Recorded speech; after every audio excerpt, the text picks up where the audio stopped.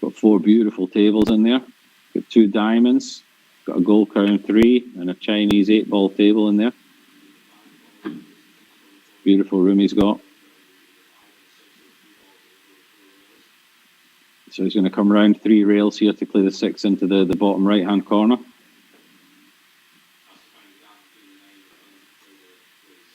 Doesn't want to really be straight, but it's not such a big issue if he is.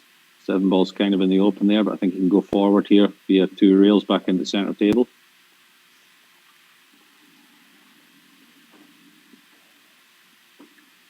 And again, anything but straight really, because I'm not sure that the 9 ball passes a 7. He's got a nice angle, just come in and out off the top rail.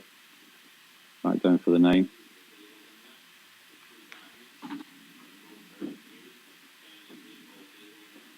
And this looks good for Albin to put his first rack on the board.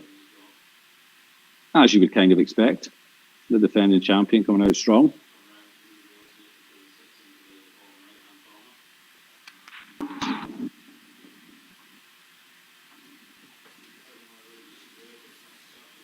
And this is going to tie us up at 1-1. All right. For those of you... Go ahead. Sorry. Yeah, for those of you that weren't with us yesterday, just to go quickly through the rules. 4 players in a group. Everybody plays each other. So 6 matches. The matches consist of both players playing 8 racks. And the one that scores the most runouts has won the match. And it's very simple rules. 1 point for a runout, 0 points if you don't run out. Scratch on the break or a dry break equals a 0. And we have a standard rack that they have to use for every single rack, which is the 1 in the normal spot. And then you have 4 and 8 behind the 1 ball. Then you have the 9, 10, 2. Then the 5, 7, 3, 6 at the back. You are welcome to start, Konrad. Players responsible. Sorry, you are welcome to start, Konrad. Players' responsibility. If you don't rack them that way, we will see it and you will get 0 points. And at the end of it, we then we tally up all the points. We have the group. The group winner goes directly through. It's qualified automatically for the final 12. The number 2 will have to wait to see if he's one of the top 5 second place players. And that will be based on racks run in total out of the 24 racks that you play. If the score is tied at the end of the set, let's say it goes to 6-6 at the end of the set, then they play tiebreak. Those racks will not count to the total at the end. They just count for deciding who wins that match. And that's a dry break for Konrad, so he'll get a 0 for that. And we will go back over to Austria, to Albin Ouschan.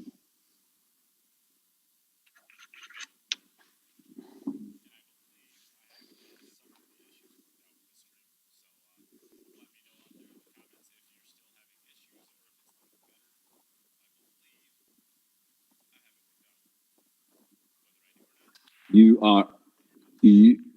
are awesome. There you go, Albin making the 8 ball, and he got a random 3 ball, perhaps. No, it's going to be a tough rack. This one, I don't think there's a pocket for the 5 ball. Yeah, there's going to be. Yeah, if the 3 ball had gone, then he'd have had an easier shot breaking the 5 out with the 4. 2 to the 4.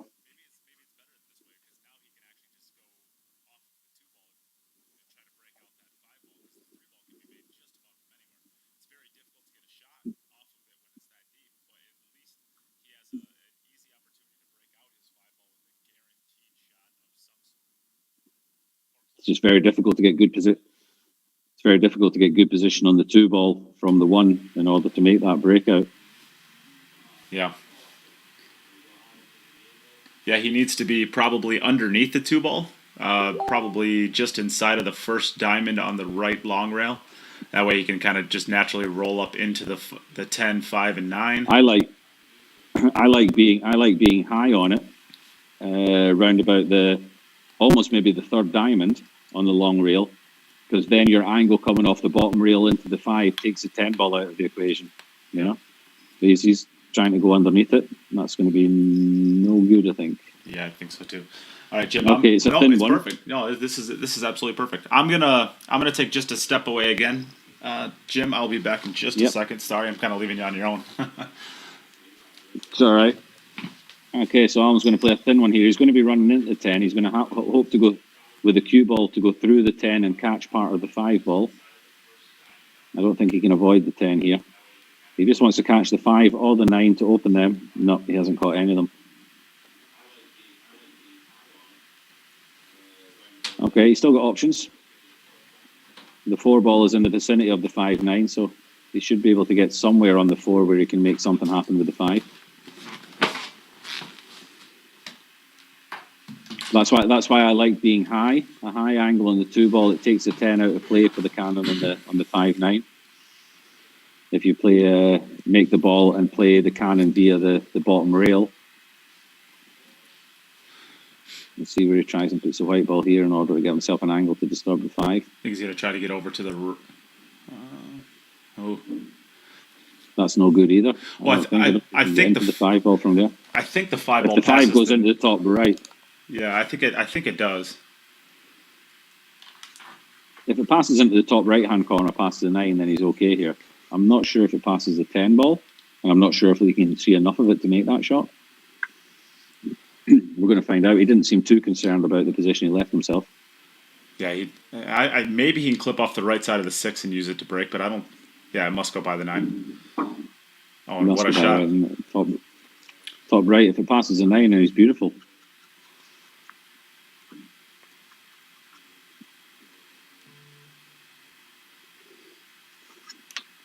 What a shot that is.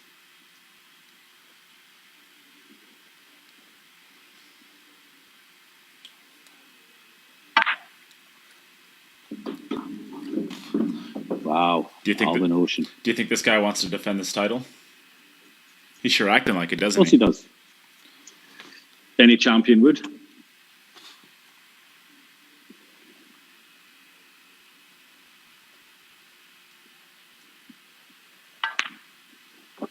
Nicely done. I'm pretty sure Albin's one of these guys that if he was down the local club and somebody offered to pay $5 to put him in an open tournament with 600 and below Fargos, he still wouldn't let anybody win. He would be looking to ram everybody 6-0, 7-0, 8-0. Yeah, it's just this, you got to have that mentality. If you decide to play, you're playing for everything. Brilliant. Well done, Albin. Great out. Nicely done. Back over to Konrad. And I think I'm going to step away for just one more second. I think this is going to be the last time, Jim. So, you're on your own again. Sorry, I'm on loads of fun without you. I've got my glass of wine. I've got pool. What can I want? Going in, Konrad, breaking right from the centre of the table here. So if he catches this square, you can see the pack very symmetrically splitting. There you go. Made the 6 ball, which is a bit of a random one, really, that was kicked in. 5 ball was tracking towards the corner pocket as a 4 railer. And it looks like the only real issue could be the one to the 2 ball. He's going to come across and play the 2 ball in the right-hand centre, I would guess. Needs to make sure he gets under the angle on it so he's got an easy shot to get up to the 3. If he comes short on this, he's going to be cannoning into the 9 ball. That looks pretty good. I probably should have waited to see if he made it. Forward. I probably should have waited to make sure he made a ball on the break, but Konrad always makes balls on the breaks. These guys make balls. So we can either just roll this forward or make just punch it. He's just going to roll it, and he's going to take the 4 ball into the left centre. Then I guess after this, it may pass the 5, so he could play the 4 ball past the 5 also. That's the line he's looking at. Yeah.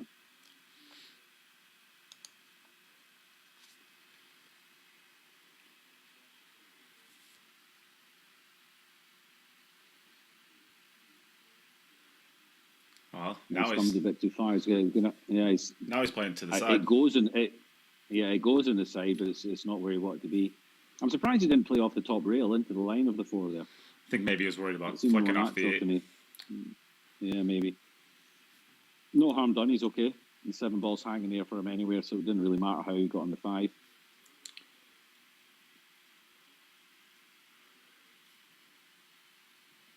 Nicely done there. Doesn't need to get too far up table.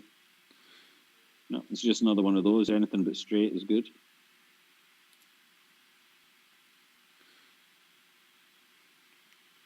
May come forward 2 rails here.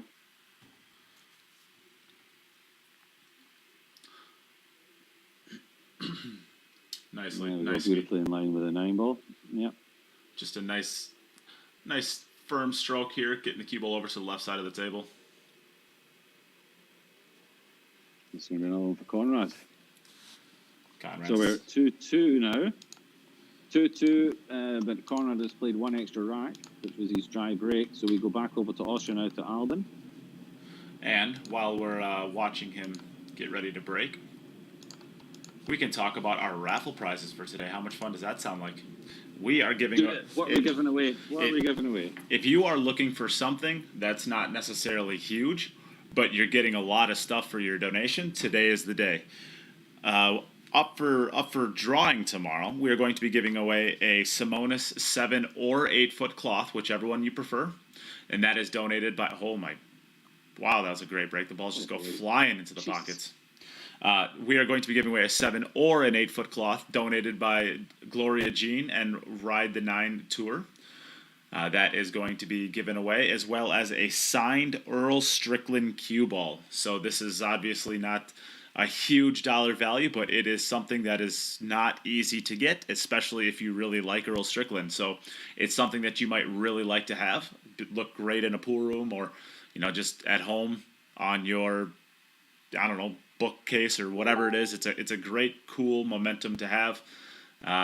On top of that, we are giving away, for $25 donation, we are giving away a Kamui tip protector. This is the Kamui Day, so we're giving away a lot of Kamui stuff. $25 gets you a tip protector and a sticker. $50 gets you a tip protector, a sticker, and a tip, a Kamui tip.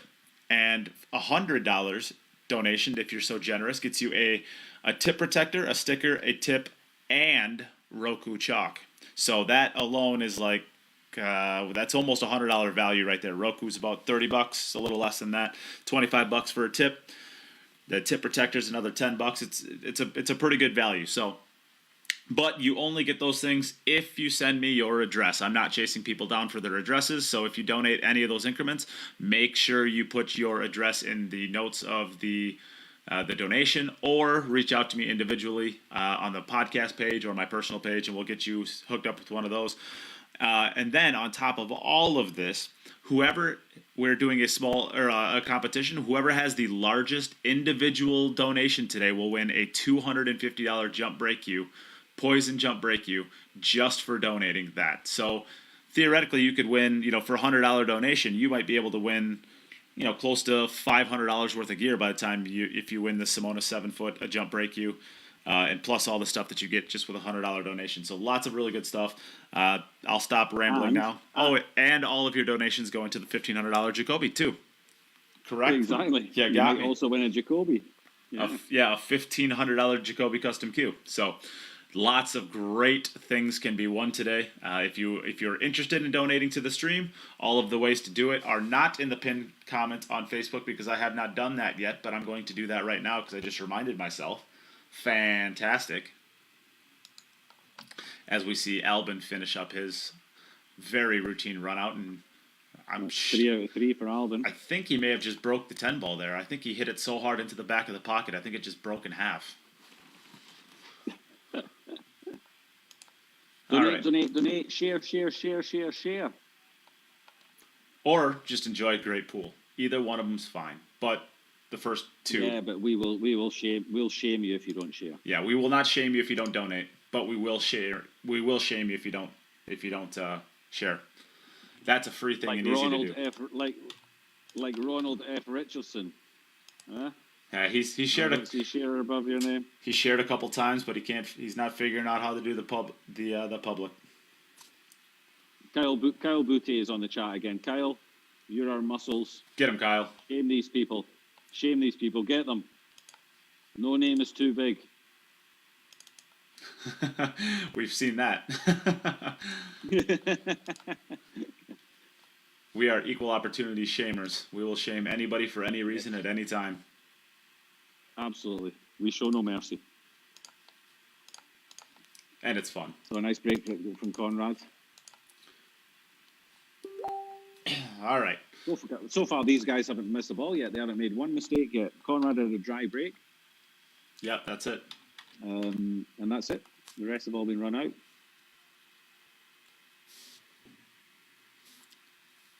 So, Nate, buddy pal, What is good? my best mate, my partner. We have Albin Ouschan here. Albin Ouschan is playing. It seems only fair that we have a little discussion about the Mosconi Cup. Do we have to? Yes, for the fans. For the fans. What do you think? What do you think? How did you enjoy the experience? Well, I enjoyed having live pool again. That's about all. That's about it.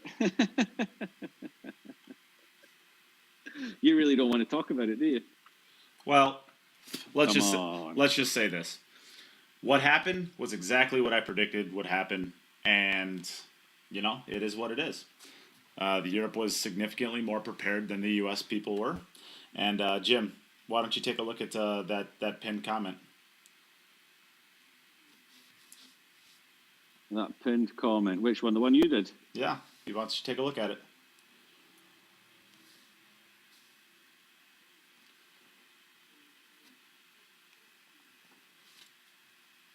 Anything look off about that? Verify one entry. PayPal, Venmo, NathanMindham, Pay, Come on. What am I looking at? Come on, pal. Why don't? Oh, come on. Act like you've been there before. What do you not see on that? What do I not see on the pinned comment? What do you not see above my name, pal? Oh, mate. Just to show that everybody gets shamed. Bring it on, Jim. Kyle Boutte. There is some idiot in here called Mindham. I don't know how you pronounce it. Mindham. And he doesn't have share above his name, Kyle. It's your job. Get on him. Back over to Albin, I guess. How much fun did you have when you did that there? Did you have a good time? You just did that. You just did that to stop us talking about Mosconi Cup. Oh, we were talking about the Mosconi Cup? When? Yeah. Well, I'll say this. If and I think this has been said before. I think Darren Appleton said this. Is the first person I heard say this. If the European coach has the opportunity to take 5 wild cards, the U.S. will never win the Mosconi Cup. No, I was actually the first. I was the first person to say that. I am taking credit for that. I said it. Yeah, I'll give it to Darren anyways. And I think we saw a little bit of that, right? I mean, the talent that's in Europe. So, but okay. On a serious note, of course, this was very different. We kind of hope that it's not going to be the same next year, but we never know how long this situation is going to be. What do you do as the USA? Do you just count that as a one-off Mosconi Cup under different circumstances than normal, and the players weren't ready, we didn't have tournaments, or do you actually then say, now we have to fix something? Or is it a case of, no, what we did a year ago, or in the previous 2, is what we focus on? Where do you go from here? What do you think? Personally, I think it's a combination. I think that there is something to the crowd. I think that benefits the U.S. players more than, or it at least brings the American players closer to European players. Just because, if anything, it adds a huge variable. On paper, I don't think anybody's going to argue, unless you're like a huge U.S. homer, that the U.S. can compete with Europe, at least in talent-wise on paper. So any of the wrinkles or the wrenches you can throw into the gears, I think it favors the U.S., if nothing else, just because it creates other things that could go wrong for Europe. Now, with that being said, the crowd noise coming back that's going to be huge no matter what. Whether it's in Vegas, which it will be, of course, or whether it's going to be in Europe. And by the way, we're not talking about this match here, but the shot that Albin just played on that first shot was absolutely fantastic. That's one you want to, very clever. Very clever shot. I think the crowd noise helps. I think it being home next year helps. And I think having players back, I think we took a risk on Chris Robinson. I think that was the only thing that actually paid off this year as far as Team USA. Shane played okay. I know it didn't show up necessarily in the Jason Shaw match, at least the last one, and it didn't quite show up as far as the points he scored. But I mean, if you actually just look at how he played pretty good, and Chris played pretty good. Other than that, nobody on the Team USA is going to play worse than that. So I think they're going to come back next. Ooh, that's a loose one from Albin. He caught that one a little bit thick. Yeah, he's dead straight on this. I think the bank on the 9 balls shouldn't be too bad. He could also just draw back to about where he is. But the problem is he's not going to be able to really get it off the rail much. So he's going to... The queuing is going to be tough. But even if he just gets it back to about that third diamond, he's got the angle. He can just roll the 9 ball in and come over to the left side of the 10 for the same pocket. Exactly. But back to where he is, it's just pot the 9, you're automatically on the 10. Yeah. Yeah, just don't draw all the way back to like the first diamond and have a really long straight in shot that you have to soft roll to stay good on the 10. And he did. I said he did. There we go. Yeah, he hit it the exact way he's supposed to. Little test of Albin's queuing.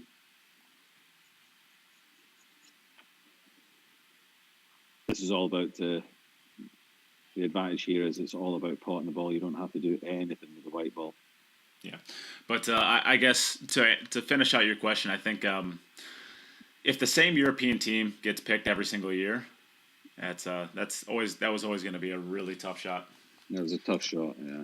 If the same European team gets picked every year, it's going to be really, really, really, really tough for the U.S. to be able to beat that team. I think they can compete with the team, but I think a lot of things got to go right for them to be able to break in U.S.'s favor. What would be then? You talked about Europe getting, this year getting the 5. Well, it wasn't 5 wild cards. Federer qualified, but he would have been. Okay, I guess he would. If you're going to get 5 wild cards, you don't leave your world champion at home anyway. Normally, do you? So I'm thinking that would have been the 5 anyway. I mean, I'd had numerous conversations with Alex Lely in the run up to it, kind of thing, and that was kind of always really the 5 that were going to get picked. Yeah, of course. Okay, so you're in the same situation. Your Team USA, you get 5 wild cards. Who are they? Well, without sounding dry break there for Konrad, unfortunately. Without trying to sound, let's say, overly rude, Corey Deuel's no longer a Mosconi Cup player. You start there by removing him. Now, who do you want to add in? Of course, you probably just give Justin Bergman a spot back. And now you could have a real discussion for 6 players. I don't see a reason why Tyler Steyer has to be off the team. I think he plays really good. Of course, Sky is, with the crowd and all of the atmosphere that goes into the Mosconi Cup, Sky Woodward is an absolute beast. The 2 and the 7 tied up again for him. Crazy. But we'll look at that break. He's made 4 balls and he's got a horrible rack. Yeah.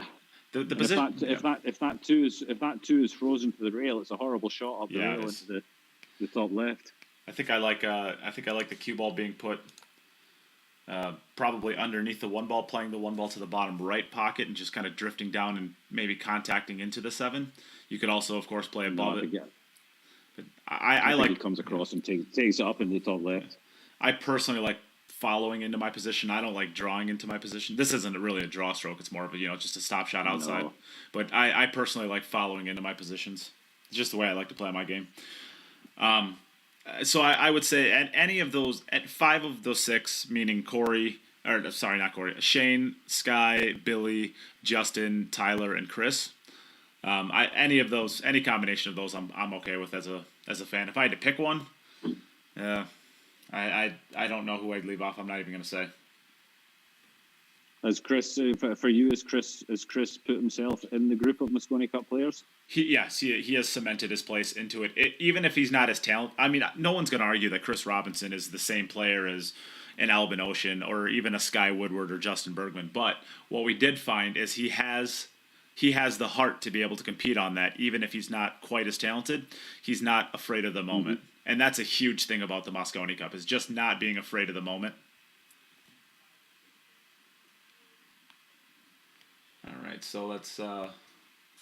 That was always going to be a tough one. 5 balls. Yeah, that was tough. That's just a horrible rack. That's twice in a row that the 2-7 have come to each other.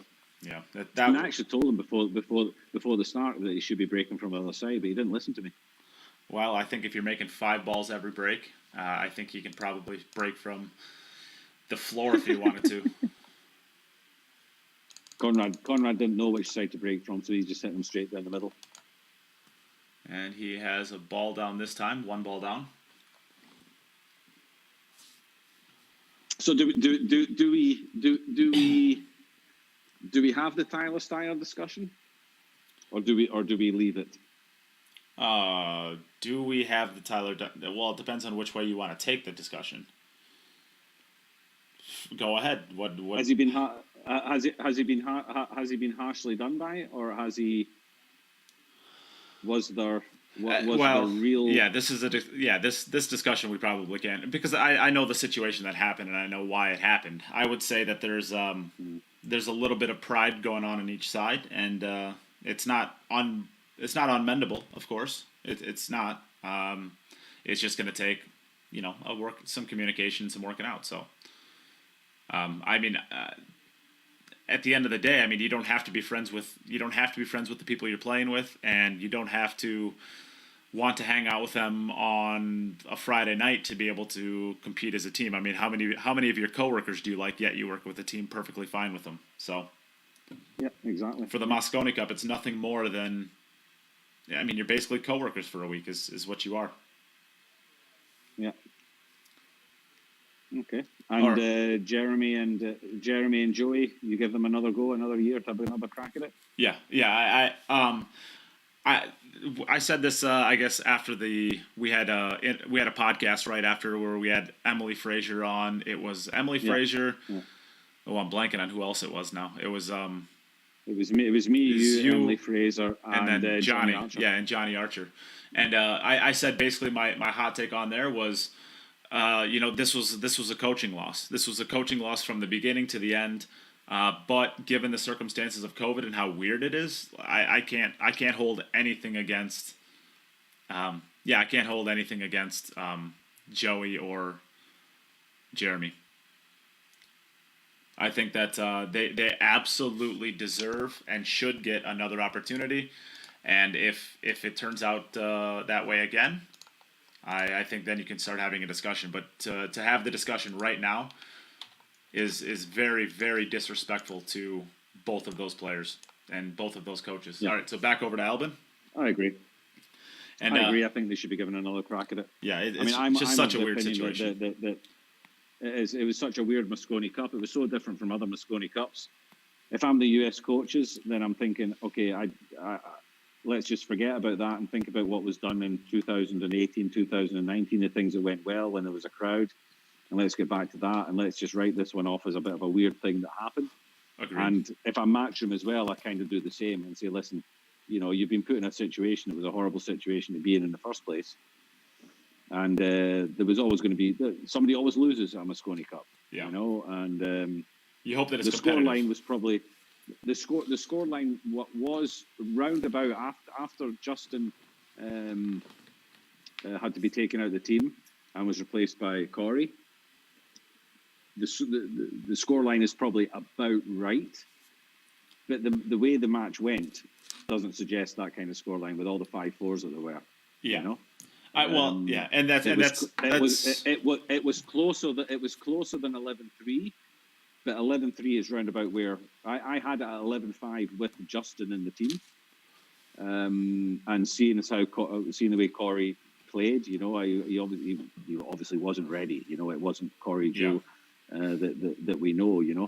Well, you can argue whether I'm going to push back on that. He is still that player anyway. Yeah, I'm pushing back on that. You can argue whether for the last couple of years Corey Jewell is the Corey Jewell that we all know. But okay, Corey Jewell's a better player than he showed. He's a great player. He was a great player, but we've seen him play in the last 5 or 6 Mosconi Cups, and he's he hasn't been anything that he was in the early 2003 to 2008. Yeah, I mean he hasn't been that player for a long time. We still remember what that player looks like, and we still kind of go into these Mosconi Cups with the expectation that's what we're going to see or something similar to that. But it's not the same guy anymore. We haven't seen that for years, and I think at some point in time we got to stop expecting that we're going to see the Corey Deuel of 2007, at least under that stage and that pressure, and at this point in his career. Yeah. And he was kind of thrown in at the deep end. I think he was. It's an unfortunate situation for him. He'd be going into there just hoping that he plays well. Yeah. And probably not really expecting to. As soon as he's found out from the coaches that he's not in the team, what's the first thing he does? So he packs his cues away. There's no tournaments. Correct. Packs his cues away and goes and does something else. And then a week before he gets told, "Oh, you better be ready because you're playing."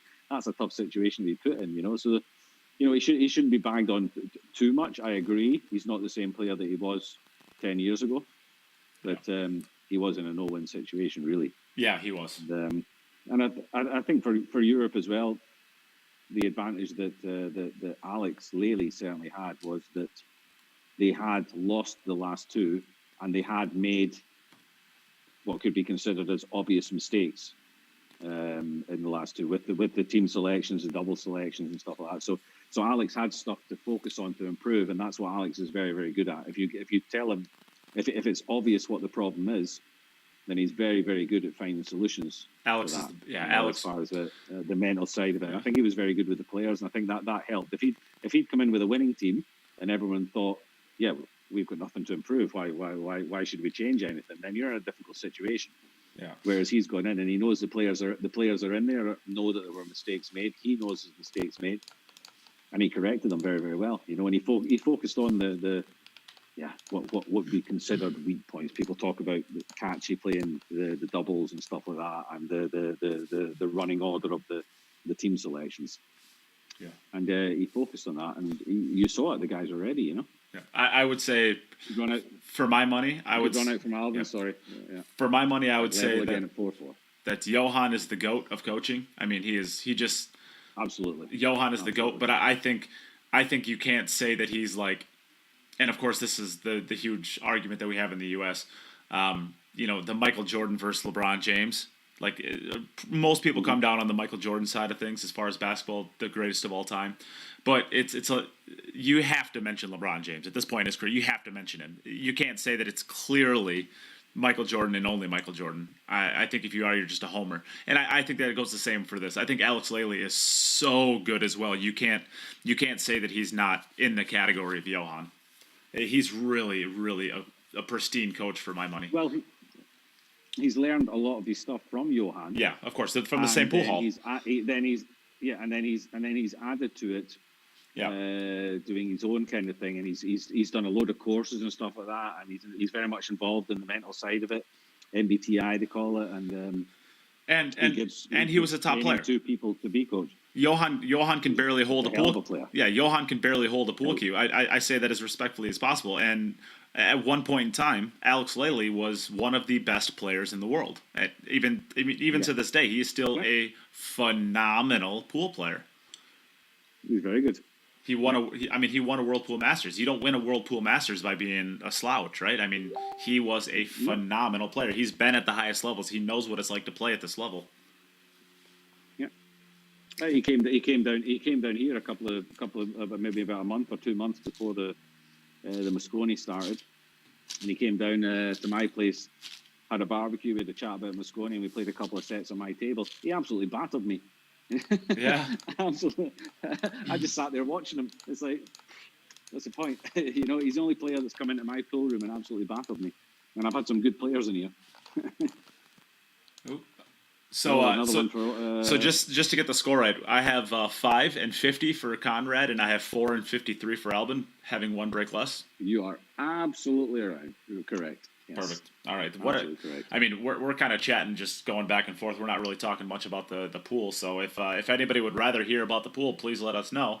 Right now, we're just kind of chatting as friends and having a pool hall discussion. But what we're missing here is actually a hold on, cue ball. Oh, stop there. All right. Of course, we were rooting for pool. We're not rooting to see people scratch. So we're not taking a side on Albin. We're taking a side on getting to watch pool. We'd say the same if Konrad had his cue ball. One thing One thing we do not want, I don't care who the two players are, the one thing that I ask or I hope for in every match is that the deciding ball is a miss and not a dry break. Correct. It's a horrible way to lose, if you're keeping yourself in the match and then you end up with a dry break.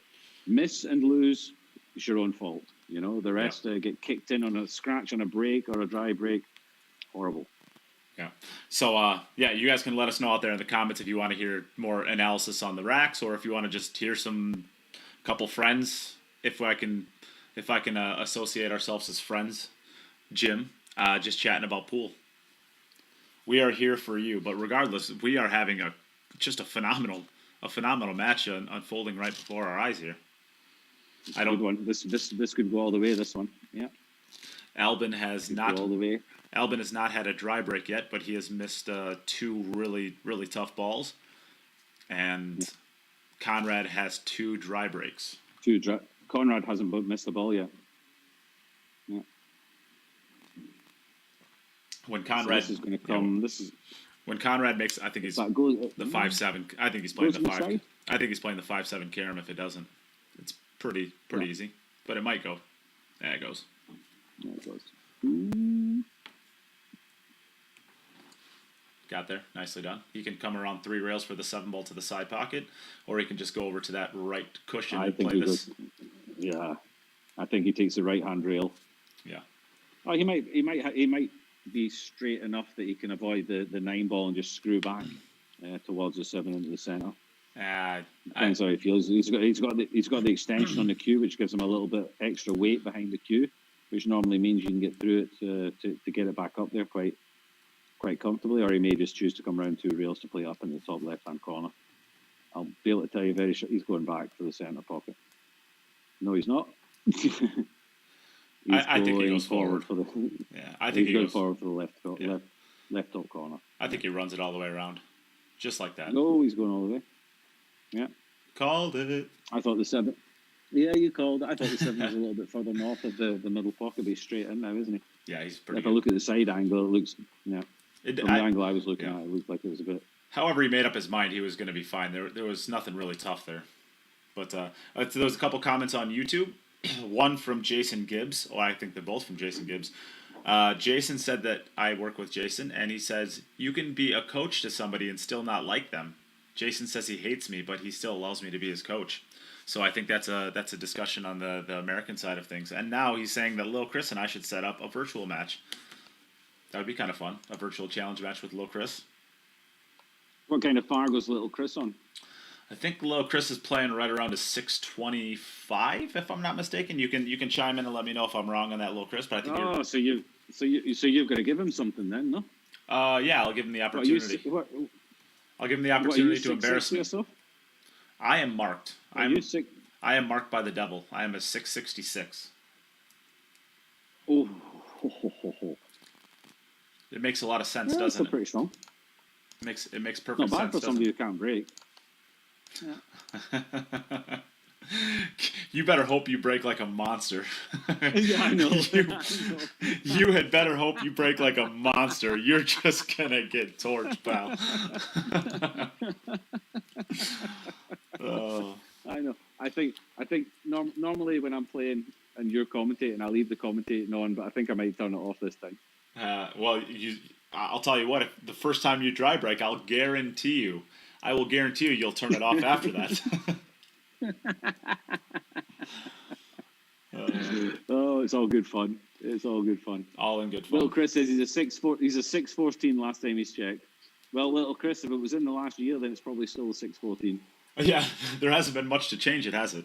Yeah, exactly. Not a lot's changed in a year. Although he's from Texas. They play pool there. They don't care.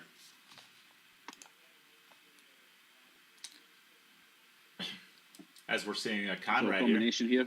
Just needs to get this cue ball or the 3 ball off the rail just a little bit, and he does. He doesn't want to make that combination and have his cue ball freeze to that rail. That's when it starts getting funny. Although with the 5 ball where it's at, it still should be okay. Playing on a Euro Tour dynamic table there, by the looks of things. Apparently, everybody and their cousin is that I coach in pool are all getting on here and crapping on me now. Mike Gaines says he hates me too. Another player I work with. How can anybody hate Nate? Do you want the long answer to that, or do you want the short answer? You can feel contempt for him, but hate's such a strong word. This is hold on, cue ball. Yeah, that's okay. going to be. He's okay. Oh, maybe he's not okay. No, he might be. He's knuckled. I Man. think he's got a little titty in the way. Oh, Are we allowed to call it the titty or the nipple, or do we have to call it the jaw? I don't know. He's nippled. That's close. It is really close. No, and just as proof that we want we're equal opportunist rooters honors here. We don't want to see any player scratch, just like we did with Albin. He way overhit that. I think he underhit it. I think he was so happy with the idea that he thought he could make it that he didn't really give much. Yeah. Well, I mean, if it's a hard shot, he's going to be playing it to the bottom left, I believe. But no, he's playing it to the side pocket. This is going to be tough to hold. No, I play the side, draw it in, he's fine. Oh, nicely done. Nicely done. Not a tough shot for these boys, so that's going to put a little bit of pressure on our defending champion, Albin. That's going to be a 7 for Konrad, 6 for Konrad, very strong. Ties the most so we've Albin's had this far. Need to run. Did I think that's the most we had from anybody, right? No. He had a 7? Naoki got a 7. Okay. Yeah. Naoki was playing like a... Naoki was playing good yesterday. And the one that he didn't get, the number 8 was a dry break. So we actually had 1 dry break and 7 runs, which is impressive stuff. All right, it's back over. Albin. Maria's yelling at you. She said you need to be easy. Oh, no. Scratched. Oh, jeez. This is exactly what you said. I'm talking about. This is a shit way to lose a match. Oh, jeez. And I blame you, Nate, because you came up with the rules. That's just gross. It's just gross. That's just a gross roll. So that means that Konrad wins this match, and that is a horrible way to lose. Okay. It's just a gross roll. That's virtual pool, and Albin's still got another couple of games to put it right. Yeah. Of course, that puts Konrad in command in this group at the moment. Yeah, there are 5 players, 5 number 2 seeds that get out, so Albin is certainly not eliminated. Yesterday, I believe Wojtek lost his first match and ended up getting himself in a position to be probably going to be able to make it out. A good chance. So, Albin is still playing for... Yeah. All right. It's a match against the what you would consider as the 2 big names in the group. But there's no way in saying that these other 2 guys can't pick points off either of them. So that's just Absolutely. Konrad wins it. Congratulations, Konrad. Well done. Yep. I'm not totally sure if you can hear us or if you can talk to us. Right now, you're currently muted on both of your lines. So if you wanted to say anything, feel free. Albin, tough. It's just an absolutely brutal roll for you there in the finals. I mean, that's the exact thing we don't want to see, not only as a viewer, but we just want to sweat some good pool. And you're hitting them great up until that point. You just had a couple really tough layouts.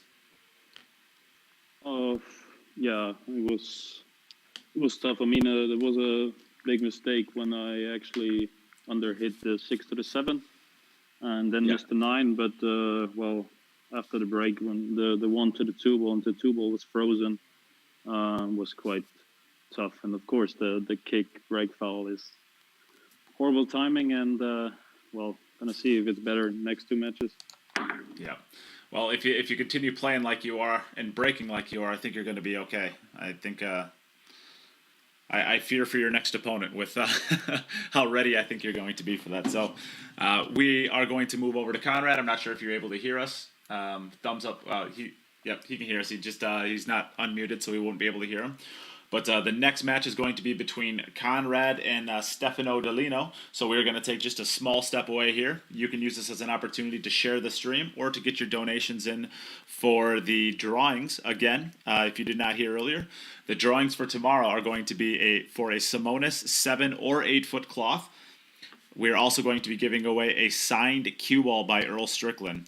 On top of that, if you donate in any of these increments, $25, you get a Kamui tip protector and a sticker. $50 gets you a tip protector, a sticker, and a Kamui tip. And a $100 donation, if you are so generous, will get you a bit of Roku chalk a Kamui tip, a tip protector, and a sticker. Plus, the person who has the highest donation of all of the donations today will get a free $250 Poison Jump Brake Cue. On top of all of that, you get entered into a drawing for all of these for a $1,500 Jacoby custom cue. There's a lot of stuff given away today. Lots of good day. It's the Kamui day. We have lots of great Kamui products. It's one of the best it's probably the best in the business, so we love them. We love their products. Make sure to support them. And thank you for that. All of the ways that you can donate is in the pinned comment in the comment section, and we will take just a small step away from here, get the next match ready, and we'll be right back. Donate, share. Good job, Jim.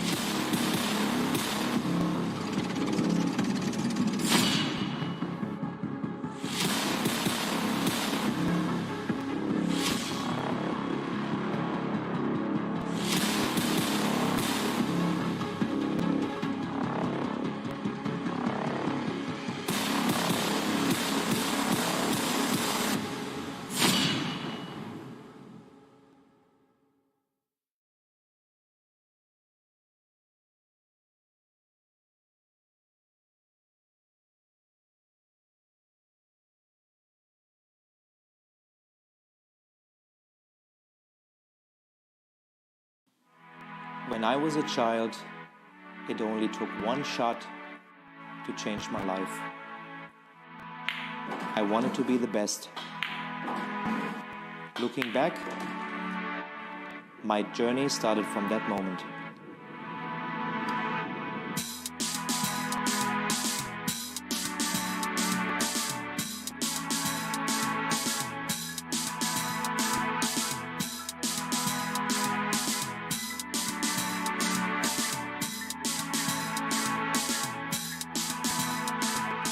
Realizing your true potential requires total devotion.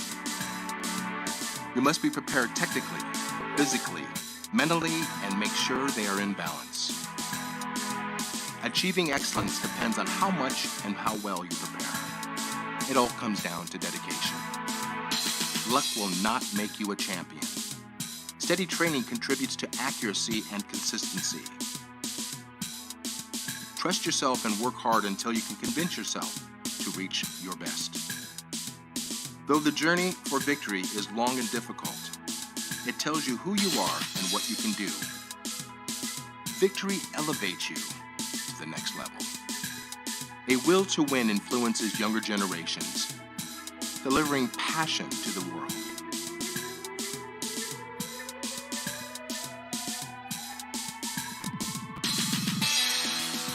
Believe in the potential of your intuition.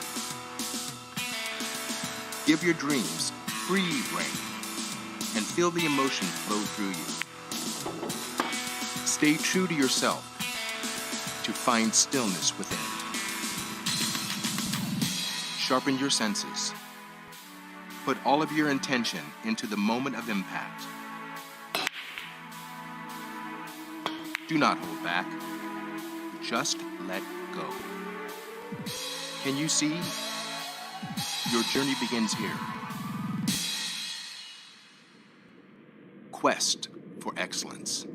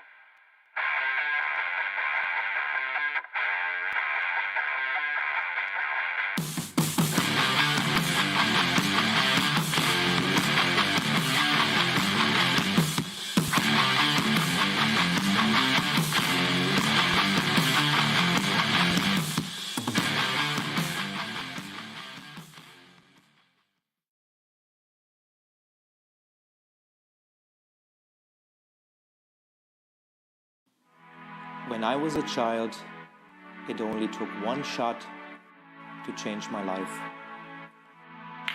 I wanted to be the best.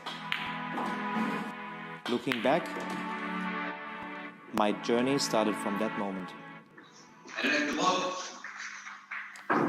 All right, we are back, and we are here for our next match. As you can see, it is going to be between Stefano Dellino and Konrad. I got nothing. Sorry. Maybe you want to say it for us. Juszczyszyn. Yeah, I got nothing. All right. Juszczyszyn. Yeah, very good. Oh, Juszczyszyn. There you go. Juszczyszyn. Hey, I said that at the beginning, and people know it's not it. Juszczyszyn. There you go. Well, I think he laughed at you at your pronunciation the first time, so I don't even think he thought it was good. But neither here nor there. All right, we are here for the second match of the day. We have 6 matches. This is number 2. And this is going to be another great one.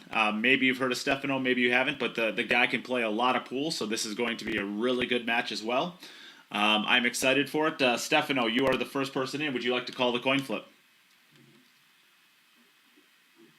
Jim, What would you like to call? I did not understand very good. Ooh, I can't. All right, Konrad, we're gonna give it to you. I can't. I couldn't hear him. Heads or tails? Heads. All right. Hey Siri. Head, okay. Head. Flip a coin. It's heads. It's heads. Konrad, would you like to go first or second? I'll be first. Okay, Konrad will go first. Stefano, you will be second. So, Konrad, you can take it away whenever you're ready. Yeah. Okay, good luck, guys. Play well. Good match. All right. Thank you. Hopefully everybody. Yep. All right, we will. Okay, another good match, this one. Yeah, this is going to be a great one.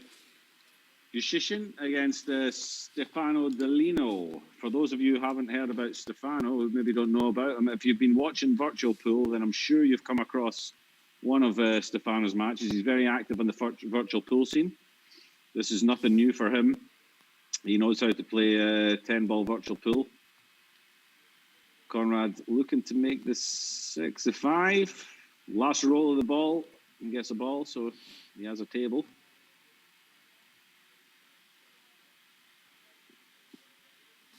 So let me just... Yes, that's better. Okay. Little Chris asks, has there been any donations today? Let me check. I do not know. I have not been paying attention. And as we say that, Konrad's landed perhaps a little bit too straight on this 2-ball. He would like to have been able to float up table for the 3, but I don't think he can get. And yet he's having to come behind and play the cutback on the right-hand side of the 8. He would have preferred to have been playing it from the left-hand side of the 8. Yes, there have been a couple of donations, just a few. Thank you, Derek Hagen. Let's see here. Seth White, thank you very much. What else do we have here? Thank you very much to James Schroeder. And currently, Seth White is leading for the Poison Jump Break You. So with a donation of $25, he is now currently leading to win a $250 Poison Jump Break You. Pretty good for $25. That's pretty good value, isn't it? I might even put in $25.50 just to win it myself. Oh, you would do something like that. You are one of those people, aren't you? I am. Listen, I'm half Scottish, half Dutch. You don't get any cheaper than that. That you are. So Konrad, picking up where he left off in his match against Albin, he has not missed a ball yet. Yeah, he has not, has he? And he's made a couple good ones. Two dry break. Yeah, this will be his 10th rack, and he will have made 8 out of 10 with 2 dry breaks. Little stun run through. We've talked about that shot before. I need to update the score here. All right. Get your crap in order, mate. Well, I actually had updated this. Goodness. I updated the scoreboard, but then I didn't press the button update, so it didn't update. All right, so we are back over to, I guess we're over to Stefano. Yeah, whose table looks almost the same. It's a little confusing, actually. It is, yeah. He's got a dynamic as well. Now, watch this break. This is a guy who's played a lot of virtual pool. You're good to go, Stefano, Yeah, whenever you you're can go, ready. Stefano. You can go. Yeah, Whenever you're ready. you can break. Go ahead. Go. I need Watch this to... break. This is a guy that's played a lot of virtual pool. You're not going to see a lot of movement here, I don't think, on the balls. I think I need to learn Italian quick. Forza! There you go.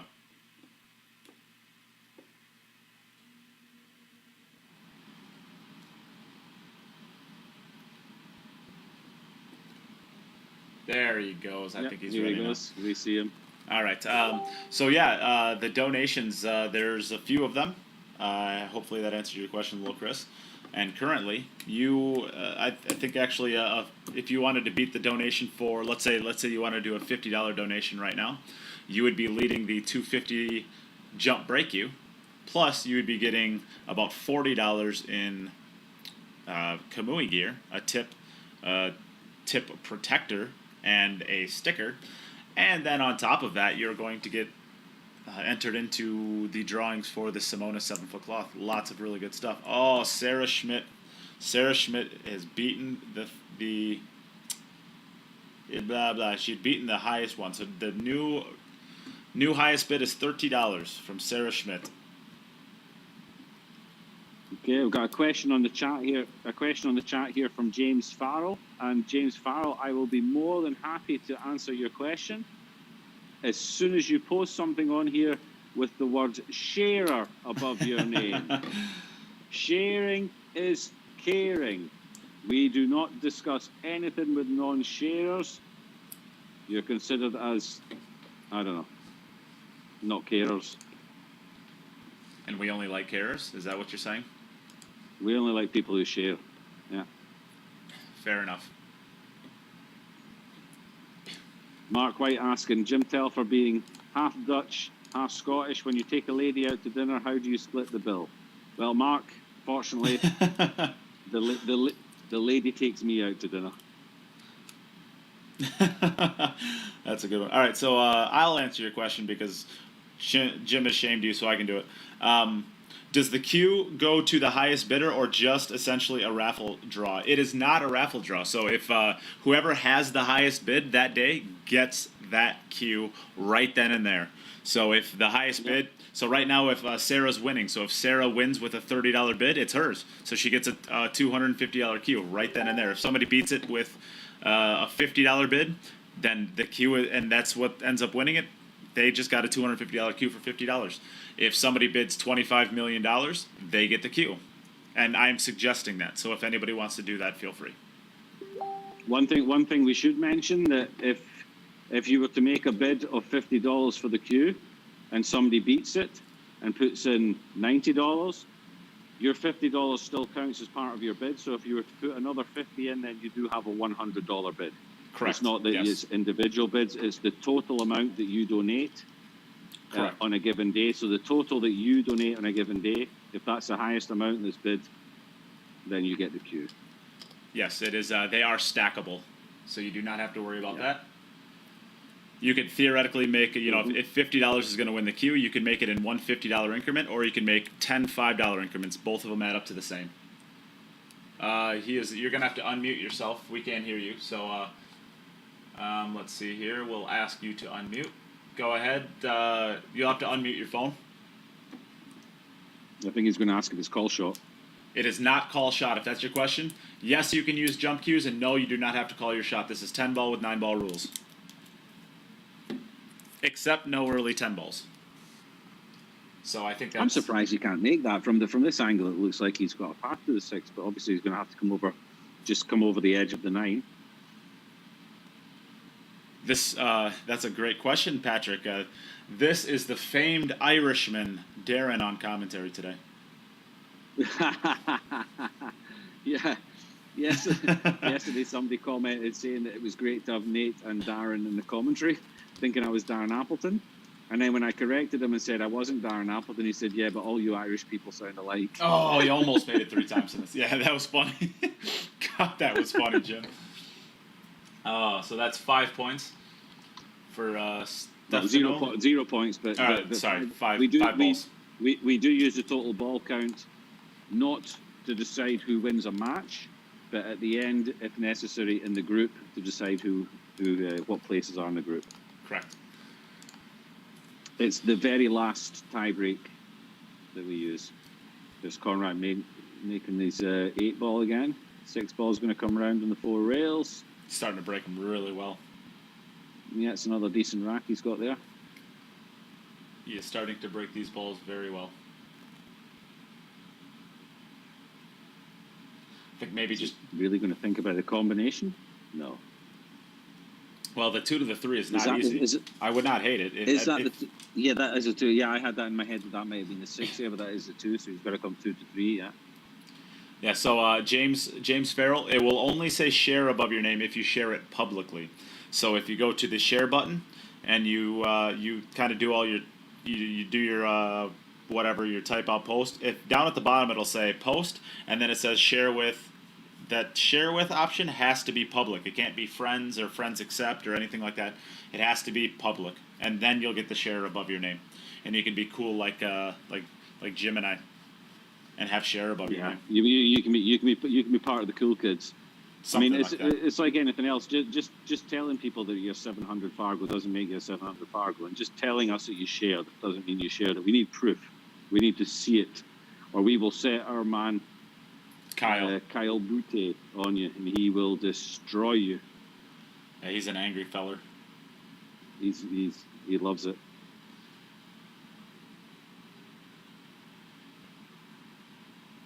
So yeah, share. We're at about 90 viewers at the moment. We were up at about 150 at one stage. So let's see if we can get these numbers back up again.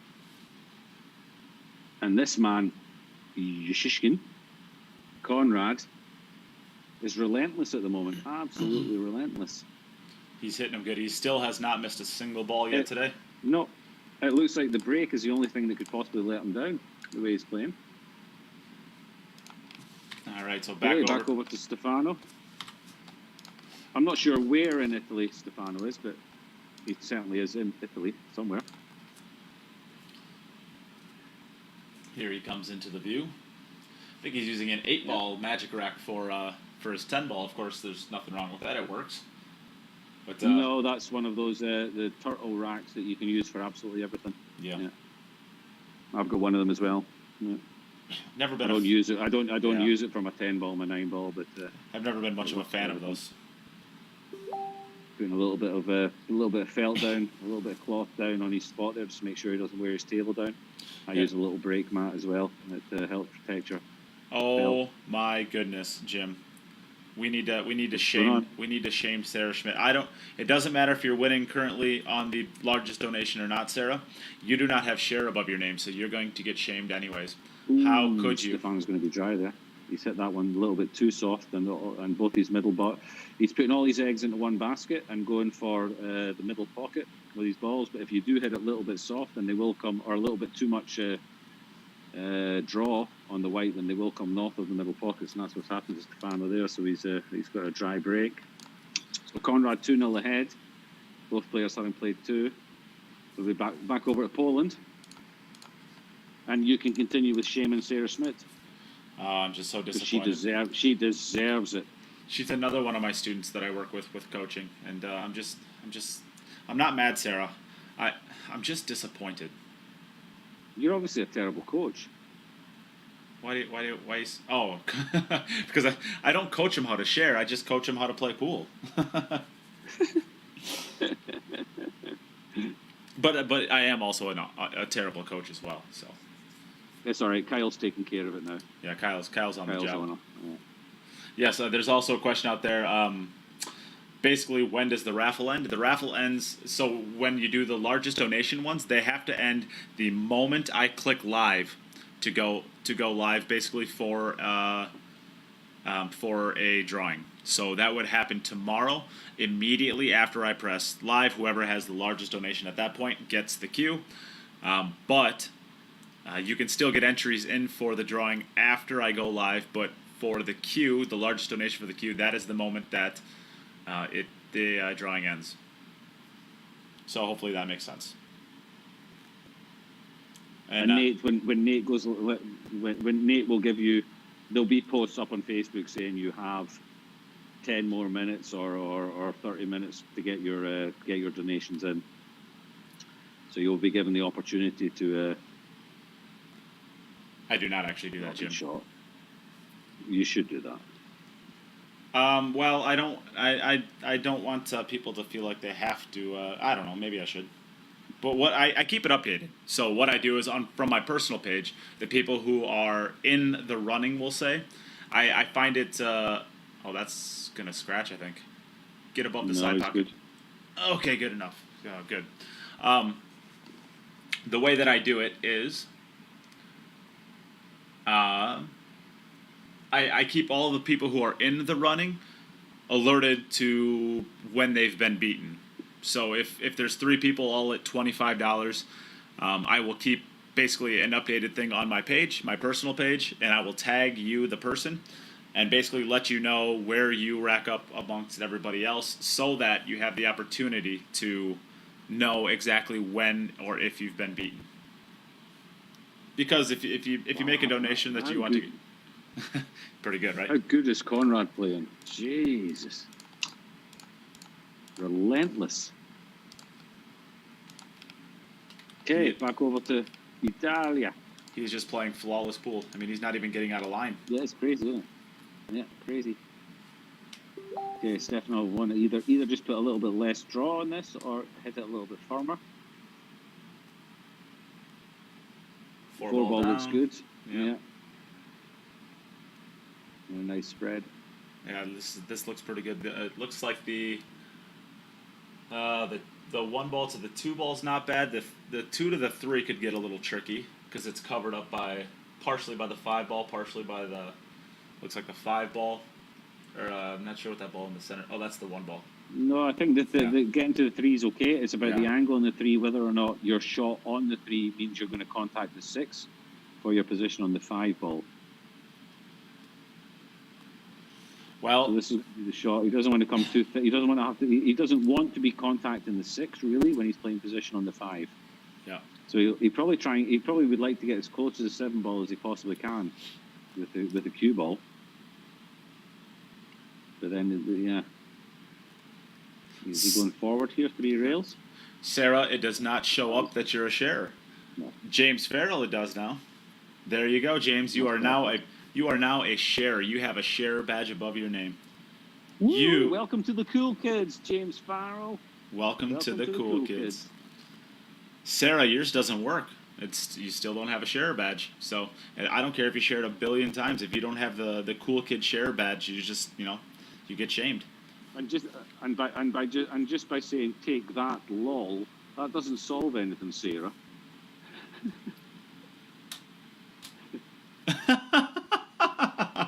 Oh, this is so good, Jim. Comment from YouTube. By the way, thank you, Little Chris, for always doing this. You are like a fantastic godsend to these streams. Stefan says, I'm really enjoying this. Thanks, Nate and Darren and Chris, of course. Darren. I'm not Darren Appleton. Oh, it's just so funny. I'm not sure if I should be taking it as a compliment or not. Wait till you see me play. You'll know I'm not Darren Appleton. You might be these days. I reached out to Darren this morning, and he said that he doesn't even remember what a pool cue looks like. Well, he's always been a bit overrated, really. He was never really that good. Yeah, he's only like a 35-time world champion. Yeah, okay, but he gave away a few as well. So Stefano's going to get on the board here. Sarah to make the putting a little bit of pressure. Stefano. All right, 3-1 for Konrad. But at the moment, Konrad's just playing perfect pool. It's almost like if he makes a ball on the break, you might as well just give him the point. Yeah, and just save the time. He's Sarah, to get the share badge, you have to click the share button, go to the right post, and then make. That might be dry. What 5 ball? No, he's getting there. It's getting 5 there. ball. Oh, it's not getting there. He's dry. Oh, All right, so you have a window, a little bit of an opening for Stefano. Oh, and his balls aren't racked yet. So Sarah, you can do the press the share button, go to right post, and then go to the share with, and then make sure that that is public. Once you do that, you will get a sweet sharer badge, as Mike Gaines says. Yeah, check out how proud Mike Gaines is of his sweet sharer badge. Don't sell your. Oh, Neil's. I can't read Neil Soloway's. I can't read his comment because he doesn't have share. I'm so disappointed, Neil. I thought you were better. Neil. I thought you were better than this. Ugh. Yeah. Just so disappointed. But he did make a funny comment. Don't sell yourself short, Darren. Nobody's proud of you. Nobody's proud of you. Jan Salim, join us. You'll see him later in the tournament playing in my group. On tomorrow. Tomorrow you'll see him in the tournament playing in my group. You must be checking out, see how people are breaking and how people are playing and how it's going. So we will see you tomorrow. You're a good player, very good player. So disrespectful you are, Jim. Jean is playing in my pool, he says. Oh, you're playing in John's pool. Yeah, okay, I'm playing in his pool, but I don't know who else. I can't remember who else is in the pool. Oh yeah, no, Fedor, right? Yeah, I've got a world champion in my pool. Did I forget Fedor? Yeah, there's some young Russian kid in my pool as well. Apparently he's not too bad. Apparently he's got a decent future ahead of him. Yeah, he's got a future. Yeah. He shows promise. He might be a good player someday. He shows promise. Yeah. He might be a good player someday. If he gets a decent cue in his hand. Yeah. Oh, you stop it. You shut your mouth. Jim knows that Fedor and I have. Jim knows that Fedor and I have the same exact playing cue, so he's just rubbing it in. That's not a shot at Fedor. That's a shot at me. That's just rubbing it in my eye. But it just goes to show you that the cue is not what makes the player. They play with the same cue, but they play a very different game. Listen here, Jim. I am the best. I'm listening. I am the best pool player in my entire 1-inch radius of myself. There you go. Well done to you. Did that make sense? Yeah, kind of. Hello. Most people say in my house I'm the best pool player in my house, but you didn't even dare to say that. Yeah, because you've got a few cats. Yeah, my cats hit him pretty straight. my cats hit him pretty straight. We got lots of. Oh, we must be hearing Albin in the background cracking the rack. I think that's what this is. Yeah, Albin's under a bit of pressure, but okay. I mean, if Konrad keeps playing like this, then second place is very open for the rest of them. But Stefano's got a good chance here to pull it back to 3-2. We'll mute Albin so we don't have to hear him hitting balls. I feel bad for his table. His pockets sound like they're taking an absolute beating right now. Well, yeah. So what does he do? Oh yeah, my pocket. I've burst my pockets. Gets on the telephone and says, "Diamond, can you send me another table?" Yeah, sure. How many do you want? Do you want a blue label, red label? Do you want a black? You want a red? I was going to say. Yeah. Or do you just want one of all of them? Gold plated. Yeah. What do you want? Yeah, do you want us to send somebody around to rack the balls for you every rack as well? Yeah. I mean, when you're getting it for free, it's not really that bad, is it? Yeah. Well. Stefano's decided to come around 3 rails here, and it's got to come a little further. Oh, that's right in the worst spot. I don't think it's available. I don't think it cuts in either pocket. No, he's got to almost bank it back at him, and even still, that's going to be extremely thin. It doesn't bank it. The 9 ball. If the cut is on, in the bottom right hand corner, then it looks to me like a scratch all day long in the bottom left hand corner. Yeah, it's so thin that you're not going to be able to change the direction of the cue ball at all. No, you can't do anything with it. And going that way looks too thin to me. I think he's almost got to bank it back at him. He thinks he can cut it though. But he's scratch. He's got to scratch. That he's just realised he's got to scratch. You can't not scratch on that angle, surely. No, I think now that my intuition says it hits just above the. I mean, maybe it's into the left jaw of the pocket, but I think it has a chance to get just above it. I think it's flying in. I think it's absolutely flying in. It's, He's well, looking to see if there's a bank available between the 10 and the 9. yeah, there's definitely not in the between top corner. Yeah, definitely not there.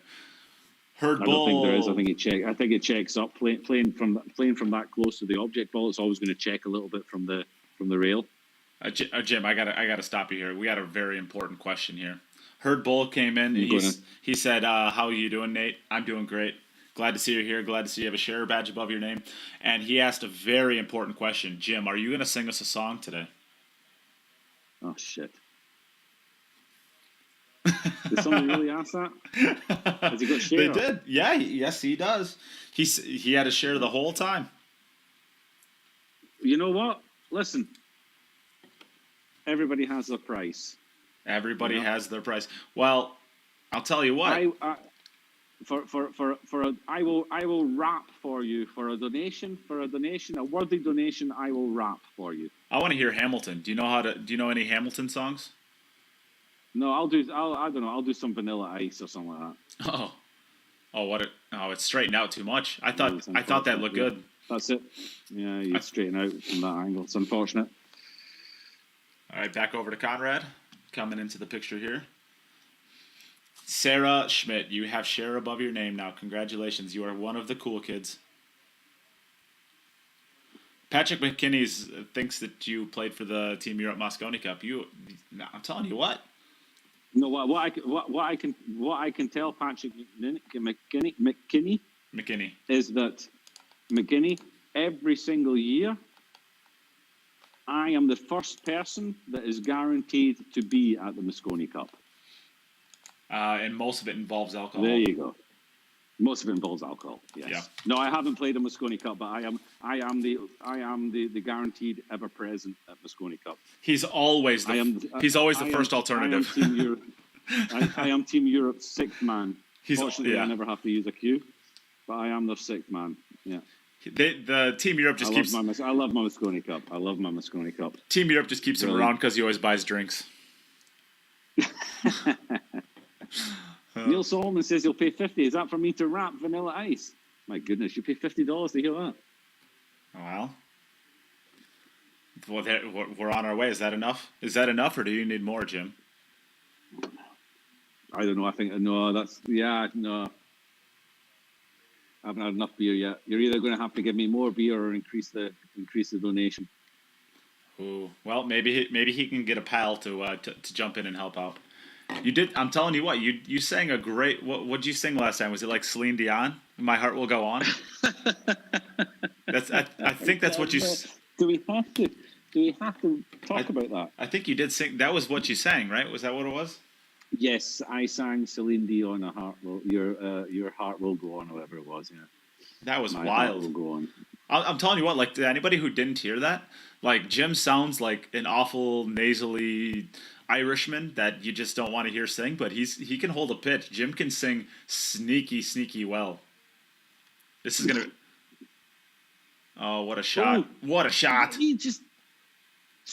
When's he going to miss a ball? Maybe tomorrow. This is insane. Maybe tomorrow. How did he hit that ball? Wow. Oh, Nada Hoffman says that she's going to sing 50 for you not to sing. So at this point in time, we're getting 50 no matter what. So that's good. Oh, well, the win-win situation. Yeah.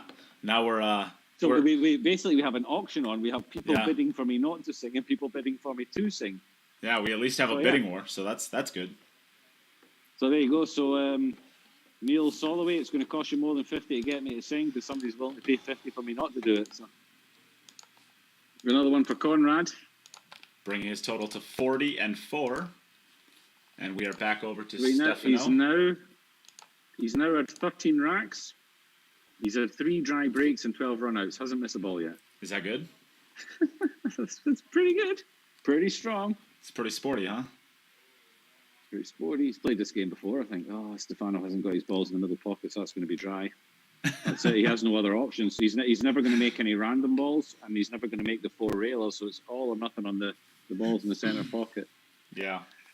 So we're back over to Konrad, and we got a donation from Stefan Schlunger. Hopefully I pronounced that right. I'm not sure.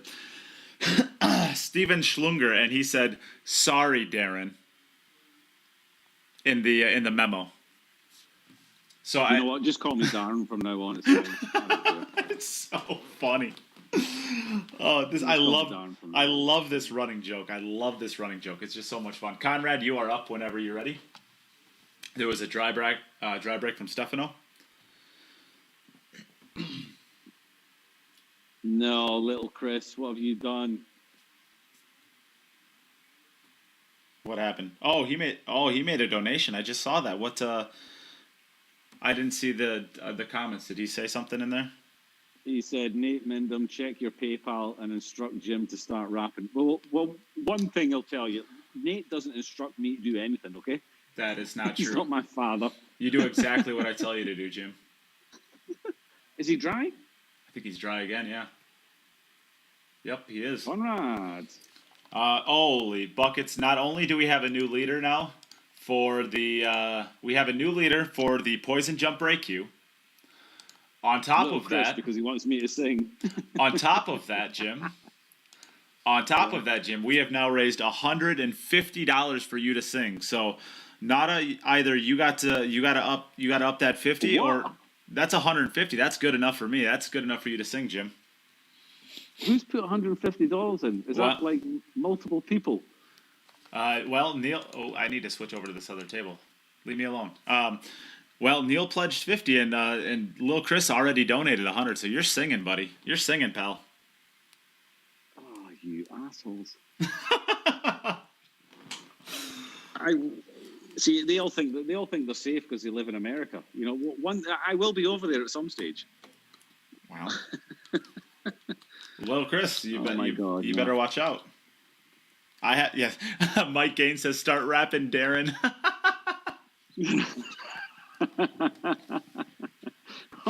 My grandpa used to sing "The Fields of Athenry" to me. He can sing that. I'm not Irish. And I'm nobody's grandpa. Yeah. Oh, you horrible people. We're here to watch pool, not listen to me sing. Yeah, I hope nobody was coming. I hope nobody was coming here to have some analysis on these matches because you're not getting any of that. Exactly. We're not calling shots anymore. We're trying to. I mean, hopefully this is at least a little entertaining. I suppose you can just turn off we're still getting to see just stupid good pool. I mean, the quality of pool thus far has been just amazing.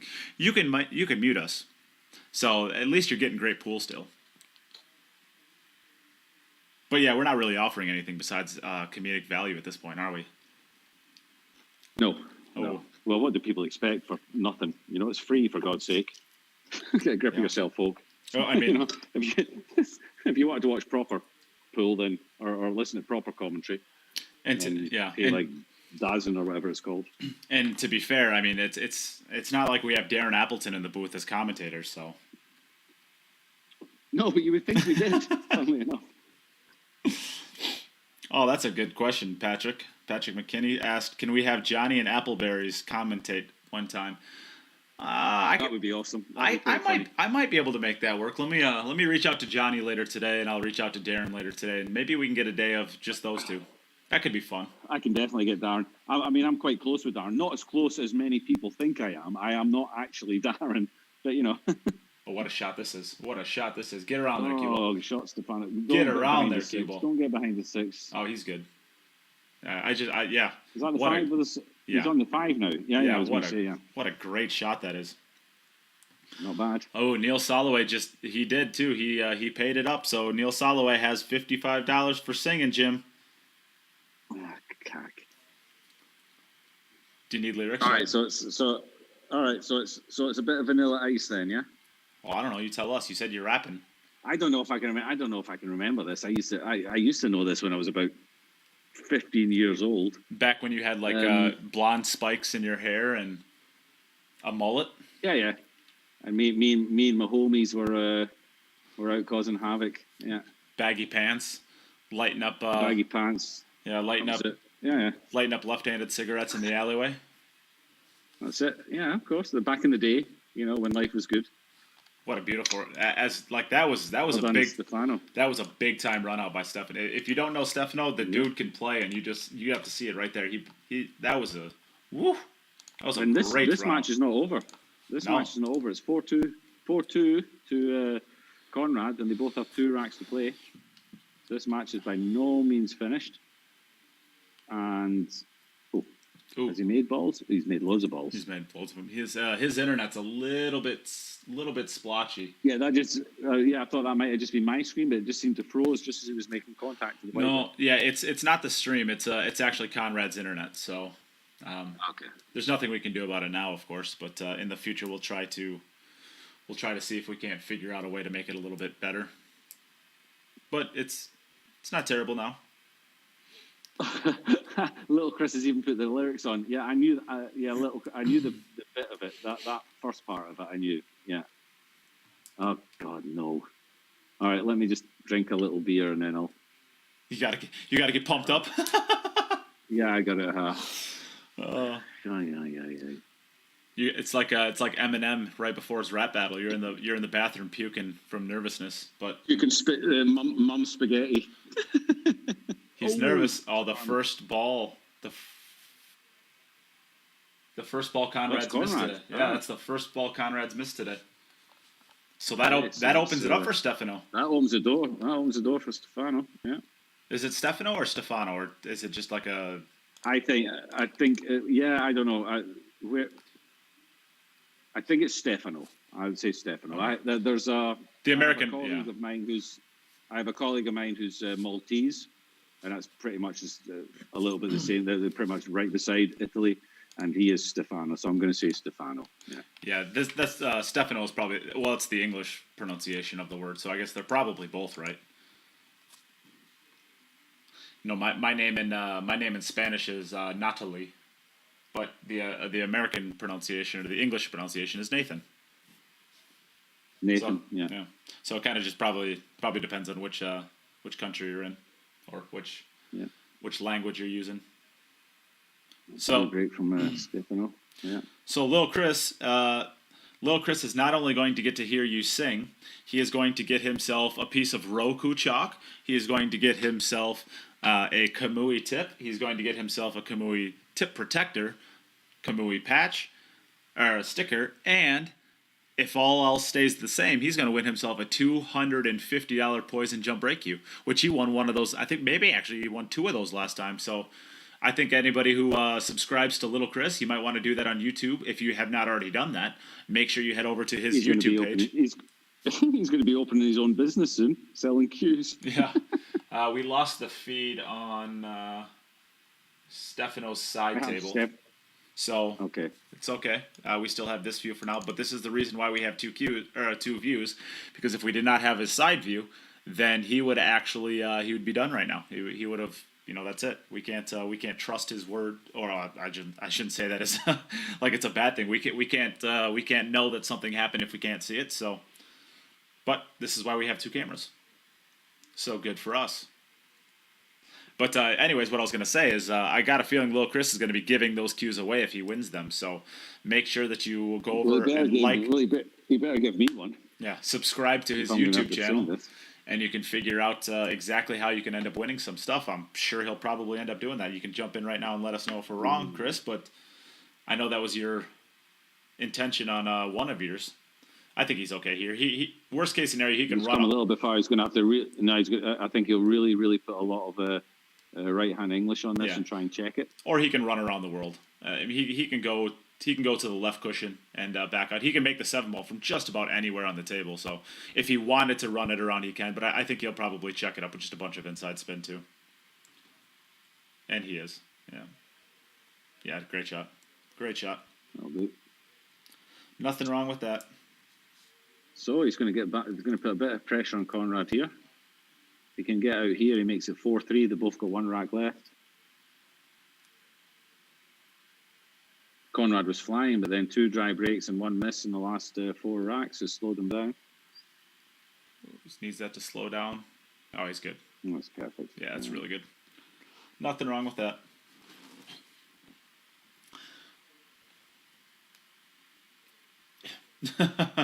Yeah, look at Lil Chris over here bragging.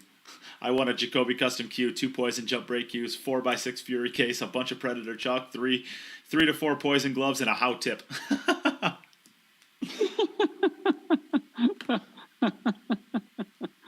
he did. He cleaned up last time, but he also, I mean, he donated a lot. Yeah, he donated. Yeah, he had a lot of money invested into ours, and at the end of it, he called me. I think the day my event ended, and he's like, "Man, how's it feel to have me pay your mortgage payment for the next 3 months? Man, I want a lot of stuff, and man, it was funny."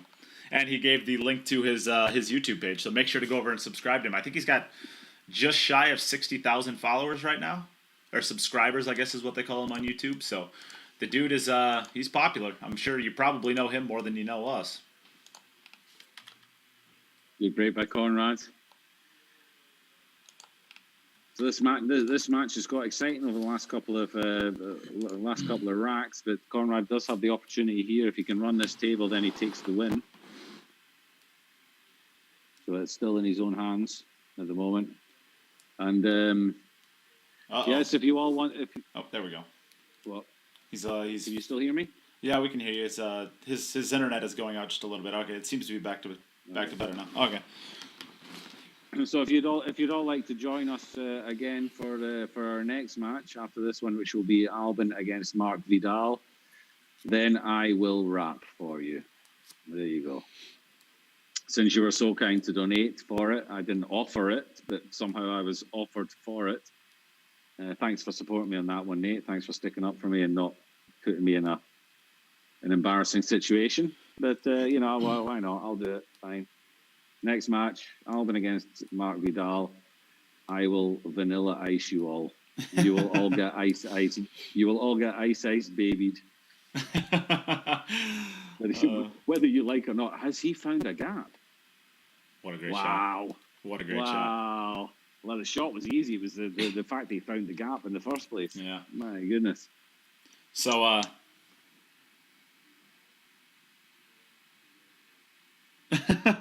no to switch sides. Now she wants to hear you sing. So she donated $50 because she switched sides. So now you're definitely singing, Jimbo.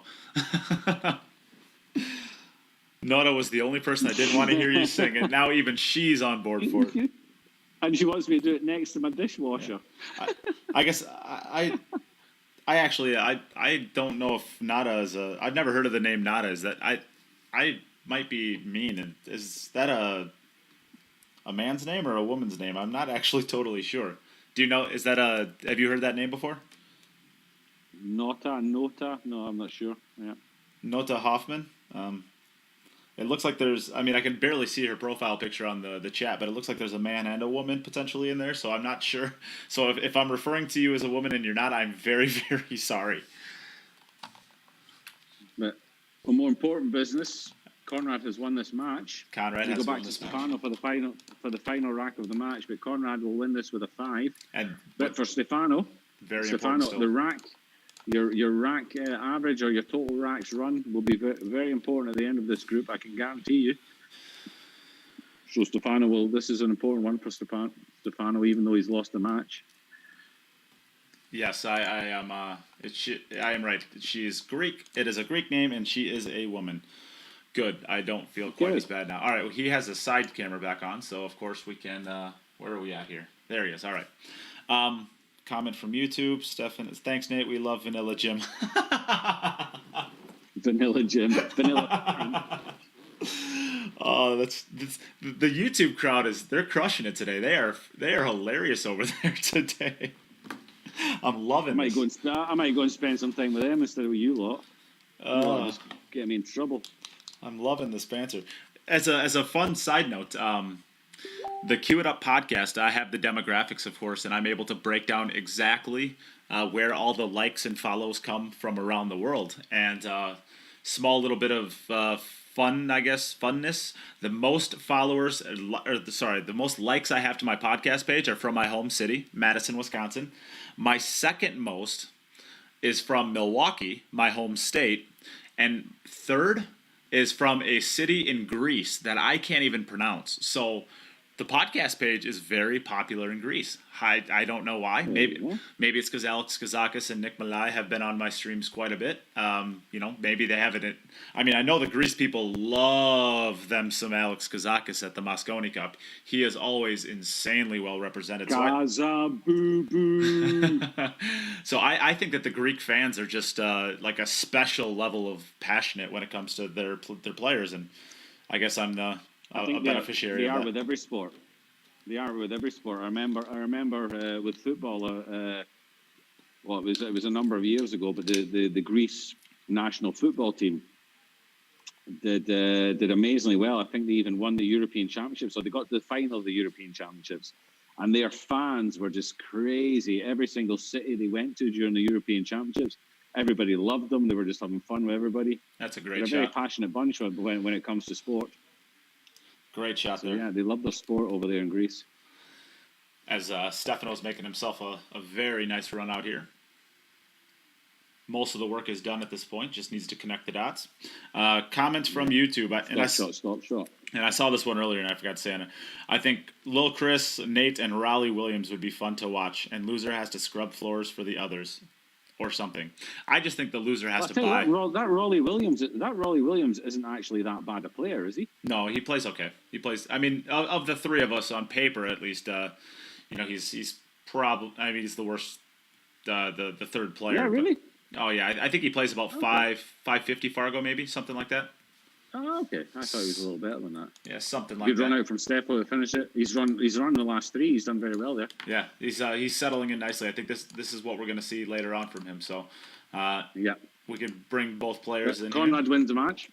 Konrad wins the match by 5-4.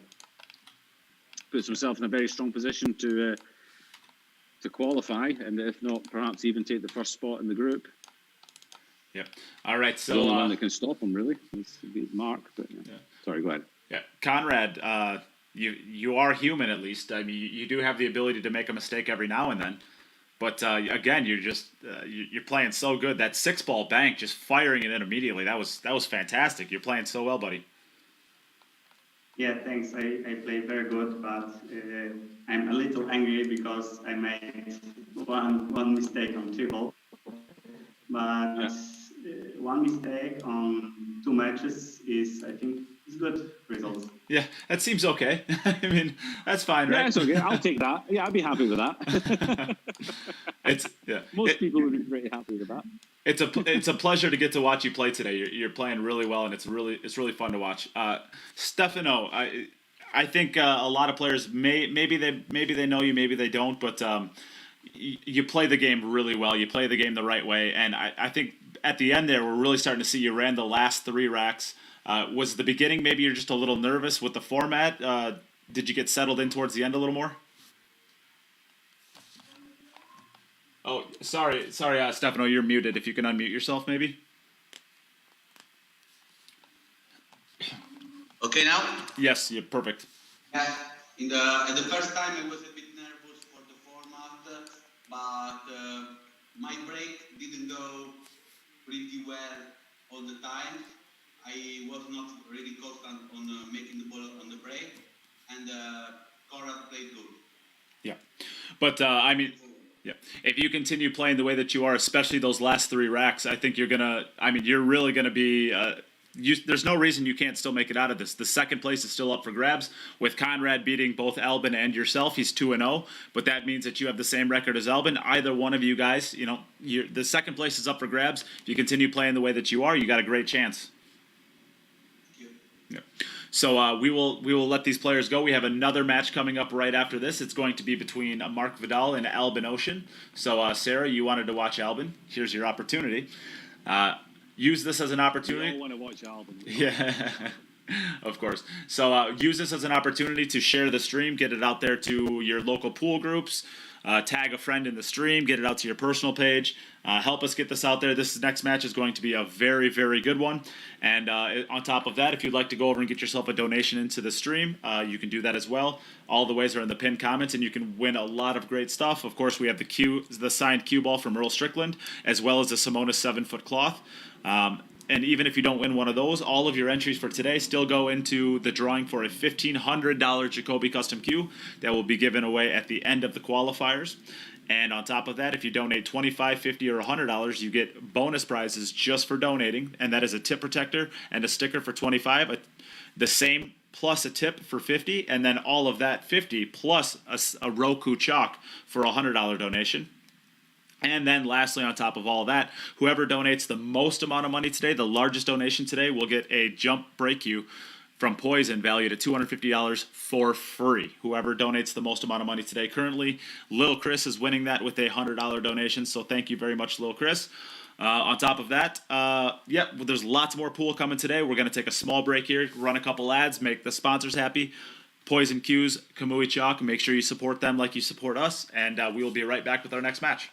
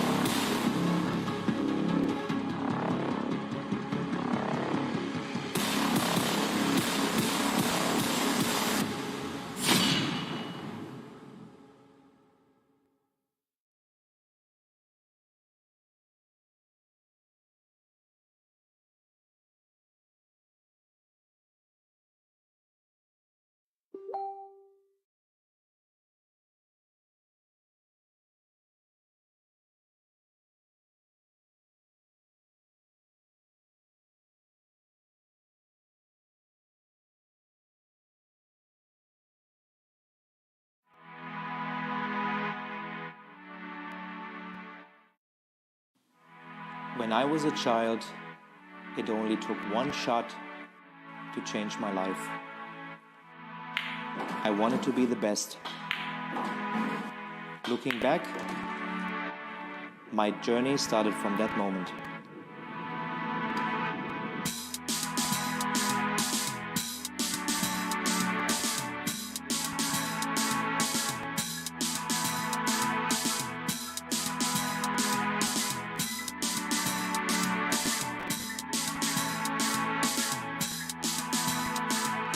Realizing your true potential requires total devotion.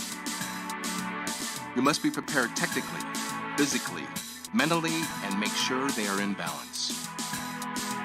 Achieving excellence depends on how much and how well you prepare. It all comes down to dedication. Luck will not make you a champion. Steady training contributes to accuracy and consistency. Trust yourself and work hard until you can convince yourself to reach your best. Though the journey for victory is long and difficult, it tells you who you are and what you can do. Victory elevates you to the next level.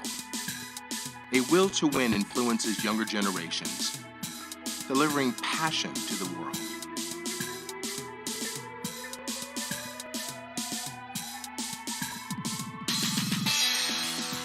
Believe in the potential of your intuition. Give your dreams free rein and feel the emotion flow through you. Stay true to yourself to find stillness within. Sharpen your senses. Put all of your intention into the moment of impact. Do not hold back. Just let go. Can you see? Your journey begins here. Quest for excellence.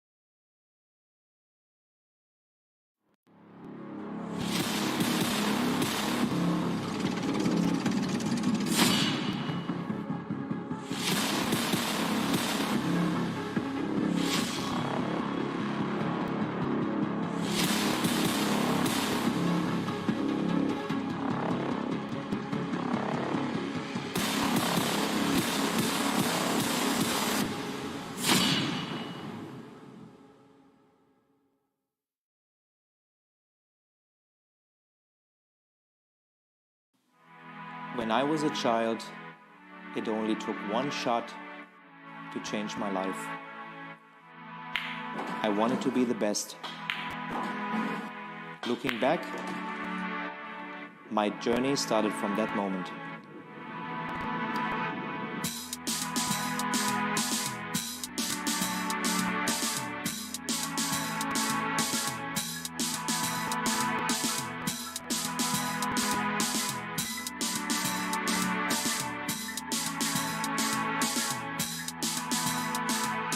Realizing your true potential requires total devotion.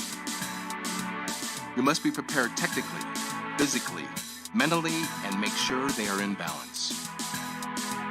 Achieving excellence depends on how much and how well you prepare. It all comes down to dedication.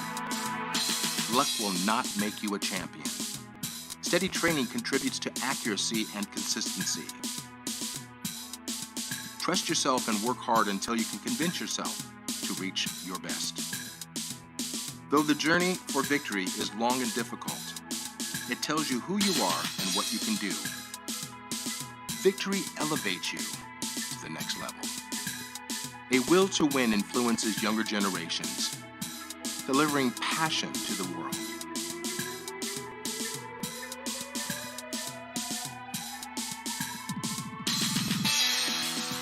Believe in the potential of your intuition. Give your dreams free rein. And we are back, and we're going to hear some phenomenal piano being played. I believe that's Marc's daughter, right? Yes. If you hear any piano being played in the background, that is Marc's daughter learning the piano. We are back. Yeah, we have a great matchup here between Marc Vidal and Albin Ouschan. This is going to be another 8 racks. This is our third match of 6 for the day. And both Marc Vidal, this is his first match. Albin Ouschan is coming into this match as his second with an 0-1 record, losing to Konrad in the first match. But the second place is still wide open because Konrad won his second match as well. So second place for the day is still wide open. And theoretically, you know, if Albin finishes out or Marc finishes out, first place is still open too. So, all right, we will give the coin flip to Marc since you are this is your first match. Would you like to call heads or tails? Heads. Heads. Hey Siri, flip a coin. It's heads this time. It is heads. Would you like to go first or second? Second. Second. All right, Albin, that means you get to go first. And if you are ready, you can take it away. I am still joined in the booth with Jim Telfer. Jim, what's up, buddy? I feel like I'm getting picked on. Yeah, you were getting beat up on today. It's a lot of fun, and you're gonna get picked on even more, I think, once you do a little rap for us. Yeah, I'll do a little bit of vanilla ice for you. Since people decided to throw their money away to hear me sing, then yeah, who am I to say no? What a great break from Albin. Stay off the. Oh, the 2-5. Oh, is that the 2 or the 8? That's a 2 ball. Yeah. I think it's as long as the 2 ball goes in. As long as the 2 ball goes into the top right corner, he still should be okay because the 1 ball actually fell. So the 1 ball fell, so he can put it anywhere he wants. But I don't think. I don't know if it does. I'm gonna say right now that I don't think he has a pocket. I don't know if he does. I don't think he does either. You can get a little. Oh, it's really close. And it looks like take a look at the side view. The 5 ball is actually in head of the 2 ball, I think, just a little bit. So the 2-5 carom is definitely not on as well. I mean, that's never a shot. That's never a shot that you want to shoot. Well, he's putting the white behind the 2, so I think he thinks he can make it. I don't know if he's convinced or not, but at this point, is there another shot available? There's not another pocket for it. No, Yeah. there's not another, the only other possibility that I can see is the bank into this bottom left-hand corner.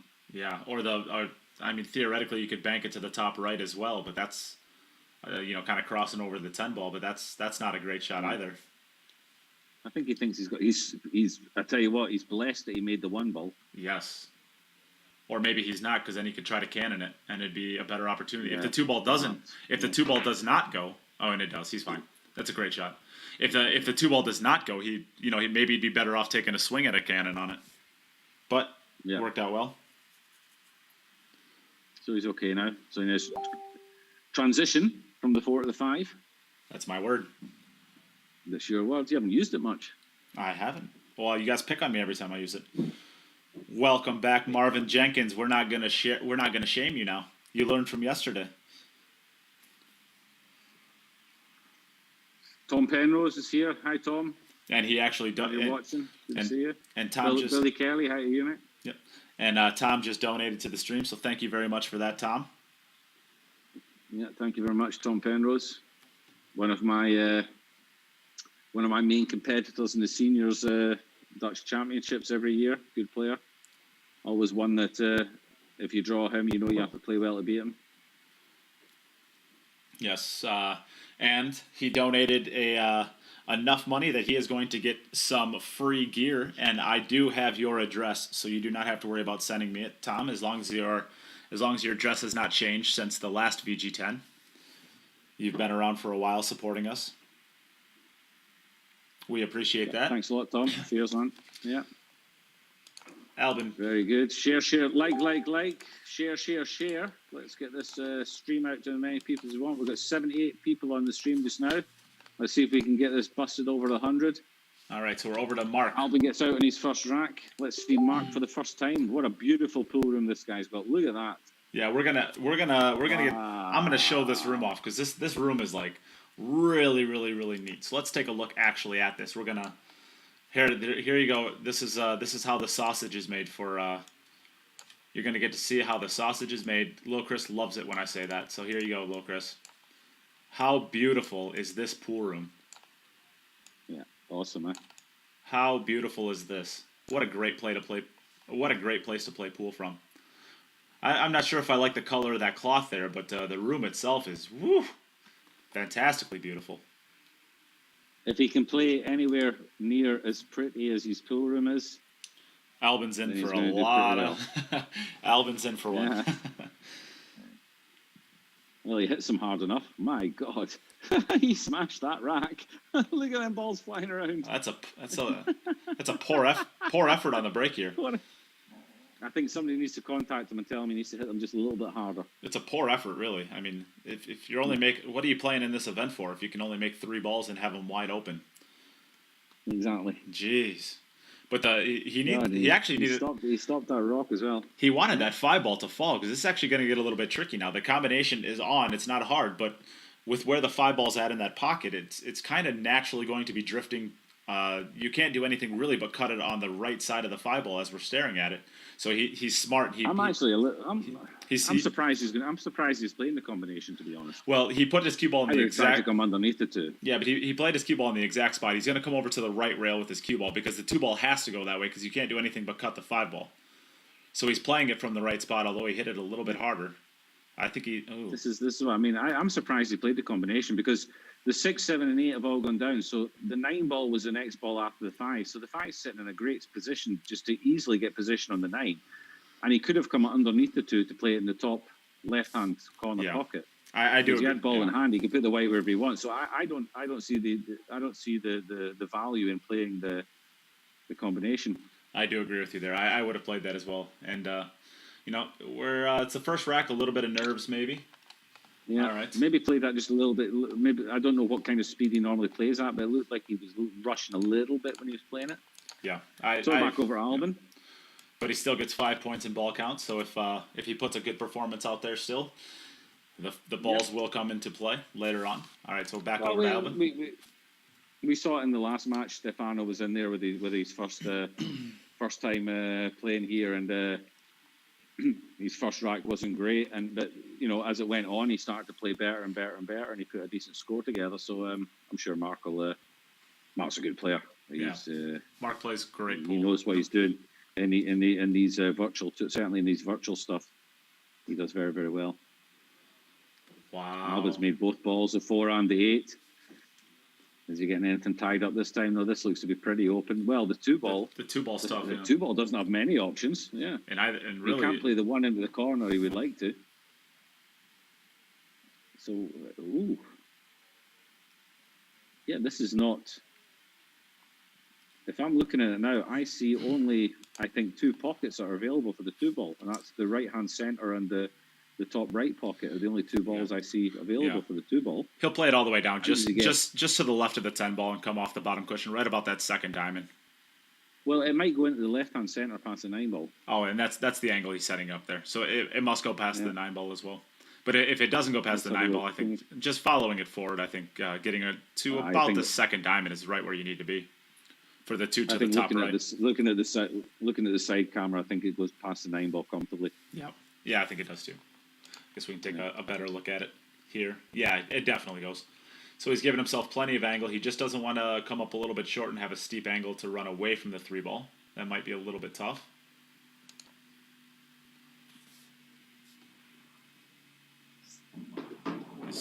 This looks might be a bit firm. Pretty. It's going to be over the 3. Oh, that's nasty. Okay, well, the 3 ball's in a position where he can just roll this in and he's still going to have a shot on 3.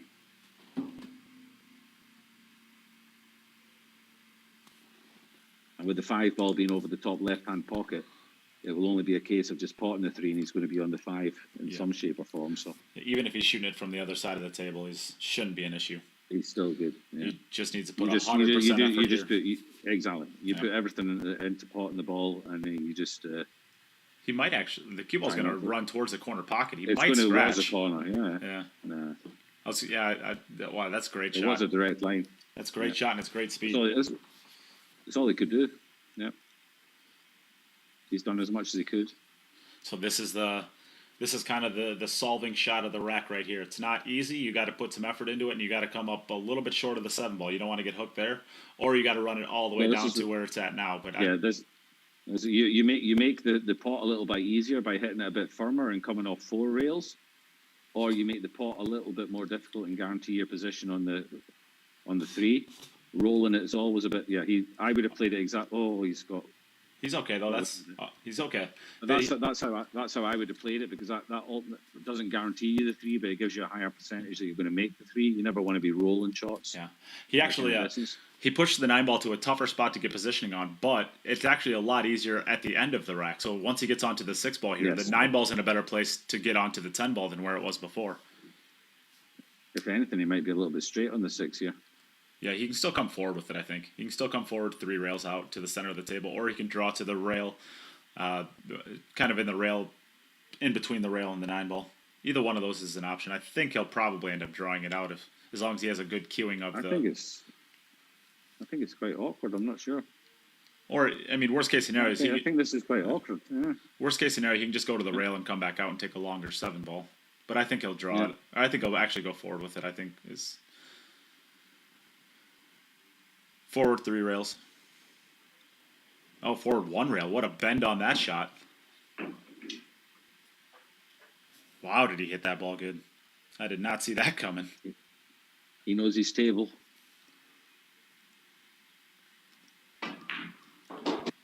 I think this guy has a promising future, as Jim likes to say. Yeah, he might do okay. Yeah. He looks like he could be someone someday. With the right kind of coaching, with the right people around him, he might actually achieve something. Yeah. If he wants to give me a call anytime, I'll give him some tips, and I'm sure he wants it from you. I'll take him to the next level.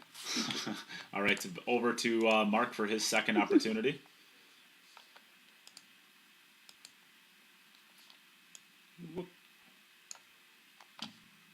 Rat Smoke, yes, it is me. It is Darren Appleton's in the booth with me today. No, yeah, stop calling me Darren Appleton. Appleberry. All right, Marc, you're up. Your second opportunity when you're ready. There he comes. Appleberry. Appleberry. When are we gonna get to hear you sing, Jim? Oh crap! I thought maybe people had forgotten about that. Oh, I didn't forget about it. I'm gonna. You know how much trouble I get in. Okay. All right. I should probably do it before this match gets to an exciting spot. Then I guess. Well. How much are we getting for this? How much are people paying to hear me embarrass myself? Let's put it this way, Jim. There's plenty enough already in there. Quit asking questions and sing. Oh no. All right. So, no. Mike Gaines, that's a great question. Who is Jim? Darren, get singing. Do you have the lyrics pulled up for yourself? I don't think I need them. That's the most embarrassing part of it. I don't think I actually need the lyrics. I think I know them all. Still, after 30 years. The blonde spikes in your hair as a 13-year-old kid proves that you know the whole song. Exactly. I know, it's sad. It's sad. The fact that I know it is the most embarrassing thing. He's the one ball here. You're going to see him bump the 4-ball out just a little bit. He's gonna sacrifice an easier shot on the 2-ball to make sure that he doesn't have to do anything with the 4-ball. He's probably going to end up getting jacked up over the 7 though, so it's going to be a little bit tougher of a 2-ball. Oh, he missed the shot completely. What's happened there? He missed the 1 completely and missed the 4-ball. Oh man, okay. I didn't see that one coming. That's just a little brain error there. That's not representative of the player he is, because Marc, I'm telling you, Marc can play some pool. Marc is not a player that misses with ball in hand. He can play. No, I think that was one of those ones where you're playing the angle on the ball to get the cannon, and you forget about potting the ball. And you don't put with ball in hand, you don't put it exactly where you need it, and then you try to force it a little bit. Yeah. 3 balls going in, 5 balls just short. I think that let's take a look at the side angle. 2-ball. The 2-ball's always getting a little bit funny for him. I think the 2-ball might pass the 4. It's hard to tell. It definitely, if he can get it over by the 10-ball, it'll definitely go into the. As we're looking at this, the left middle. What in the heck was that? That was my daughter. That was my daughter giving me kisses. Oh, jeez, that was a weird noise. Yeah, well, you don't hear, you don't know that you don't recognize the sound of kisses or what? It didn't sound like I can understand that. It sounded like a dog licking something. Like a dog licking an ice. That's my daughter you're talking about. It sounded like a dog licking an ice cream cone or something. I'm really getting attacked today. We had a discussion about it yesterday about, let's be friendlier to each other on the stream, and apparently you forgot that. I'm just telling you what it sounded like, pal. All right, let's get back to focusing here. Any more beer? Is Albin running out another one? Albin is running. Well, he's the 7 to the 8-ball. He's got to get a little bit. He can't get lazy on the 7 to the 8, but it shouldn't be too difficult depending on how he gets onto the 7-ball here.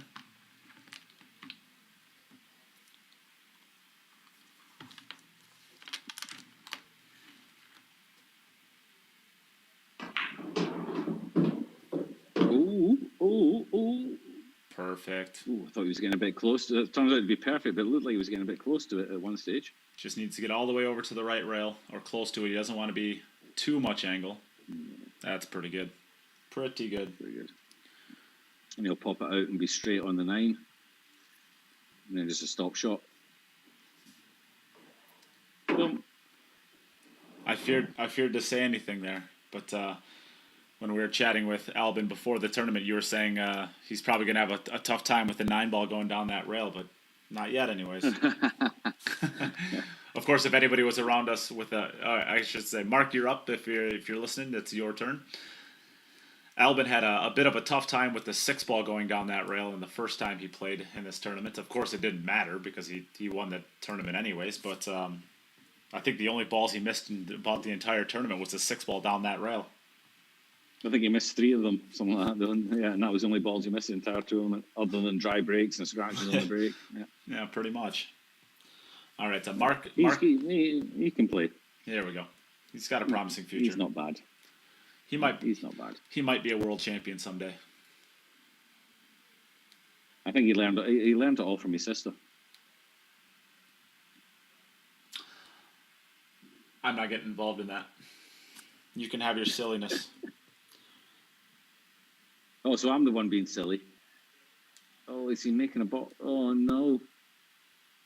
Has he made a ball? Oh yeah, yes. Okay. Yep, he's got a ball. But look at the 1 and the 2 ball. I guess the 2 ball looks like it goes pretty easily. I guess he should be okay there. Just kind of. He plays 1 and 2 both in that pocket. Yeah. You can come across from a 3, 4, 5, 6, 6 to 7. Maybe the only possible issue, really. Yeah. The 10 ball covers. It's going to be too bad. The 10 ball covers up a little bit of that rail, so it makes it a little bit tighter. But I think he'll probably be able to navigate it pretty well. Yeah, I only say that because he only has one option. So if he gets bad on the 6, then and he takes that option away, then it could become a problem. But it shouldn't really be an issue. He doesn't want to get too straight. To be honest, if he can get straight on the 5 ball and just play a stop shot, then he just stuns across for the 7 out of the same pocket as the 6. Yeah. So I'd be looking to get the white back to exactly where it is now, basically, if he can. He's got a little bit of an angle to go away, but he doesn't have a lot of angle to get to that rail easily, so he had to pop it quite a bit. But he hit it great. Now he's going to have to come. He hit it great, but he's going to have to come the other. Well, is he? I think he might. He's got a choice now. He can come the other side of the 6. I would be playing to hold the white on this side, on the same side of the 6 as the 5. Yeah, I wouldn't be coming across the other side, because if you come straight on it, he hit it good. He should be okay there. He can either go forward 3 rails or just come off 1. Nah, 1 rail. And just don't overhit it and get stuck with a 10. This has been a pretty good. Nice. Not too bad. Now just you've done all the work now. Now you just have to get your head down, focus, and make sure that you get the point for it. You don't want to now come funny on the 9 and leave yourself a tough 10. Albin has 3 runs now. He didn't break dry, did he? Or did he break dry once? No, Albin has 3. Albin has 3 out of 3. Yeah. Albin is. He's come a bit funny. He's going to have to draw around 2 to 3 rails here. 1. Nothing wrong 2. with this. That's pretty sexy. Nothing wrong with this. As Jim says, sexy pool, sexy pool. Sexy pool, sexy pool. We like a bit of sexy pool. When are you going to Nicely sing? done, well done, Marc. When am I going to... Right, fuck it, I'll do it now. Jesus, God almighty, you people don't stop, do you? I thought we were here to watch pool. Can we clean up that language a little? Not appreciating that. You're upsetting me. Little Chris, you're not getting out of this one, Jim. Oh, he's put the whole thing down. I don't need it, Chris. I know it. All right. Okay. Right. Let Albin break, and then I'll do it. Okay.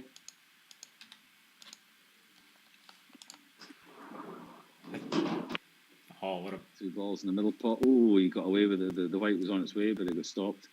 Yeah, I got okay. Are we ready? If Albin usually listens to the commentary too, he might even cheer you on for this. All right then. All right then. Oh God. This is bringing back memories of my youth. Okay. All right. Stop. Collaborate and listen. Ice is back with a brand new invention. Something grabs a hold of me tightly, blow like a harpoon daily and nightly. Will it ever stop? Yo, I don't know. Turn off the lights and I'll glow to the extreme. I rock a mic like a vandal, light up the stage and wax a chump like a candle. Damn, caress the speaker that booms. I'm killing your brain like a poisonous mushroom, deadly. When I play a dope melody, anything less than the best is a felony. Love it, leave it. You better gain weight. You better hit the bullseye. The kids don't play. And if there was a problem, yo, I'll solve it. Check out the hook when my DJ revolves it. Ice, ice, baby. Dun, dun, dun, dun, dun. There you go. You got your vanilla ice out of me. I hope that was worth $150.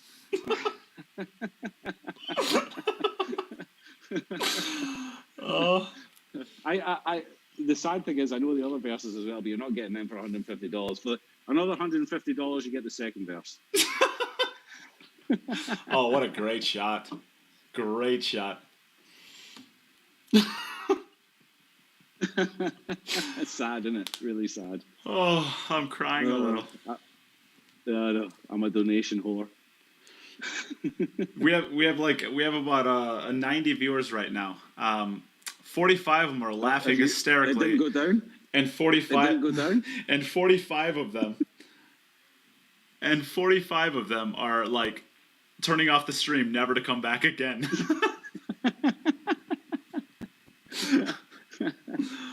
Hey, listen, you get what you pay for, okay? I'm pretty sure if you paid Vanilla Ice $150, you wouldn't get that good a performance. Oh, he might be one of those. He might be one of those like sad sob stories of like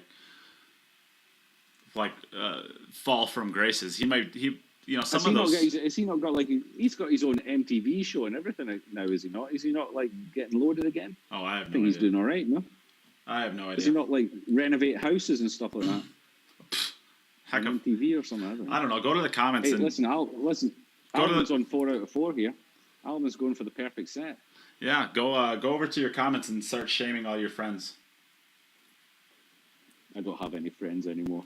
Well, Chris Patient and Ina Kaplan both said something, but they didn't share, so we got to shame them.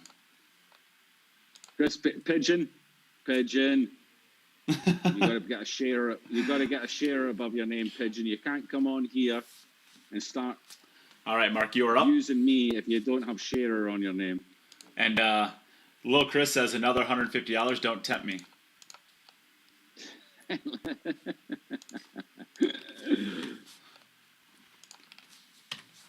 Another thunder, and then but no rapping. Let's do summon fancy. Oh my God! Behave yourself, people. Where are we on now? Ooh, you know what would be a good one? Is Mark. Mark, it is your turn. You know what I think would be a great song for you to sing? Mark Vidal's video is off on his head camera. Whitney Houston. No, it's not. It's still there. I don't have it. Well, look better. We're using it. Oh, now I have it. I'm on it. One ball's going. Oh, got kicked. It's 6 balls going. It's okay. 6 balls in. He's okay. Yeah. The fact that again the 4 balls getting blocked by the 7 again. There. That's not the first time it's happened for him. I think we should get if you sing another song, I think it's got to be Whitney Houston. Why? Like, there's millions of songs out there. Why does it have to be Whitney Houston? I just think you'd be good at it. Like, I Will Always Love You. I think that'd be a great option. You're an idiot. Well, that doesn't mean that. What, Jim? How long have we known each other? When did this come into? When did you start realizing this, buddy? You know what? I'll make a list of songs, and I'll put a price tag on each of them. How much it's going to cost for me to sing because Whitney Houston, I Will Always Love You. You are not getting that for $150. I can promise you that. Lil Chris suggests That Don't Impress Me Much by Shania Twain. What do you think of that? Yeah, you're not getting that for $150 either. I'm just happy Ina Kaplan. Little Chris needs to behave himself. I'm just happy Ina Kaplan shared the stream. I'm happy now. This is going to be tough to get to the 4 ball. He might have to take this combination on or slide underneath it for the 4 to the bottom left. It's tough, though. If we can focus on Pool It All for a second. Oh, that's coming up short, too. He's going to have to bank this. It's have to be a bank, yeah. Nada Hoffman suggests Mariah Carey. Why does it always have to be women? Why am I? Oh, what a shot! What a shot! Wow, great shot! Fired it in, no questions asked, right into the heart of the side pocket. I tell you what, you wouldn't get this from Darren Appleton. He wouldn't sing for you for $150. The Winds Beneath My Wings. I think you'll find it's called the Wind Beneath My Wings. But never mind.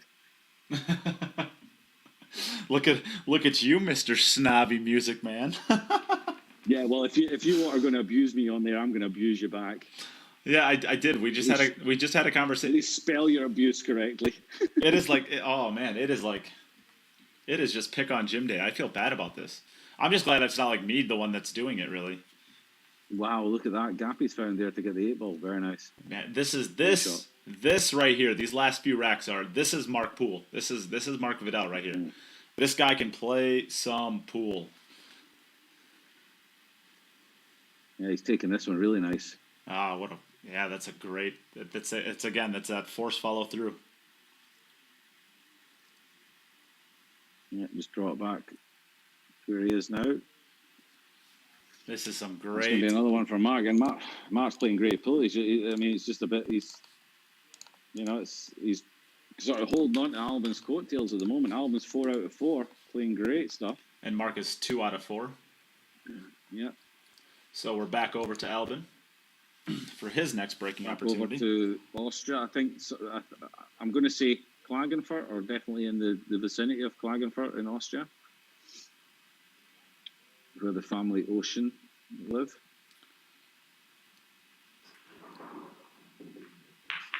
Oh, he hasn't made the middle pockets. So one ball going to get there. The one ball's not going to get there either. No, it's dry. That's opened the door a little bit for. That's taking the perfect set away again. It's going to be so difficult. I'm still convinced somebody's going to make a perfect set. There's just so many opportunities to do. There's just It's just so many things can go wrong. Yeah, crazy. So back over Marc. Rack your balls, pal. You're on again. I think he's a little surprised that Albin broke the balls dry. I don't think that... Martha Jane Levine. How do you get share above your name? Well, not to be a bit of a know-it-all, but perhaps try sharing. And you get it. Jesus, Jim. Have some respect. Jesus. Hey, look. Jesus. That's the only comment. That's the only person's whose question I've answered that hasn't had share above their name. That's true. So in a way, I've done her a bit of a favor, really. Marc, it is I could have you're up, ignored Marc. the question. You're up, Marc. If it has to be a man, how does "Take on Me" from Aha sound? Take on me. There you go. Nate's doing it for you. He's doing it for free. Nate, don't give it away for free. Take on me. That's so bad. You need help. It's not good, is it? Well, I guess we have a little time. We could plug the raffles. Let's plug the raffles, buddy. All right. Do that. All right. If we haven't forced you to turn off the audio yet, we are doing we're doing some drawings. So if you would like to win a Simonis 7-foot cloth or a signed cue ball from Earl Strickland, you can donate to the stream in all of the ways on the pinned comment on Facebook. And every $5 gets you one entry. And tomorrow morning we will do the drawing for both of those. But on top of that, even if you do not win either of those prizes, you can get all of your entries still entered into a drawing for a $1,500 Jacoby at the end of this qualifier phase on the 19th. And if you're looking to donate maybe a little bit more, you could potentially get yourself a $250 jump break cue from Poison for free. Watch the cue ball. Okay, he's okay. A $250 jump cue for free by being the highest donator of the day. Currently, that is being won by Lil Chris with a bid of a $100. So if the bids stay the same right now, Lil Chris will win himself a free $250 jump break cue from Poison. And on top of that, you get bonus gifts just for donating certain amounts. So if you donate $25, you get yourself a tip protector and a sticker from Kamui. It is the Kamui Day, so of course there's lots of Kamui products that you can win. $50 gets you a tip protector, sticker, and a Kamui tip, and $100 gets you a tip protector, sticker, Kamui tip, and a piece of Roku chalk. So lots of great prizes just for donating that. But to win those last three prizes, the $25, $50, and $100 donation, you have to get me your address. So if you do not send me your address on Messenger, you will not get the prizes. So make sure to send me your address either through personal message, put it on the memo, or send it to the Cue It Up podcast page. I will not chase people down. I've done that in the past a lot, and it is an absolute nightmare. So just be proactive. Send me your address. It saves everybody a lot of work, and then you get your free prizes. Well done, mate. Well said. Mike Gaines only has his audio, I assume, because he's at work. So he just sits there and listens to Jim sing all day. I'm assuming there's no issues with anything. No, I'm watching the Facebook and it's fine. I think it's I think well, what the he's saying YouTube is different. He recorded my singing because he's a nasty man. Derek Klausner, you did Patrick McKinney, thank you very much. that. You're Derek, welcome. I don't mind embarrassing myself. It's fine. yeah, Derek. Derek, I'll take that. I'll take that file too. When you're done, make sure that you send me that file. Oh, stop it, Mark. Little Chris needs to stop as well. He's now got another. I got a feeling Little Chris is a little bit of a Shania Twain fan. I think Little Chris has got something for Shania Twain. Do you have posters of her above your bed and stuff like that? I don't know, but I like this. I don't know who Stefan S is. I think this is the first time I remember seeing his name. But I'm telling you what, I like this guy. He's hilarious over there in that YouTube comments. He's funny. And I like, I know one person, Stefan S. Could it be Stefan Sprangers?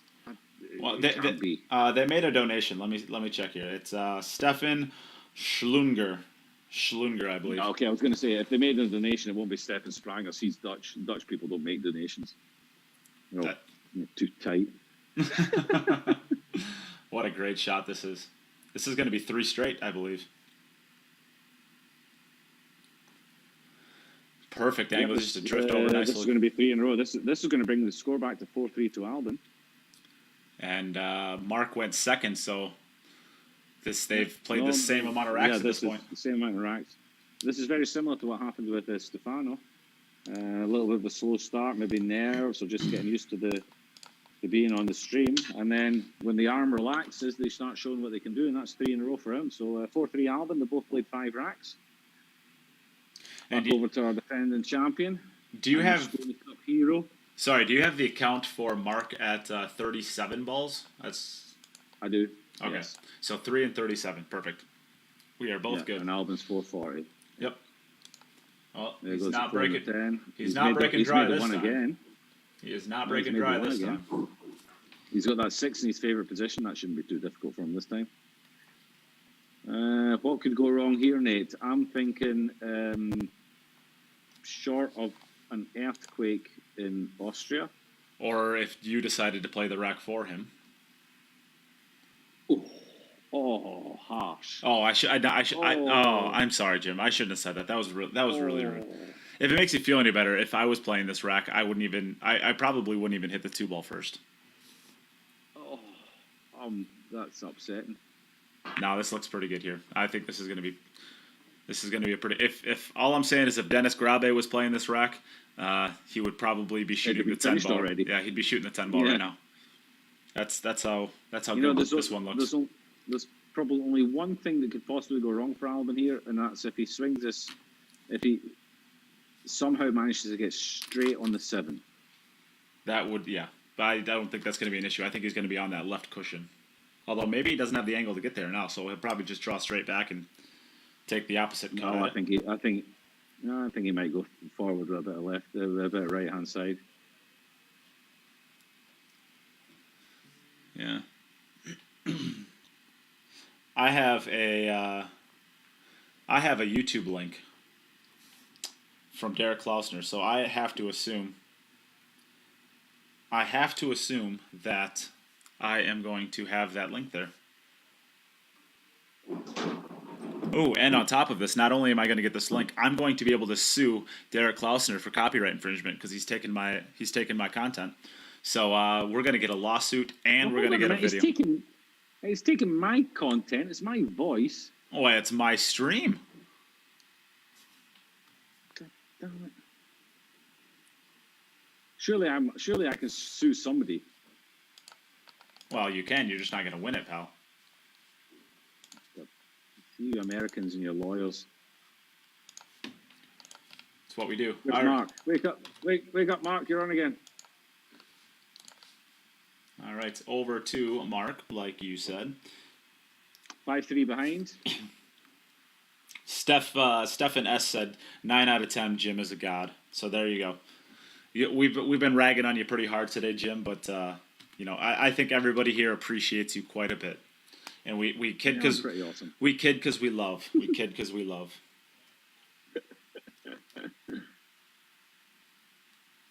See what Marc's got now. He's 3 in a row he's had, so he's playing well.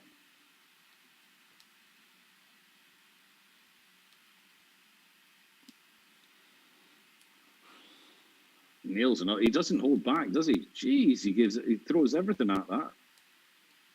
Look at that 5 again. That 5. Well, 4. Is that 4-7 again? It's tied up 4-5. I believe so.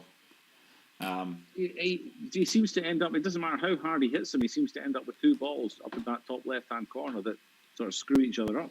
And it does not look like the 4-ball passes. It definitely doesn't go into the bottom left. It might go to the side pocket, but that's a really thin angle to get it to the side pocket on. Oh, that's horrid. Yeah, that's horrible. I would like to think you could play underneath the 2-ball to perhaps get some sort of angle to just make a slight nudge on those 2 balls and still leave yourself on the 3. Well, I actually like putting the cue ball actually on the right rail here and shooting it forward and just following the cue ball off the left cushion and try to come up into the 4 and the 5.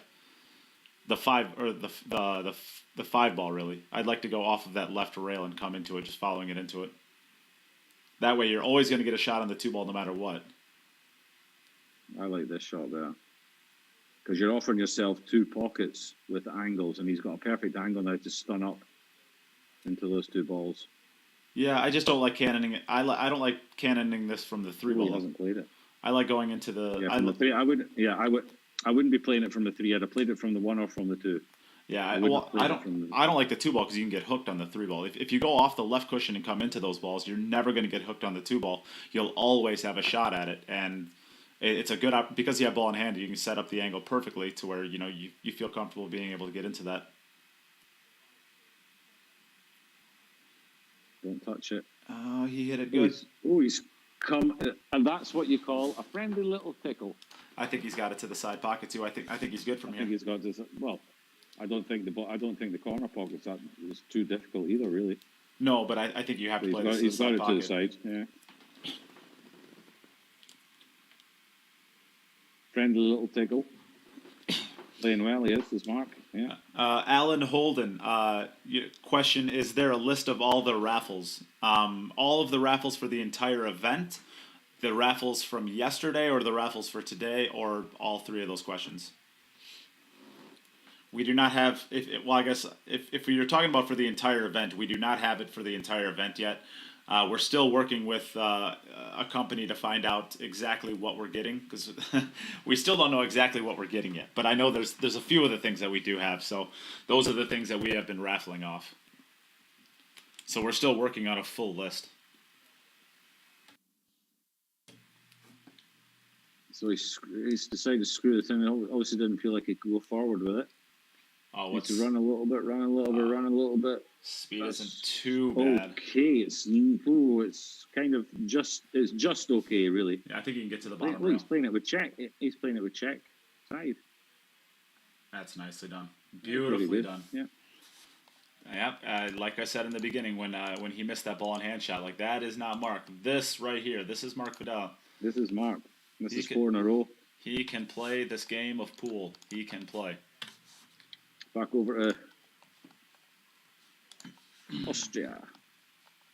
So Albin 5-4 ahead. Let's not forget how good Albin's playing. He's had 1 dry break and 5 break and runs. Yes, he has. So 5 and 4. Both have 2 racks left to go. Marc is cheering for an opportunity to tie this up, and he's not going to have it right away, at least. Oh, the 5 balls. An obvious opportunity. No, he's okay. He's okay. The 1, 2, 3, 1 you can just draw back for the 2. The 3 is on that other side rail. 3 to the 4's over the centre. Oh, the 5 is there as well. 6. Yeah, there's not. Oh, yeah. 7 to the 9 is it's not difficult, but it's probably the 1 to the 2 and the 7 to the 9 is probably the closest thing to trouble I see here. Hmm.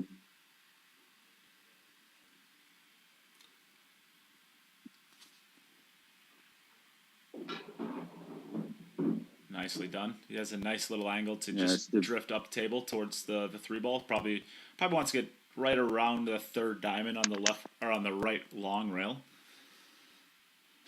Doesn't want to get too close to that scratch pocket. There's no reason to, get greedy and get too close to it. Yeah, it's difficult to see where somebody of Albin's standard gets in trouble here, really. Yep.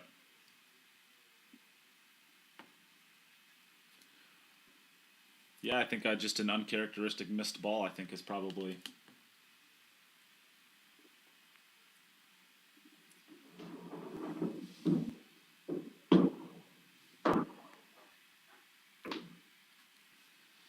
We're seeing an absolute clinic being put on by Albin. Crazy, isn't it? How he's playing. Yeah, how's the quality of play been the last few days with Naoki Oi in day one and Konrad and Albin? And this is. He's just got to go to the right side. Yeah. No problem. He's just got to go to the right of the not 9. where I would have wanted to be. Yeah, not where I would have wanted to be. But no problem. A little bit tougher than it needed to be, maybe.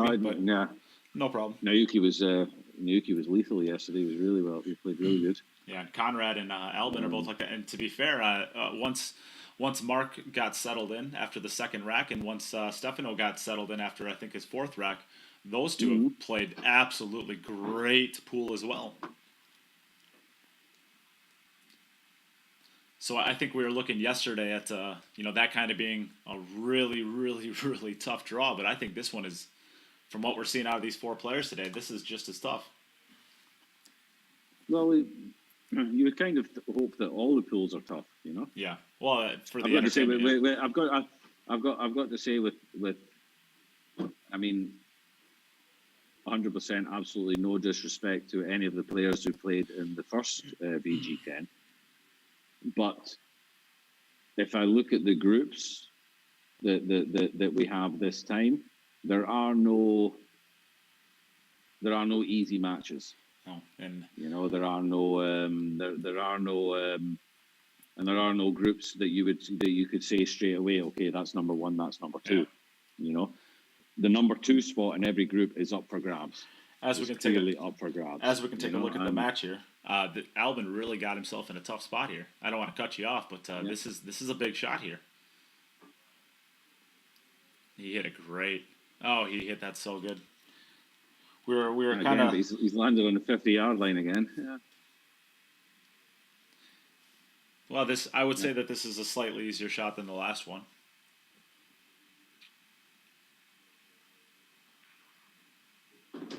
Albin. Center of the pocket. Never a doubt. doubt. Bad, Albin, not bad. Never a doubt. Back over Marc. Who has to make this ball to keep alive in the match. Marc's on a 4-pack and he's still behind. Yeah. So Marc, you're up. You're whenever you're ready. I saw in between. I was watching. For Marc.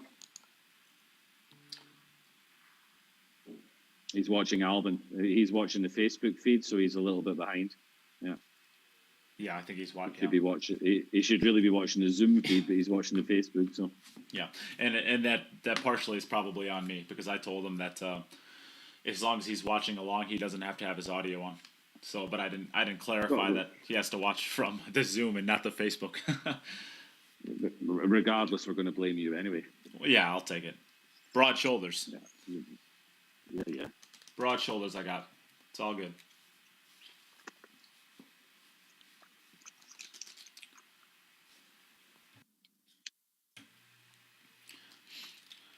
Oh, we got some great pool being played here today. This is what we stream for. This right here. This is so entertaining, so much fun. Was there a ball down? 4-7. Oh, he has a ball down. Okay. Looks like he's got the 8 ball down. The 1 ball to the 2 is going to be absolutely tortured to get onto here. He might have to play this on the short side for the top left cushion, for the top left pocket, or he's gonna have to draw it straight back underneath the 6 ball. I don't think you want to go try to get between the 4 and the 6. It's just a really hard gap to hit. I think you got to go forward. Or yeah, I think you have to come underneath the 6 ball and just accept that you're going to be shooting a longer 2 ball. There's just if you get greedy here, you're gonna probably end up missing the shot. Missing the position. You could flick off the top of the 6 just barely, or the bottom of the 4, and if you're able to get onto the 2 ball, the rest of the rack isn't too bad with the 3 to the 4. I think the 4 ball passes the 5 to the side pocket, and if not, there's plenty of pockets for it. So it's just a matter of getting onto the 2 ball well. And he's going to be hooked. I think. Yeah, it slowed down in a hurry. Oh, that slowed down in a hurry. He hit that very well. I would never have shot that in between those 2 balls. I'd be too scared of just bumping one of those balls in the slightest way. Yeah, pretty good. Just popping out here, just below the 7 ball. Nothing. Nobody's talking to us in the chat room. Nobody wants to talk to us. Nobody's anymore. on the chat. No, nobody's been talking to us at all in the chat. Why have you all gone silent in the chat? Well, I think they all turned off their volume. I wonder why they did that. Probably because I tried to sing "Take on Me." Yeah. I don't have a singing voice. You actually, as much as we pick on you, you can actually hold a tune pretty darn well.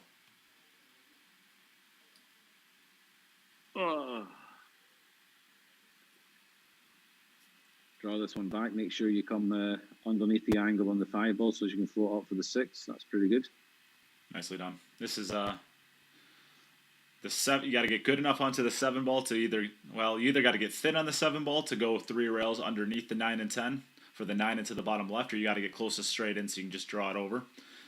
I suspect he'll probably try to get straight in. I wouldn't want to make 3 rails if he didn't have to. I'm going to bet he's going to come short. Oh, he's going long. He's going long with it. So he's going to have to go up to the top rail and back down now.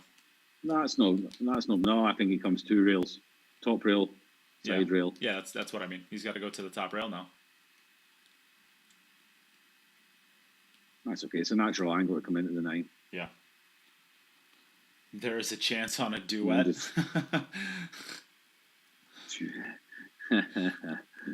Tom, I don't care if you're here for 15 minutes or 3 seconds. Oh no! Is it going to go to the corner? 9. Oh no! Oh no! Oh no! I don't. And that is the match for Albin. So Albin wins the match from here, but he still needs as many points as he can get, of course. Oh, so Tom, I don't care if you're here for 15 minutes or 3 hours. We will not talk to somebody who doesn't have share. We're shaming you. All right, so back over to Albin. Tom, I didn't get to finish my statement there. I was not expecting that missed 9 ball. Oh, that's a tough one. So he gets 8 balls. Yeah. So bringing us. Albin's made the ball, made another ball, made another ball. You made enough there, Albin. Are you okay with that? Oh, the 2 ball. He made the 1 again. He's making that 1 regularly. I think Patrick McKinney is suggesting your next song. He's saying Albin took our breath away. I'm ignoring him. Do you know him? I have no idea who he is. Oh. Let's take a look at the side view here. I think. Oh, Patrick, it's all good fun. You keep going, Patrick. It's all good fun. You come up. Tell you what, Patrick. You come up with a decent song, I'll sing it. Whoa. For a fee, of course.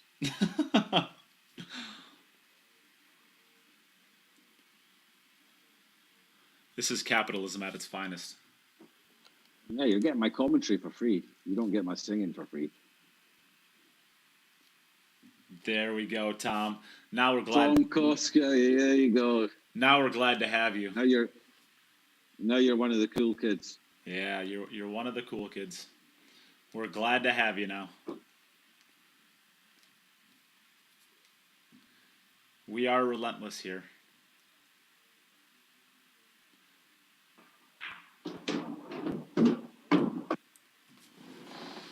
So just top rail, side rail.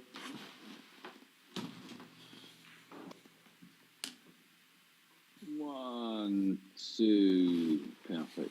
This is going to be 7 out of 8 for Albin. That's what a score.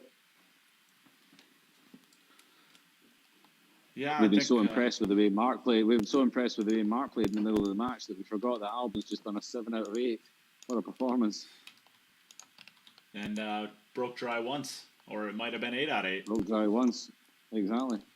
Okay, back over to Marc for the final rack of this match. The match will go to Albin. Albin has won it, but the number of racks you score in your 3 matches can be very important for qualification.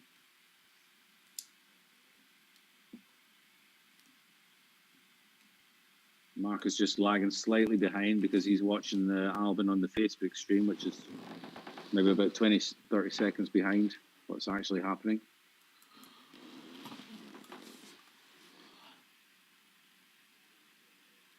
There we go.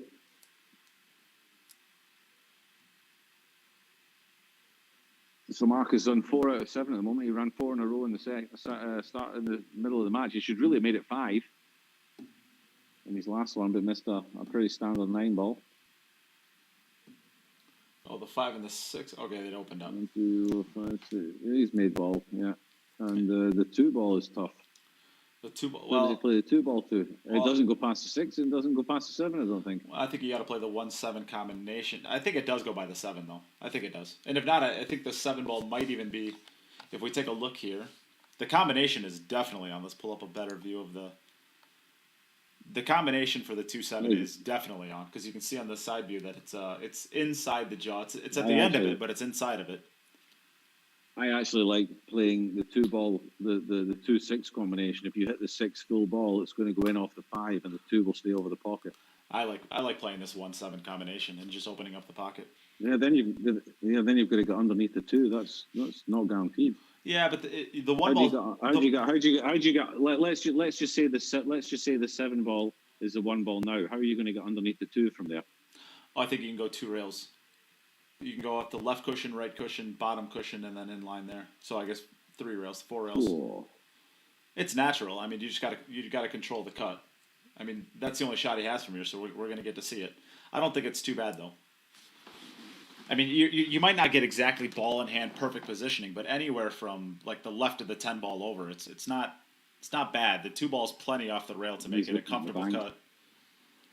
He's looking off at the bank. I still like the combination, the 2-6 combination. You're always making a 6. You'll never miss a 6. Well, I think you can actually play this bank and that if you wanted to. I think you can back cut this and still play the yes, that's not a bad idea. Running at those balls. Yeah, it looks like the 6 ball goes pretty comfortable. He came up short on the bank, so now I think I sell up. It cuts the 2 onto the 6. Cut the 2 onto the 6. I definitely am only going for the 6 ball here. I'm not worried about the bank shot. Stop 2 ball. 2. There we go. That's a good roll. That's pretty. That's come out roses. Yes, it has. It's he's still got work to do. He put the 5 ball in a tough spot.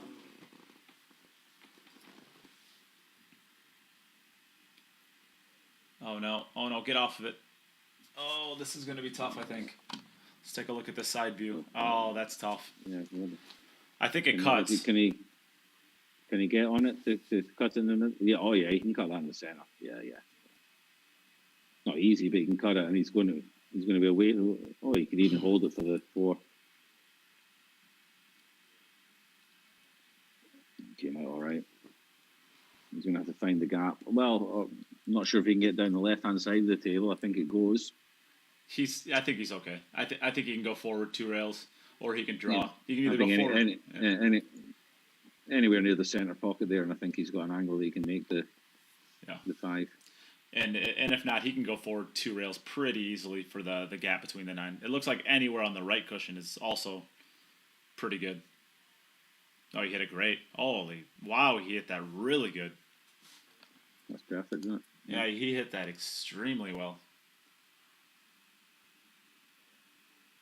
Almost too good. Through and play it in the center. Yeah, I was going to say it's almost too good. Play in the center. Yeah. Because now he's going to have to play it to the side pocket. He hit that too good. No, that's fine. Side pocket's not a difficult shot. No, it shouldn't be. It shouldn't be.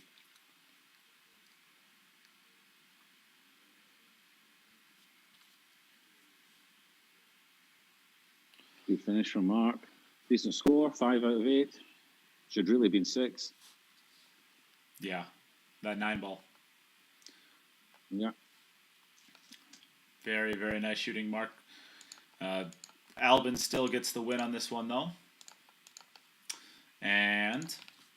But Marc, this is only his first loss, so 5. If he's able to pull out a win in his last 2 matches, he's in great position with a 5 to be able to potentially make it out of this pool still. So he still controls his own destiny. Albin, that was an absolute clinic you put on there. Your break is, I mean, if you make a ball, it's we should just save time and just swipe them and start over, just give you the point. Yeah, that would be a nice idea. Yeah, we'd all like that. Really? I actually switched to the other side, but I didn't like it. I told Jim already, because in the practice, always the 2 and the 5 came up together in the practice, so that's why I chose the other side, but it didn't work well in the first match, so I went to the other side back. And as you saw, it was always 2 and the 5 together, but well, I got away with it. You made the 1 ball a few times, which meant that you were ball in hand on the 2, which helped you out as well. Yeah, true. Yeah, especially on I want to say it's the first rack you played where the 2 and the 5 got tied up together, and you didn't know if the 2 ball went or not, but it turned out it went. But that's pretty tough if you have to play from the 1 onto the 2 there. Yeah. But it shows you how consistently you're breaking and how consistently you're hitting them as well. If you know your 2 and 5 are going to get tied up, and they do get tied up, then you know you've hit them consistent every single time, which is obviously a good sign. The problem is that the 2 ball always goes to the left half, and I never make the 5 ball, the 4 railer. Yeah. I never make it. Yeah. So it wobbles here and actually closes down this pocket, and the 2 ball stays there. So it's I don't know, have to find something for it. Yeah. Well, it's you can hear exactly what happens in the mind of a champion, and you don't become a world champion by accident. And I mean, he's looking at every single ball on every single break and perfecting all of these so that he can always make sure to have his shot. I mean, if you're wondering what it takes to be a champion out there, the level of planning and detail that goes into Albin's break, that's a really good way of looking at it. His 9 ball was landing in the same place every time. Yeah. And so we'll head over to Marc. I mean, Marc, you played a 5 out of 8, and I think you'd be the first person to admit that you probably should have had that 9 ball in a 6 out of 8. I mean, you played extremely well. It's definitely yeah. There's a little roll on that corner pocket. It's a corner pocket. I'm never comfortable, but I don't know. I think I dogged it a little bit too. Well, I don't know what happened there. And I was going to say, the first 2 racks, you had an opportunity to run out the first rack. You made a mistake in that one, and then the second one with you had the ball in hand, and you missed the ball in hand shot. Was it a little nerves just settling into the tournament, you think? I should try not to miss with ball in hand. No, I was just trying to move the 4, and I didn't move the 4, and I didn't pocket the 1, so it was a pretty bad mistake. But yeah, I was a little cold. I thought we were starting at 11:30. I feel like my energy by 1:30 was not the same, but I mean, I guess that's going to happen to all the players. Yeah. So of course you still have 2 more matches left. You're not done, obviously. You still have a great opportunity with scoring a 5, even though you got an 0-1 record right now. If you still control your own destiny, if you win out, there's a great chance that you are still going to be the second qualifier out. So. Yeah, I'm going to try my best. Thanks. Yep, keep shooting tough. You played really well. Keep shooting the way you've been shooting the last 6 racks or so there, and you're going to cause some problems. You're on again straight away now against Konrad, so you're warm now. Keep it going the way you're going. Yep. So like Jim said there, our next match is going to be between Marc and Konrad. So Marc, if you're able to pull this win out, you're going to be in great position going into your last match to be able to qualify out. So this is going to be a big match for you. I am excited for it. Yep. All right, so we will take just a small break here so we can set up the stream. Check out the advertisers, and if you want to use this as an opportunity to get a share into the stream, please do. Especially you, Martha, because I see you don't have share above your name, so I got to shame you right away. And all right, so just kidding, of course. We have fun. You can also use this as an opportunity to get a donation into the stream if you would like. We are giving away a lot of great prizes tomorrow. A signed cue ball from Earl Strickland and a Simonis 7-foot cloth. We are also going to get all of those into a raffle for a $1,500 Jacoby custom cue that will take place next week. And on top of that, the largest donation of the day will get a free $250 jump break cue by Poison. So if you end up with the current highest bid is $100, so if you were to bid $110 and that won the bid, you get yourself $250 worth of $250 jump break cue from Poison. And on top of that, lots of stuff being given away today. This takes a while. If you donate $25, you get a Kamui tip protector and sticker.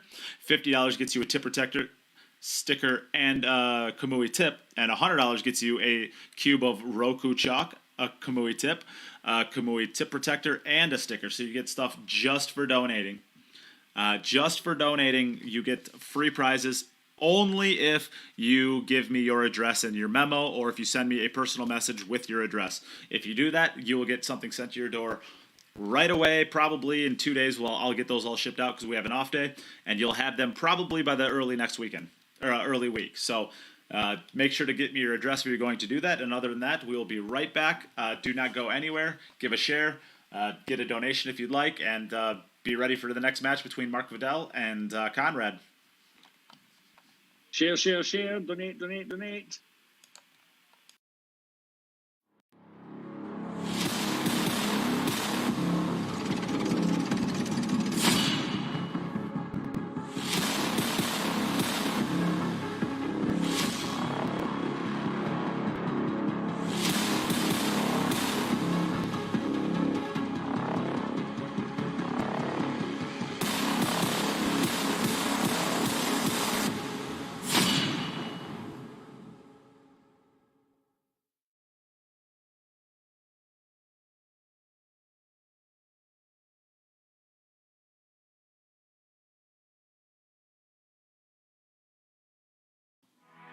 When I was a child, it only took one shot to change my life.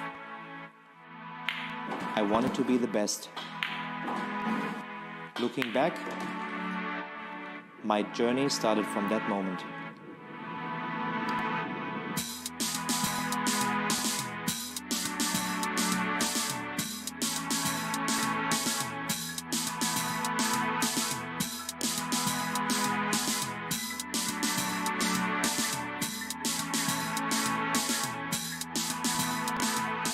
Realizing your true potential requires total devotion. You must be prepared technically, physically, mentally, and make sure they are in balance. Achieving excellence depends on how much and how well you prepare. It all comes down to dedication. Luck will not make you a champion. Steady training contributes to accuracy and consistency. Trust yourself and work hard until you can convince yourself to reach your best. Though the journey for victory is long and difficult, it tells you who you are and what you can do.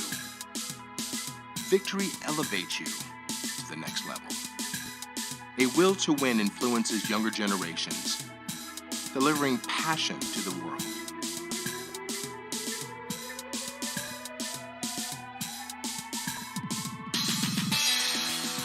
Believe in the potential of your intuition.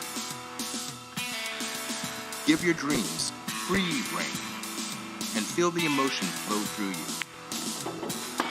Stay true to yourself to find stillness within. Sharpen your senses. Put all of your intention into the moment of impact. Do not hold back. Just let go. Can you see? Your journey begins here. Quest for excellence.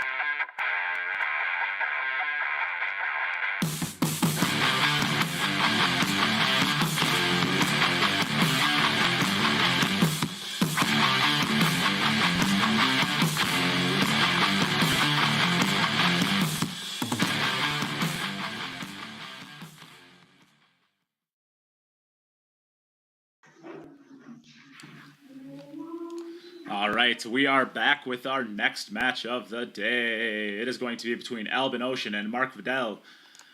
Both players. Oh yeah, whoops. Konrad, leave me alone, Konrad. Oh jeez, I haven't updated my score sheet yet. Give me a second. All right, it is going to be between Konrad and Marc, not Albin. All right, both players, you feeling good? You feeling ready? Yeah. All right. So, Marc, we'll give you the coin flip. Would you like to call heads or tails? Heads. Hey, Siri. Flip a coin. It's heads this time. It is heads. Would you like to go first or second? I'll let him go first. You'll let him go first. All right. That means, Konrad, you are up first. And you are good to go whenever you're ready. Guys. Good luck, guys. Play well. Jim? Yeah, Konrad, you can start, Konrad. Yep. Konrad, you're up. All right. Here we are. Checking the rack one more time just to make sure everything's squared away. Patrick McKinney, thank you very much for the compliment. Top shelf broadcast, fellows. I love it. 100%. Appreciate that. We try to not only bring you the best pool in the world, but we also try to make it entertaining as well. We don't always do that. But with Jim, no, it's an easy job. I've got my chocolates now as well, so I've got some extra energy. Wine isn't enough for Good you. break. No, I'm going to have to get more of that. Yeah, I've run out. Looks like the one ball's got a good shot on the one ball. I'm going to step away just for a second if you're okay with that, Jim. Stop shoving your mouth full of chocolate and do some commentary. No, I'm like my chocolates. Nice. You sound like it. All right, take it away. So, match 4 out of 6.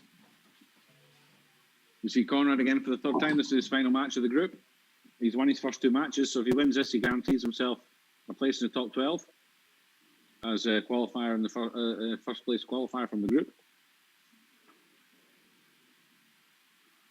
And he's been playing some awesome stuff, to be honest. Ooh, he's come a little bit funny. Shouldn't be too bad. And just draw this across, come back out. Anywhere on the line between the 9 ball and the 5. Oh, is he going forward round a load of rails? No, yeah, that's what I thought. Perfect.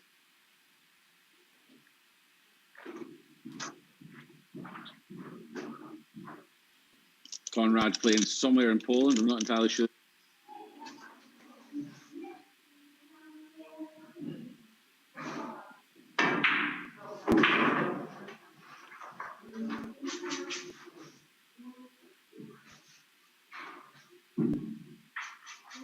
I'm not sure. I think something happened with my audio there, but I think I'm back.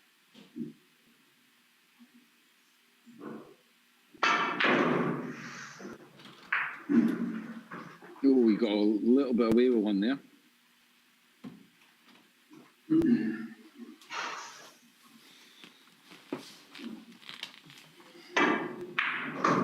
All right, I am back. We're gonna mute that. It's pretty loud. There's a lot of loudness going on. Yep. Probably should have muted that before I left, but what can you do? All right, so we're coming out of a break. It's been a little while. If you're interested in giving the stream another share, please do, even if you shared earlier. Facebook algorithms make it all boring and such after a long time, so freshen the share up if you would. And Konrad starts off beautifully there. Over to Marc.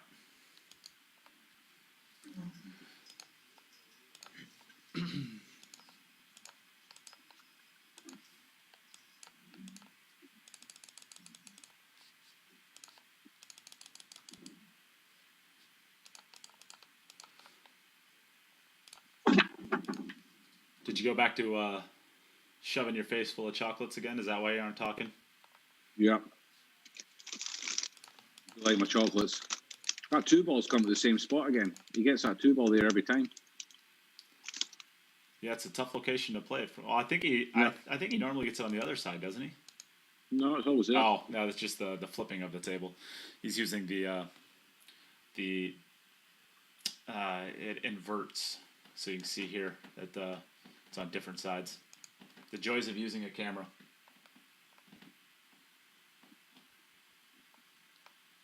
But yes, if you're willing to give the stream another share, we're lost quite a bit of viewership since the last break. We'd like to get some of those back. Since I sang.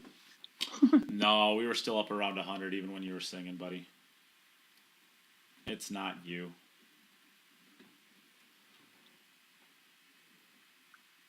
Now we have to find some sort of gap here to get on the 3 or draw above the 4 ball.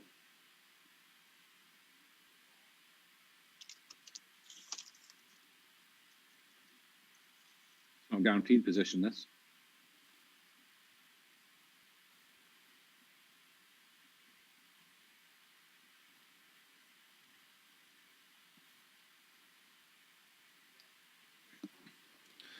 I think he can just kind of pop it off the rail just a little bit, and I think he should have the gap between the 3 and the 4 and the 6. You can take a look at the side view. Yeah, he's going to draw. He's going to draw upside of the 4. Oh, he's coming all the way around. What a shot! Got a proper stroke in it. Not bad, that is it? Yeah, pretty good. Yeah, that was always going to be a little bit funny of a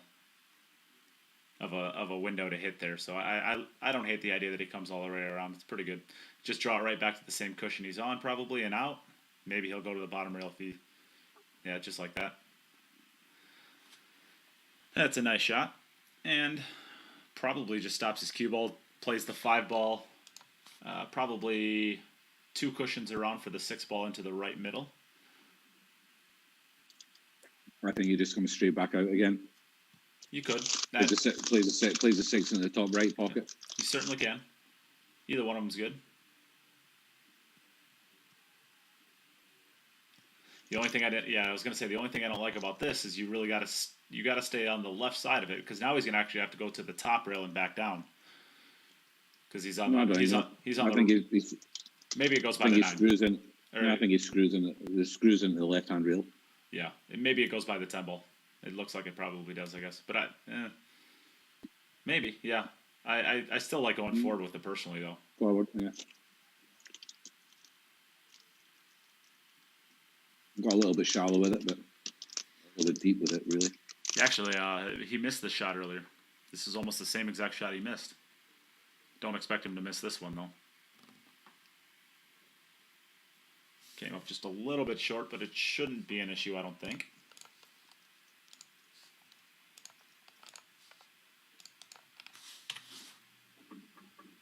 Nicely done. This match is off to a flyer. Both of them getting out in the first rack.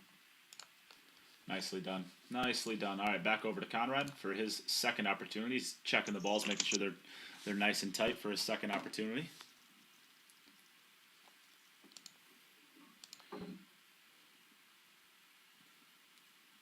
We were having a little bit of a discussion in between there with who would win if there was like a top 3, top 4, top 5 from each individual European countries. And yeah. We both came to the same consensus. I think Poland would probably win. I don't see a country out there that can compete at the top end with players like Wojtek, Konrad, Mięsko, Fortunski, and then who's the one I'm blanking on again? I'll put it this way: there's no country in Europe whose number 5 player is as good as the number 5 player in Poland. That might be the case. Yeah, certainly the number 4. The other. Why can I not think of the other top? Who's the player that? Zielinski. Yeah. Victor Zielinski. Yeah, Victor Zielinski. You want to talk about a top 4? I mean, woof. Yeah. That's pretty good. I think I agree that Poland might be. I think if there's a country that can compete, I really like Greece's team too. Alex Kazakis, Nick Vandenberg. Nick Economopoulos. Nick Vandenberg. Yeah. Nick Economopoulos. Nick Malai. Yeah, Greece is strong as well. Yeah, I think that's a great team. And then there's is it Petri Metrinen? Is there no? He's from Finland. There's another. It's Mäkinen. Yeah, Petri Mäkinen. Yeah, Petri. Yeah. You've got Damianos is Greek as well. Yep, Damianos Gialarakis. Although I think is he quite at that level? He's not at the level of the Polish players? Certainly, I don't think, right? I might be wrong. No, I would say he's maybe just one little half a level below, but still a very, very good player. Yeah, I certainly. mean, I can remember when Alex Lely was given the job of Mosconi Cup captain, he wanted to do the same kind of idea that the USA had for the last few years and have a practice match before the Mosconi Cup. And his idea, the place he wanted to go to play that practice match, is he wanted to take his Mosconi Cup team and set them up with a practice match in Poland against Poland. Yeah. Because he knew that Poland could give 5 players that would really compete hard against his European team. So that says enough, you know. He chose Poland as a country. You know, you could go to Russia, but the Russians, you know, they did their thing with the USA. Plus, Fedor was always going to be in the team, of course. So he said, you know, Poland would be the place he would go to pick a team to play against his guys. Another one for Konrad, puts him on 2 to 1. Marc again. Yeah.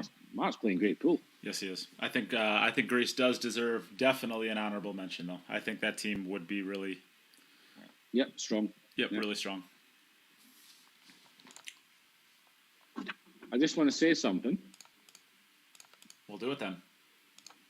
Marc has, out of the last 1, 2, 3, 4, 5, 6, 7, out of the last 7, he's ran 6 of them, and he missed an easy 9 ball that would have made it 7 out of 7. He should really be on a 7-pack at the moment. That's how well he's playing. Yeah, and he'll do well to get out of this rack. I was gonna say, it's either a testament to how well he's playing, or it's a testament to how good of a player he is. Yes, yeah, good players play well. Yeah, exactly.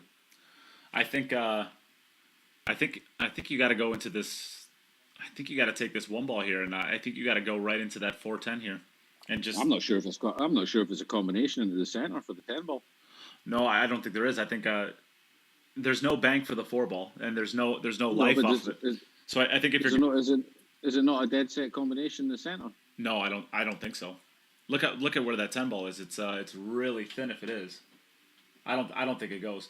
I think you have to just cannon into this 10 and 4 right now and just hope to get a shot out of it. If it's not, then I go now. I definitely have a go at it now. Yeah. You're going at it knowing that you probably have no way of guaranteeing yourself a shot out of the cannon, but there's also no way of really getting a better opportunity.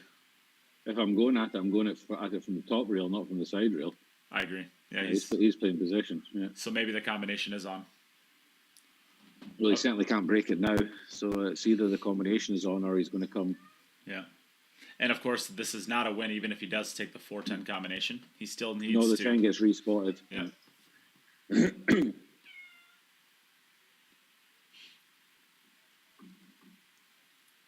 I think we might have a couple of guest commentators pretty soon. Lil Chris, let me guess, Lil Chris and Marc Wright. No, I can just hear my cats meowing in the background. Oh, I could make a joke. You don't have to. I can hear one of the cats scratching at the door, and I can hear a couple faint meows. That's what you get here at the Queued Up Podcast. You get crazy cat ladies and average at best commentary, but great players. So he's looking at this now. Yeah. I don't like this bank. I don't think that this bank is. If the combination was on, then I understand the path that he's taken. If the combination's not on, I'm not entirely sure what his plan was in order to get them open. Yeah, it's tough. I'm not. I have no idea. Maybe he feels real good about this combination. So the combination was on. He just couldn't get to it, unfortunately. He couldn't get to it. Yeah. 2, 4, 6. All right, so that's 4 additional balls. 7 on table. 3 additional balls. Was it? Okay. Yeah. All right, so. Puts him on 13. 4. How many? 13. 13. Yeah. Yep. Right. I'm betting Konrad makes the 8 and the 4. Over or under 2.5 balls for $1. Go. Fast.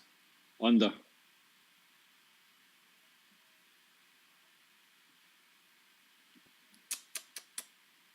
bummer. Woohoo! I'm in the money, baby. I should have set the over/under at 2. That was a better over/under. You owe me money. Pay it now. I'm checking my PayPal. All right, I'll take a dollar bet back that he runs out. You saying he gets out for $1? Yep. Yeah, but we both know he's going to get out. That'd be a stupid bet for me to take. Well, it'd be a stupid bet to give you over/under on 2.5 balls, but I did it. All right, go on. I'll take that bet for $1. I'll take that bet for $1. He doesn't get out. It's not easy. It's not easy. I'm actually sending him a message now for half $1. You're gonna chop me up. Gonna chop me up. Sell you out, buddy. Sell you out 50 cents. Hey, listen. Hey, there's a couple pool players in the U.S. that'll probably take you up on that. Oh, has he come short? He might be doing me a favor, yeah. I think it's not an easy shot. He has to worry a little bit about the side pocket. I think this is a better view for the shot here. I'm going to be rich. I'm gonna have to get more donations just so I can pay off my gambling debts. You can't pay off your gambling debts with donations. That's unethical.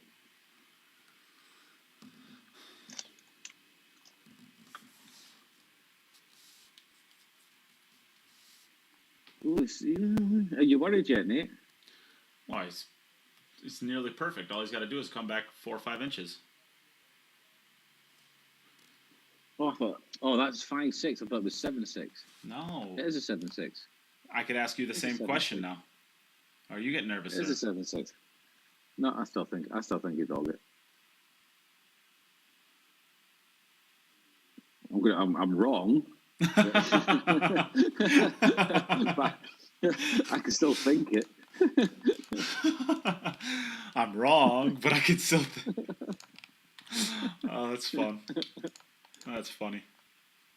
God, that Konrad just cost me $1.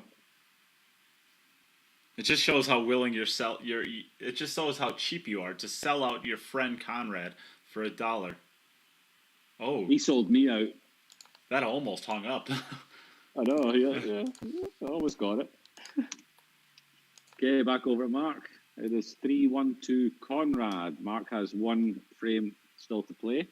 Konrad has played 3, Marc 2. All right, over under 1.5 balls. Cheater. What? I don't know. I was going to say over. Oh, I bet you were. now that all the balls stopped rolling. All right, I haven't seen it yet. Mine's going all jumpy. Ooh, yeah. The front view, I think he's using a different thing. It's a little bit more jumpy than the side view. Well, I'm gonna take a step away for 1 second, but there's a comment you probably want to read.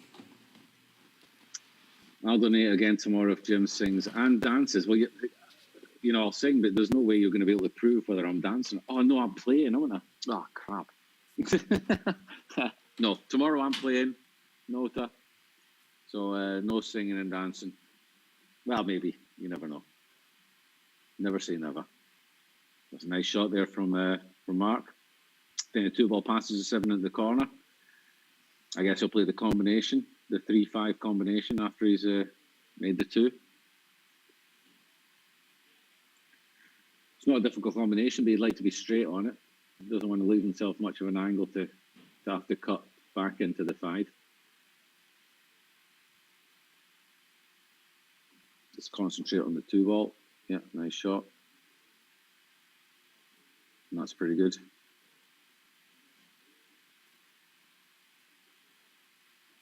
Just play a little bit of a low ball here. I don't think I'd be going forward, but you can. That's fine. Natural angle will come down for the 4.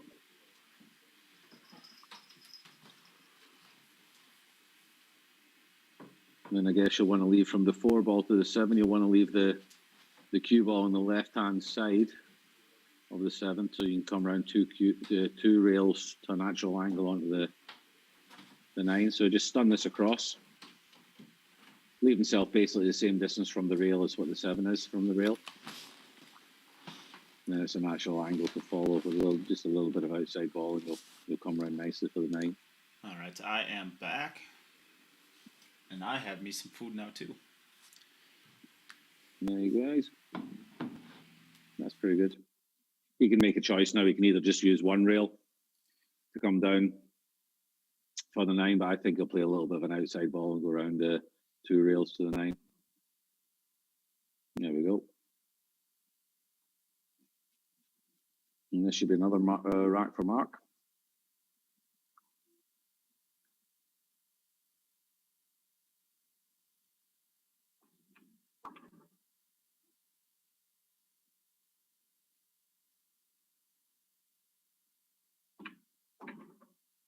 Very nicely done. Scores 3-2 to Konrad. Would that go back over to Poland?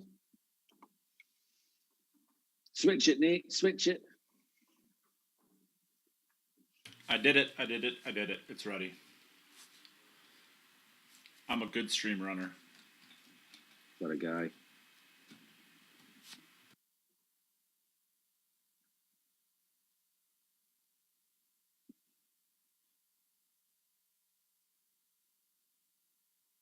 So he made both his balls into the middle pockets there. Pretty open table. Position from 1 to 2 shouldn't be too difficult. 3 ball hanging over the pocket. Shouldn't really be any issues here for a player of Konrad's standards, certainly the way he's been playing today.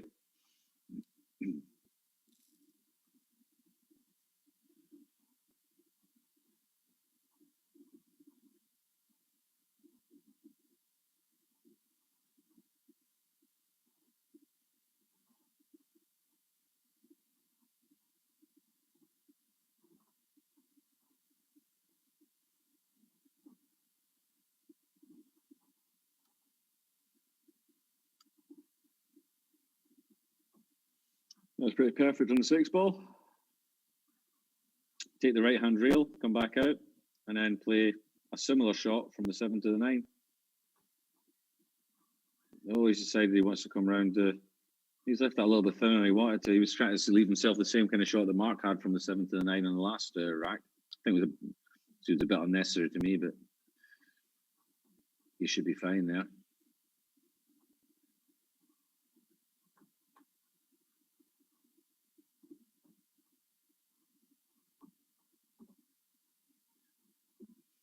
Stun run through. Easy 10. And that's going to be 4 in a row for Konrad. Very nicely done. He is on fire. Marc's taking the opportunity to clean his table.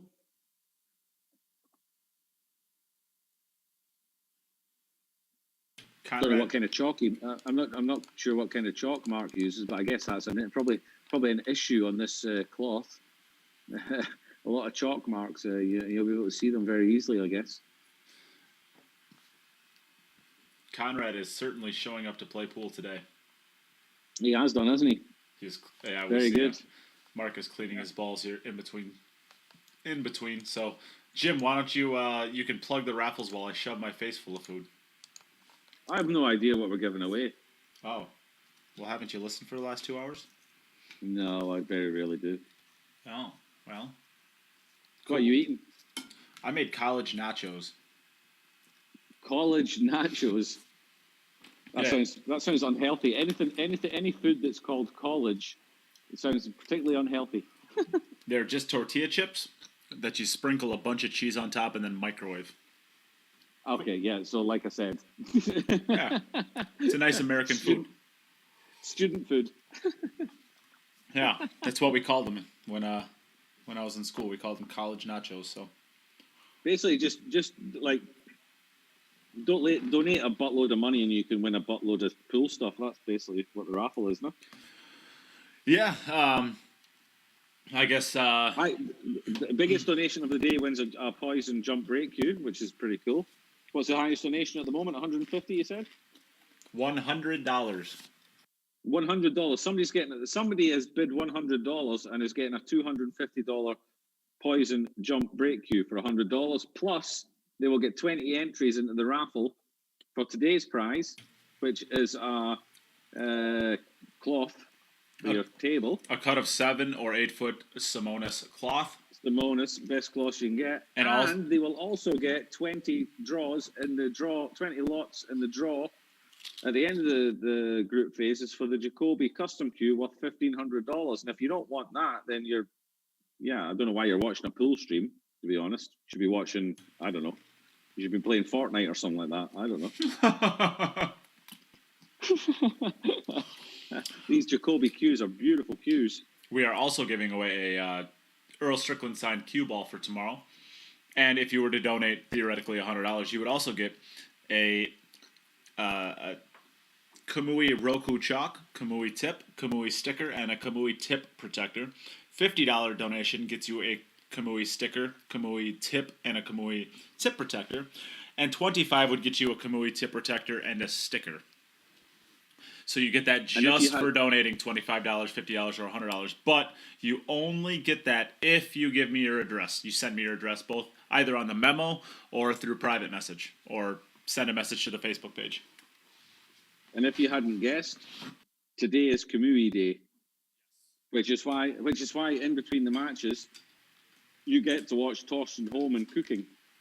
Yes. How about that? Not only do you get to watch great pool, but you get to watch Torsten Holman doing some cooking. You get to don't get that every day. You get to see the entire life of what it takes to be a professional pool player at the top levels.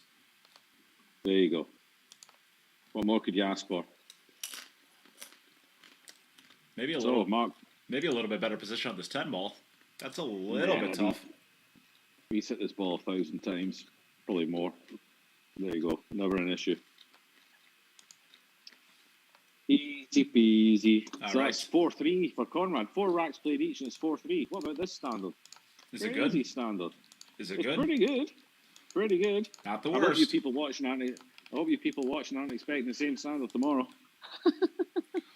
Well, I don't know. Fader's in that group.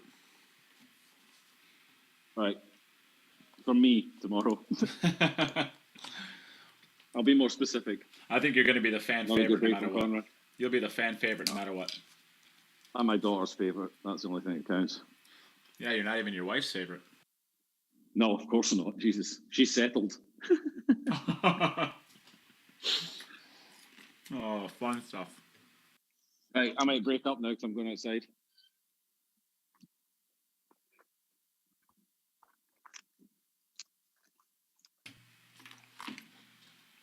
You just can't make it in between matches, huh? That's all right, Jim. I got this. All right. Let's get a different view of this table. I like this one. So, 3-ball. 4-ball is over top of that left middle pocket. So, probably just cut this ball in, drift straight back down to the center of the table. A little bit past so you don't have too much of an angle. Just like this. Get a little bit further. He wants it a little bit further. There we go. Now he can just punch it over.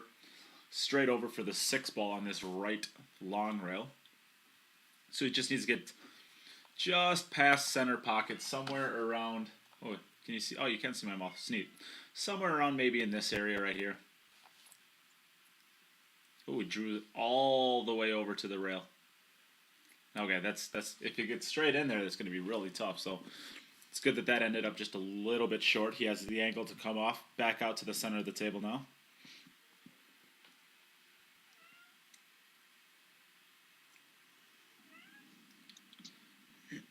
Only work left to be done here is to make sure to get below the 8-ball, below the straight in line of it, or to the right of the straight in line of it, so we can drift down table naturally for the 9.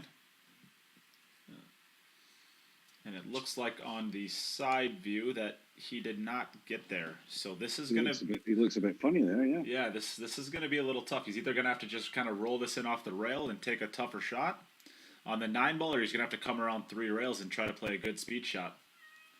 I think he'll probably just settle for, just twist a little bit of high inside on this and just pretty up as good as he can. Just take the tough cut. Yeah. Tough cut, but he's been playing well. And he's on it. I kind of want him to make it. I want Marc to be in this match, but we haven't had an 8 yet. And Konrad's on for, there he goes, look at that. He just doesn't miss this guy. He's a bit boring, really. Yeah, he's hitting them about as good as I've ever seen. I mean, Konrad is a great player. There's never.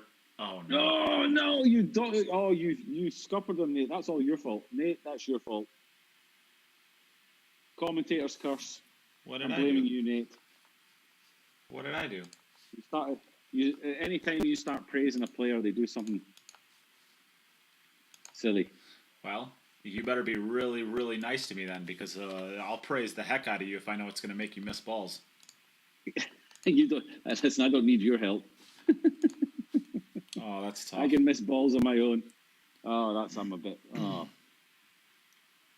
Okay, well, you know, if Marc can run this rack, then we're leveled up again at 4-4. Yeah. So this group, you know, this hey, is tough. If Marc can snap off a win here, this group is wide open. This is gonna get really funny. If, I mean, yesterday's group came down to rack difference in the end for the top two spots, and if you know this, if Marc wins this match, this one's going to come down to rack difference as well.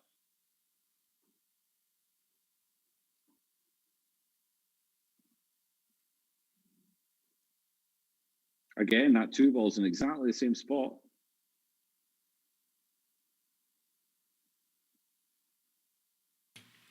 Yeah, I think he's gonna have to change his speed. I don't think he's going to want to continue breaking at this speed. Well, he's obviously breaking at the same speed every time. He's getting the 1 ball is there. He's having the same transition from the 1 to the 2 every single time. Yeah, you overhit that one just a little bit. No, he's okay. He's okay. No, that's fine. He's got a massive pocket there with the 5 over. You would have to hit this straight into the rail in order to miss it. I don't think the pocket's as big as you think it is. I think it's tightened up from that 5 ball. I think it's kind of on the. I think it's bigger. I think it's on the jaw. It's bigger. I think that 5 ball was on the jaw. Like, it's still plenty of pocket, but it was bigger. Trust me. Okay. I trust you. Now, has that ever worked in the history of forever? Like, trust me. Just trust me. Like, listen to me. Nobody ever does that when you say that. Maybe they don't do it with you. It's like the same with, like, calm down. Like, if you ever have to tell somebody to calm down, chances are it's not going to work. Tell me I'm wrong. I would never do that.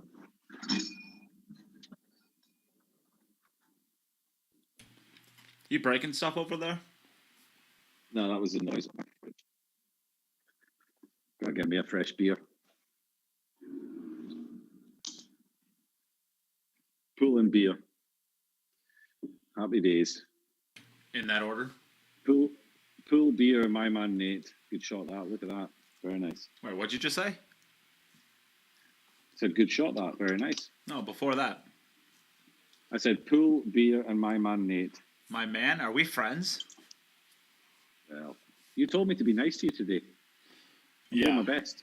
Don't ruin it. It can change very quickly. Yeah.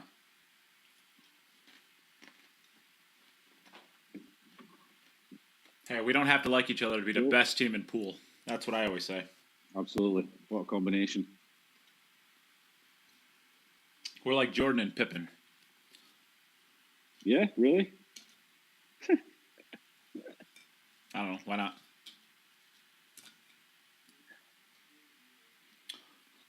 I was thinking more. I was thinking more like those two grumpy old men Muppets that sit up on the balcony. What is it? What Waldorf and Stadler? Have you been talking to Jay? Again. Good shot that again. Speaking of which, we haven't seen any Jay today. No, what's happened to Jay? I don't know. Maybe he hates us. Our amazing, talented graphic artist guy, Jay Lataputi. Does amazing work. As you does like to amazing say. work. He does. Everything that you've seen that doesn't look like crap was made by him. Everything that you see that looks like crap was made by me.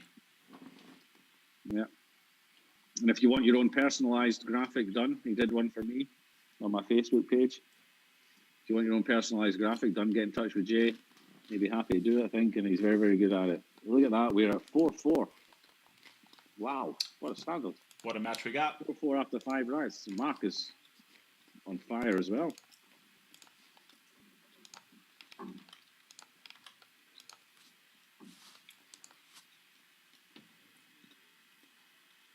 Konrad to break. Oh, nice. I thought He's not made the balls in the center.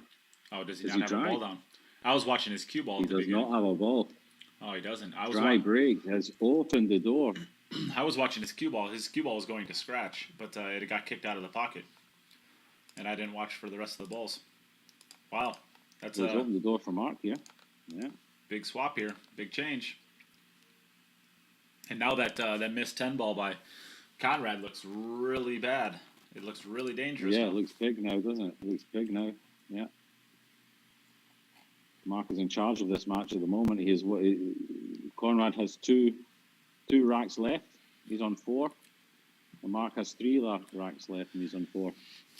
We as the commentators, we do not try to take sides in any sort of way. But how, if Marc was able to pull off this win here, this would make the last few matches just incredibly important. I mean, everybody would still. What it would mean is that there's no guarantee that Konrad qualifies. Well, I was just going to say, there's every single one of the players can still win the pool if Marc wins this. Yeah.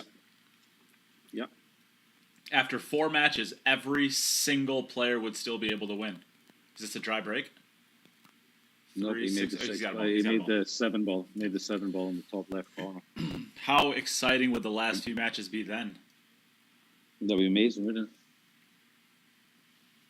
Of course, Konrad doesn't want that. Konrad's obviously rooting against Konrad that. wants a group win. Of course, he wants a group win. Not just a group win. He wants a good score that could possibly get him the take first him round directly bye. to the quarterfinals. Yeah. Has he overhit that one slightly? I think that's it's just a case of potting it and make sure you just get enough draw or enough right hand side to come above the 8 ball and back out to the center. Yeah, you just got round about the break spot. You got to dig hard enough to get around about the break spot. Is good. I was going to that say was a problem touching the 8. Yeah. You got to dig it hard enough to get above the 8 ball. He was not very far from scratching there, because he hits anywhere on the other side of that 8 ball, it's going to direct it straight into that side pocket. This is a thin cut. Nicely done. Made it nicely. Is he going to get a nice friendly little tickle? He got a friendly little tickle. So you can just follow this one through. Have an easy 5 ball. What a performance. 6 to the 9. Yeah, amazing, isn't it? Yeah. But I said beforehand, Marc and Stefano, perhaps not as well known to the guys watching on the stream, but these guys have been involved in a lot of virtual pool tournaments the last few months. They're used to playing on their own table, in their own little room. And they play good stuff, Ooh, overran this. He's overdone that one a little bit. This is gonna get very tricky from here. He doesn't look like he can go forward to catch the bottom rail, so he's gonna have to draw this up. No, I don't draw. I contact the 10. Basically, he's trying to draw. I think you always finish underneath the 10 if you do this. Yeah, I think so too. Oh, he hit it really good. Oh, he's played it really well. He knows his table. Oh, wow, that's he come hit out that really good. perfect. It's I couldn't play that on my table. There's no way I would get the white above the 9. It would skid off the rail. I'm not going to say anything. All right, I couldn't stroke it well enough. Is what you're going to say. You could be right. No, I wouldn't say something like that. Yeah. All right, we're back over quickly. 5-4 for Marc. Oh, it's Konrad way has made softer the 8 break. ball this time. He soft that. He hit that about half the speed. He's making a 6 ball 4 rails. Yeah, 6 balls 4 rail. What do we have in here? There is the 1 to the 2 is I don't know how much of the 1 is covered by the 3. Looks like he can just draw straight back. Yeah, he's okay. Oh, he's got to hold on. No, he's okay. Just have to make sure he gets the right angle on the 4. Don't make the same mistake as he made on the 8 ball in one of the previous racks. He got on the wrong side of the 4.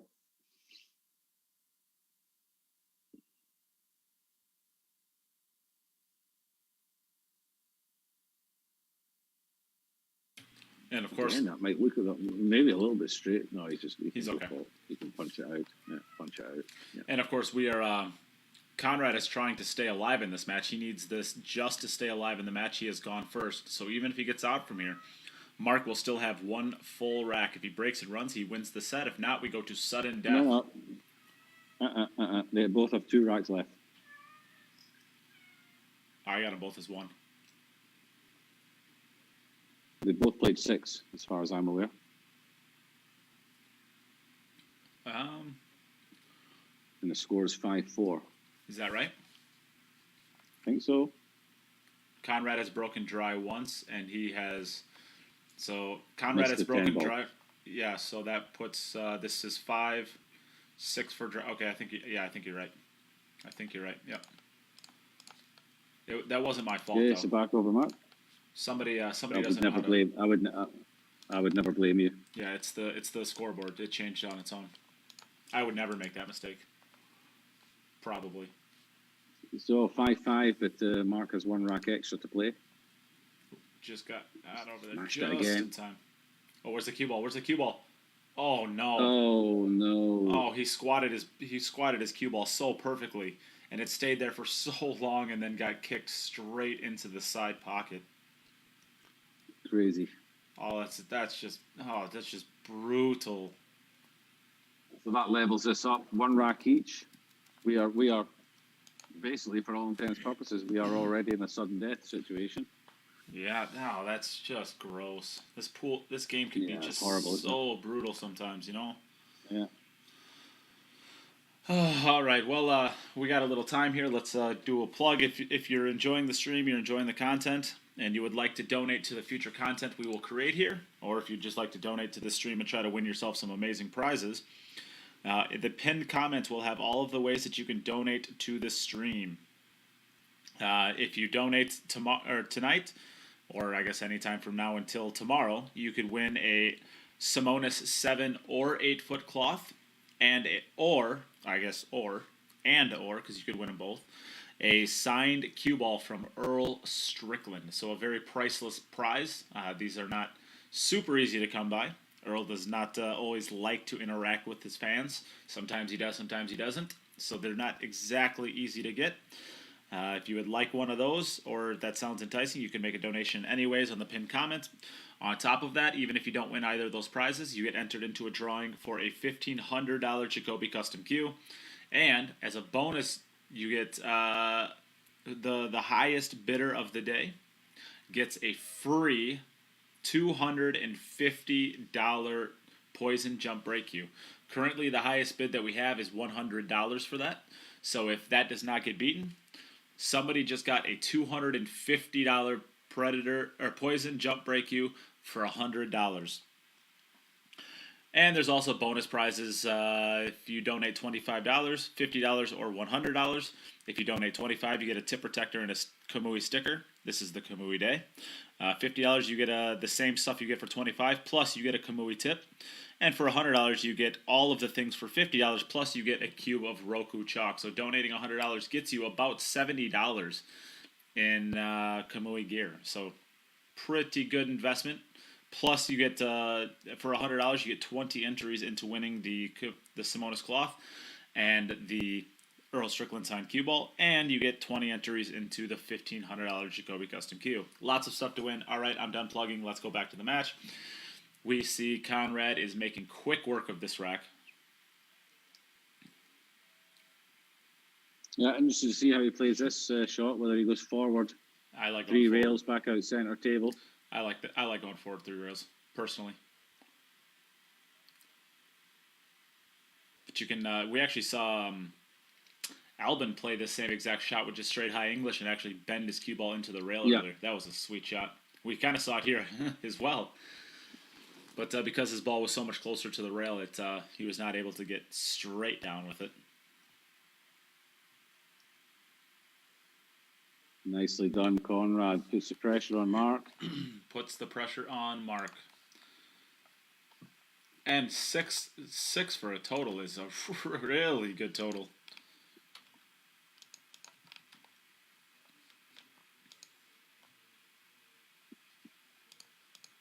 Should have been 7, really. Yeah, it should have been. He missed 10 ball. It wasn't an easy 10 ball, but it's a 10 ball I'm sure he'd tell you he's supposed to make. Okay, so he's kept the white on the table here, and he's got a pretty good rack, to be honest. If the 5 ball goes in the center pocket, it's real routine. Then it's pretty routine, yeah. If he's able to get onto the 2 ball well enough to stay good on the 3 ball. He doesn't want to have to go over and back to get back onto the 3 ball. He'd like to be able to just roll the 2 ball in, or pop the 2 ball in and send the cue ball towards the 3 ball, as opposed to across the top of the 9 and then back over to around where the 2 ball is. He does not want to have to make that if he doesn't have to. Shout out to Chris Alexander, one of the competitors in this tournament, is tuning in to watch it. Probably checking out his competition in the playoffs if he makes it. Shout out to Chris.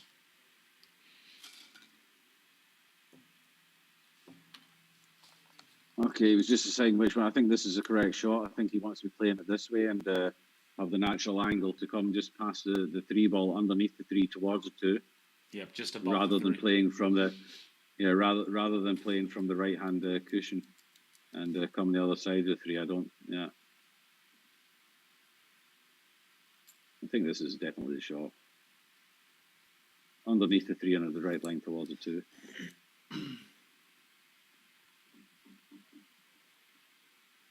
Nicely done. Yeah. That's a good line. That's pretty perfect. Yeah, perfect. So he might be able. Now he's got options. Yeah, he might be able to cinch this and have a little bit thinner cut on the 3, but I think with where he's at, he's probably gonna have to go over and back. Maybe high inside, you could come 3 rails around, but I think across the top of the 9 is probably the best option.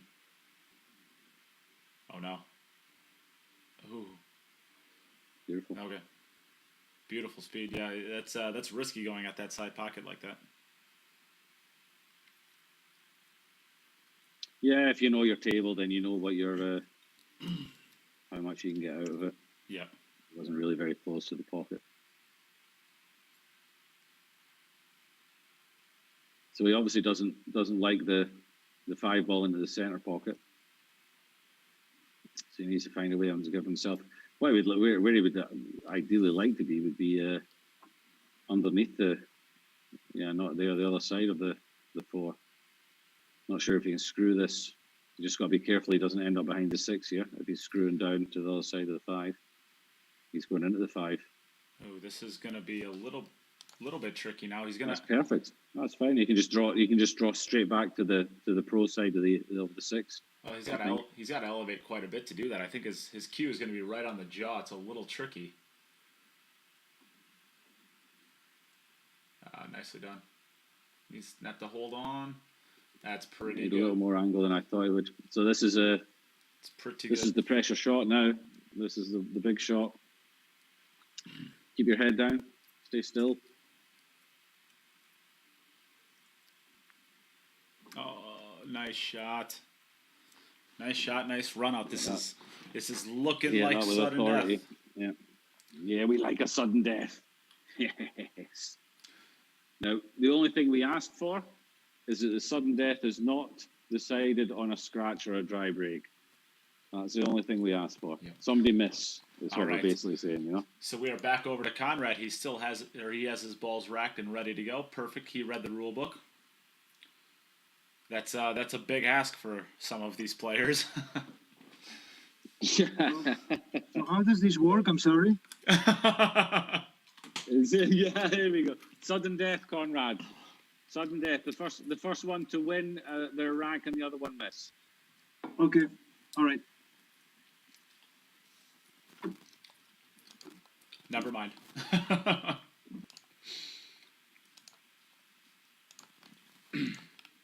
Great performance from both players. 6 out of 8 is really... 6 out of 8 for both of them. Really good. That's really, really, really strong. So Konrad's made his balls in the center pocket. The cue ball's going to stop short of the corner, which is okay. Pretty open.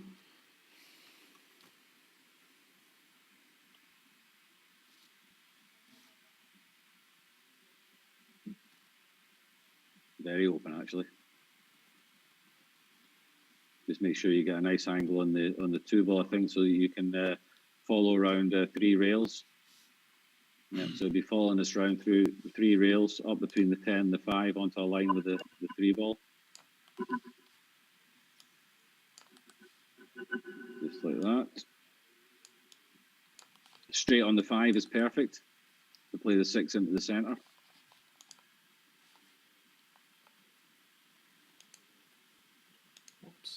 Should be pretty good. Just draw this back slightly or just stop it where it is. 6 in the centre.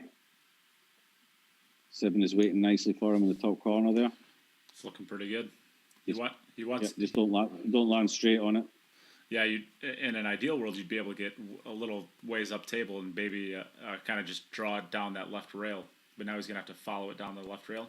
Shouldn't be an issue. No, it's just a high ball. You don't have to do much with it. Yeah, you can put a touch of inside spin if you want to get to the left rail. If not, you can just come straight down. He elects for just straight down. You can either screw this off the left side or you can go to the bottom rail down. Nicely done. Yeah, it's going to be back over to Marc. Pressure on again. Nice run out of Konrad. He wants to win. He wants #1 spot, doesn't he? Yes, he does. And Martha got the share above her name. Welcome to the cool kids, Martha. You're one of the cool kids, Martha.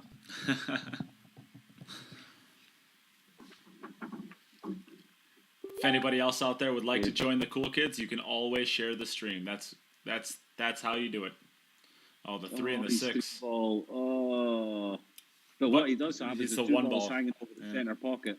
He can So play. he just needs to make the 1 and touch the 3-6, and he should leave the 2 ball over the center pocket. Yeah.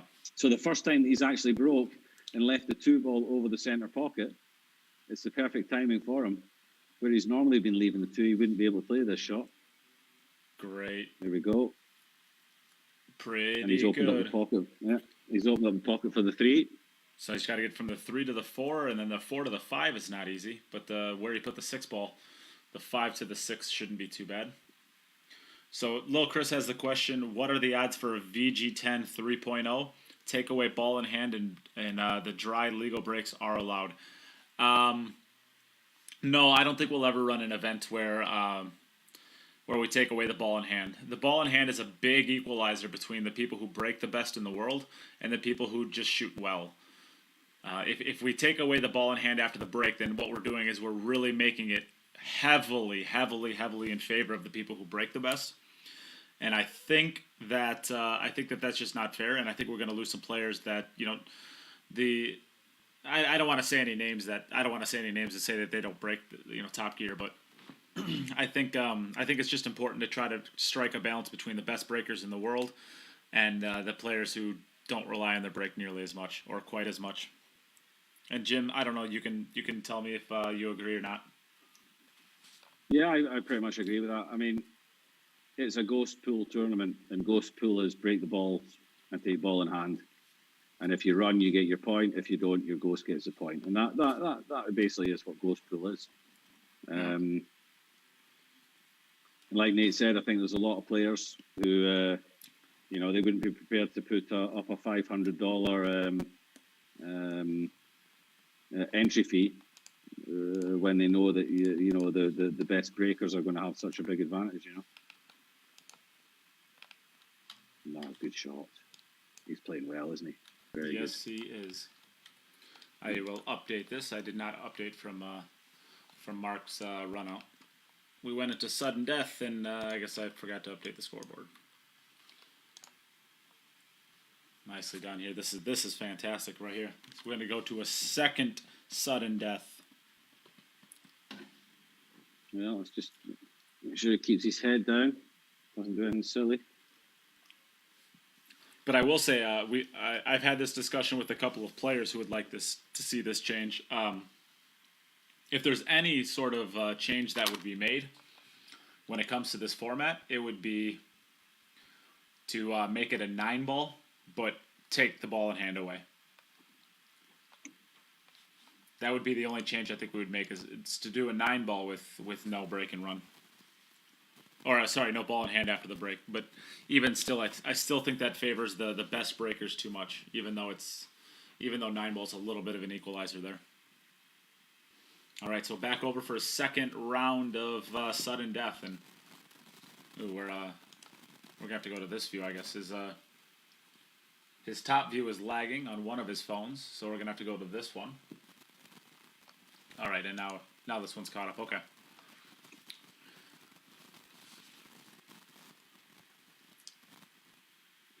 It's another good break from Konrad. Just needs to get onto the 2-ball. It's not standard position. So I will address this too, because as you saw with the stream there, he was pretty choppy, and then he kind of froze in place.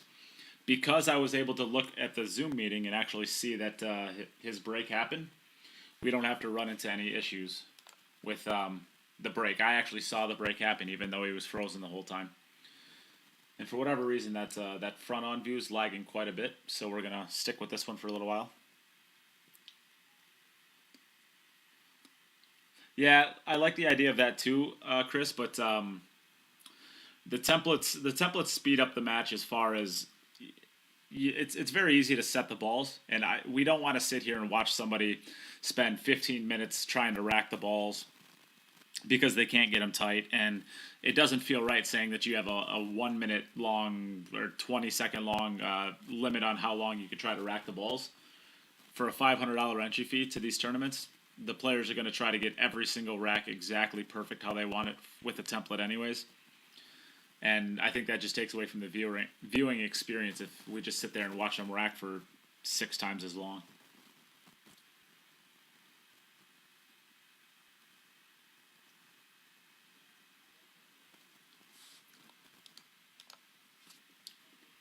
Yeah, for some reason the quality of Konrad's video has gone down quite a bit. The quality of his pool hasn't gone down though. Yeah, even he's lagging quite a bit now. So I'm not sure where he's playing out of, but it's possible, there's just more people that are pulling from the internet. Slowing it down a little, but that's pretty good right there. He's out again, back over to Marc. Can Marc pull another one out and keep this going?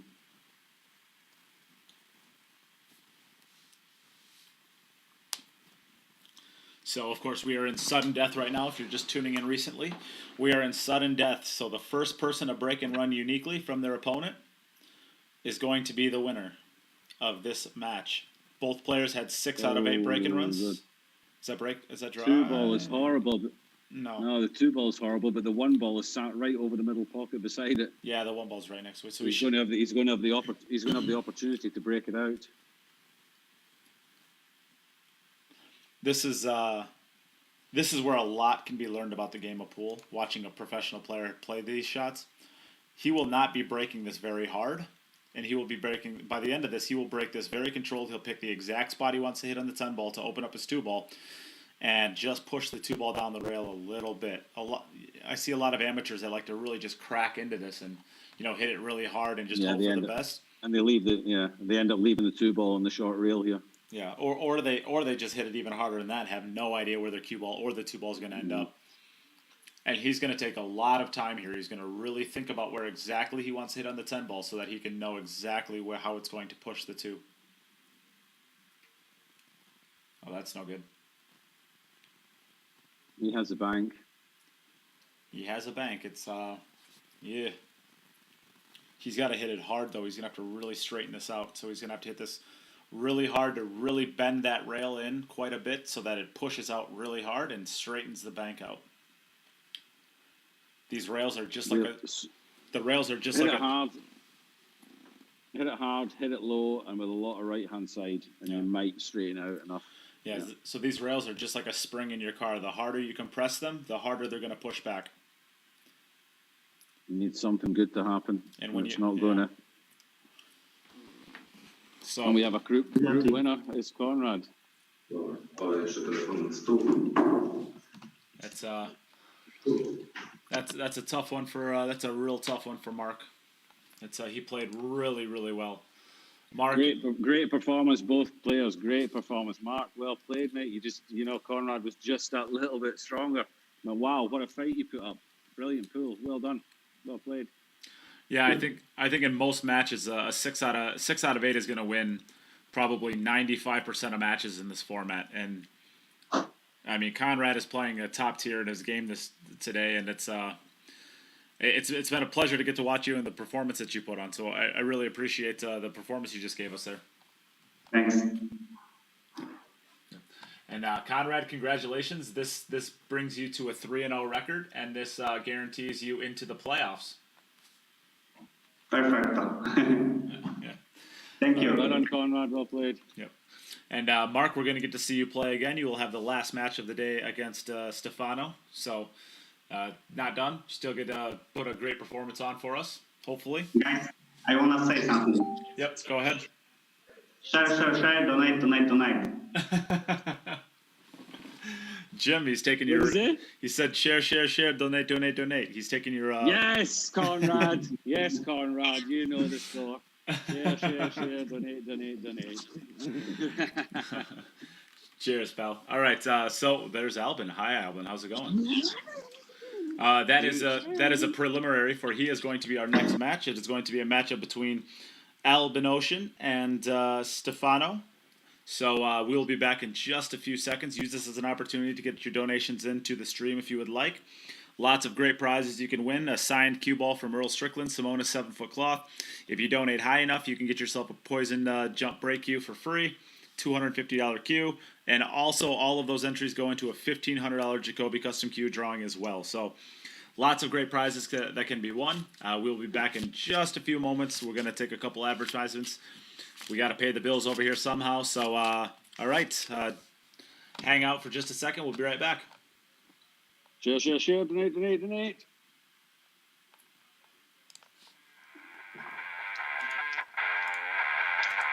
Wow, what a match that was. Whoa.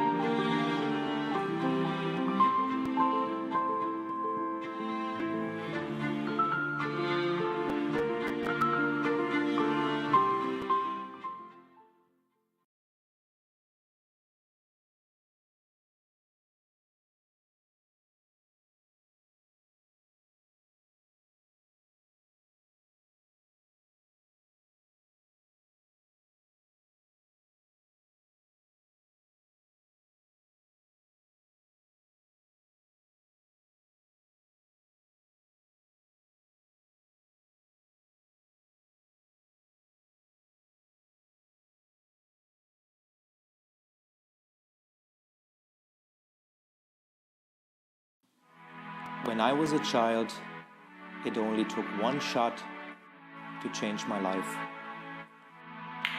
I wanted to be the best. Looking back, my journey started from that moment.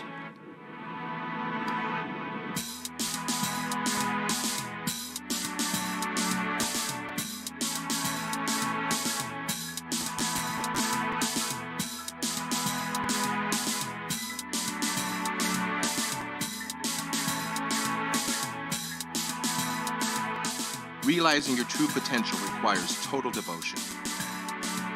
You must be prepared technically, physically, mentally, and make sure they are in balance. Achieving excellence depends on how much and how well you prepare. It all comes will not make you a champion. Steady training contributes to accuracy and consistency. Trust yourself and work hard until you can convince yourself to reach your best. Though the journey for victory is long and difficult, it tells you who you are and what you can do. victory elevates you to the next level. A will to win influences younger generations, delivering passion to the world.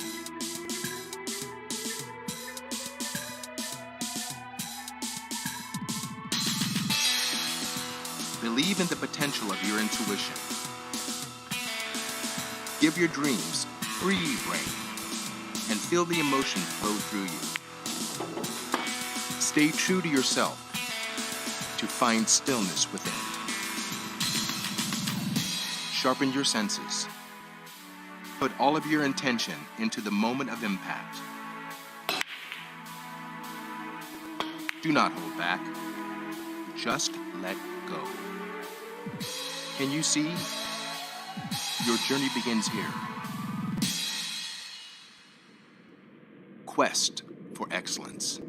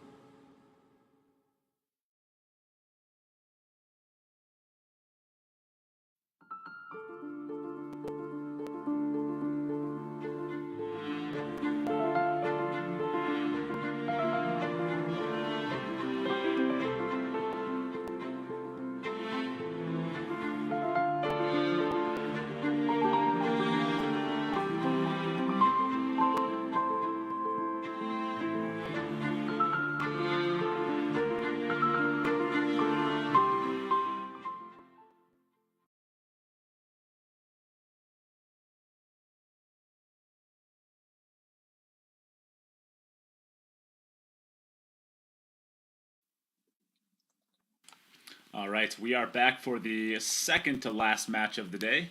This is going to be a match between Albin Ouschan, who's coming into frame right now, and Stefano Dellino, who is now coming. How perfect of timing was that for both of you? This is great. All right, I'm still joined in the booth with Jim Telfer, and we will give the we will give the coin flip to Albin Ouschan. Would you like to call heads or tails? Heads. Hey Siri, flip a coin. Heads. Heads. Would you like to go first or second, Albin? First. First, you'd like to go. All right. So first player up is Albin Ouschan. Okay, good luck, guys. Play well. Good match. Thank you. Good luck. All right. So now we can look into this, the playoff ramifications of this.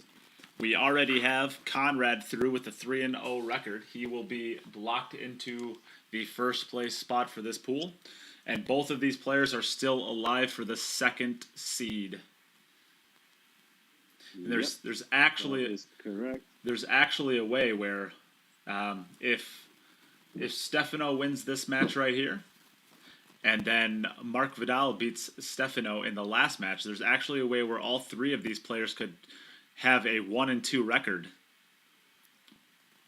Yep, and three-way tie. Run. Yes. Yep. But if Albin Ouschan wins this match right here, he has locked himself into the second seed. And if Stefano wins this match here, he is rooting for Marc Vidal in the last match. Vidal, I suppose I should say. I think I've been pronouncing that wrong. Marc Vidal. I think Vidal. Vidal. So he will be rooting for him, and Stefano will have the opportunity to win it outright by beating Marc in the last match. So that's basically where we're sitting at right now, as far as the playoff ramifications. The second place players from the 7 groups, the best 5 second best players qualify. We only had one group, so we had one second place player so far, and that was Wojtek Szewczak, and he scored 15 racks. Albin is currently on 12 racks. So if Albin was to win this match and score 4 or more racks, then he would jump above Wojtek, and then he'd be in a pretty strong position to qualify as one of the best 5. So a lot of stuff's going to get decided in this one match. Yes, it is. It'd almost be a little bit of fun to, of course, if Albin wins this match right here, then it doesn't matter at all what happens in the last match. It will be between two records that are 0-2, so they would just be playing for pride at that point. But the most interesting as far as the viewership would be if Stefano Dellino would be able to beat Albin Ouschan, because then the last match would be literally for the playoff spot, where if Marc were to win the last match, we would have to look at how many racks were ran by all three players, and I still think Albin would have a pretty decent notch on that one. He'd have a pretty good advantage, I think, yeah. If this turns out to be a high-scoring match, I think regardless of if Stefano wins it, then the only way that Albin could get knocked out would be if Stefano would also win his last match against Marc. Although I think Marc will have a chance, because he did have a 6. He had a 6 and a 4, so he's at 10 through 2. Marc is a 6 and a 5. He's on 11 at the moment, and so he's only one behind Albin through 2, right? He's only one behind Albin. Yeah, it's true. So he has a great chance if he puts up another great match in the finals. All right, so the Albin's off the flyer. We have a couple interesting views here with Stefano. So I think this is the best view we have right here. So let's just nestle into this one. We'll use the other one mostly for if we need to call any all-ball fouls or anything like that. And please, the people on the chat, if you haven't shared already, please share. Yep, please share the stream. This is all going to be free content. I'm sure a lot of people would love to be able to watch some of this if they only knew about it. Help them figure it out. Share it to your local pool groups. Share it to your personal page. Tag a friend. Do whatever you need to do. And if you don't, then you're going to be like George Polterak, and you're going to make comments on the chat without share above your name. And myself and Nate are going to shout at you. George, get sharing. Where if you don't share, you get shamed. Yeah. That's what we do over here. Sharing. Yeah. Kyle Butte, if you're still out there, why are you not shaming these people? Yeah, Kyle, you had one job. One job. My goodness. This outlook. That's pretty open rack for Stefano. This one looks pretty good. Just needs to get all the way up table. Don't want to leave this one short, because you do not want. The only problem he could have is he's got to be good in the 5, because he's only got one of the top pockets available for the 6. Yeah. So he needs to get good on the 5. That he can get onto the left-hand side of the table for the 6. And I'd say I'd say he wants to get pretty good on this 3 ball as well, because with where you want to play the 4 ball, I think to the left middle pocket. If you get too thin on the 3 ball, it's going to be a little bit more tough to hold it, especially if you're shooting it from distance. Yeah. It looks like he should be able to draw past the 5 ball and catch the right hand rail. But he looks like he's going to take on a thin 3 ball. No, he managed to get that side of it. Good shot. Oh, and he's opened the 6 up as well. That's come out. Perfect. Little love bump. Friendly tickle. Yeah, that worked out about as good as it could have.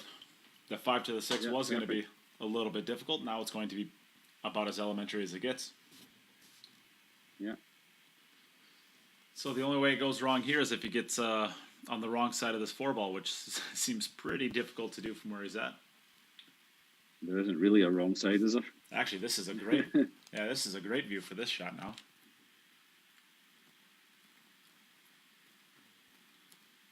Nate loves these side views. I just like creating a production. I like to make something nice and entertaining for the viewers at home. Pool can get very boring and monotonous. We've been doing the same things for years and years and years. We need some excitement. We need camera angles. We need lights. We need sounds. We need drums. We need commentators singing. Yes.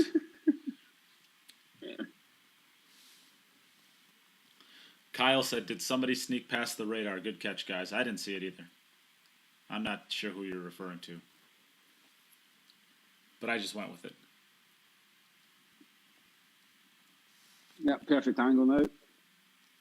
Float off one rail, centre table.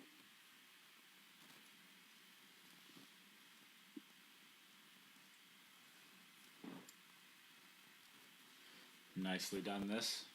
Take a look at this coming into view. Perfectly done. It's just a little bit of a stun. Beautiful. Beautiful shot. Beautiful execution.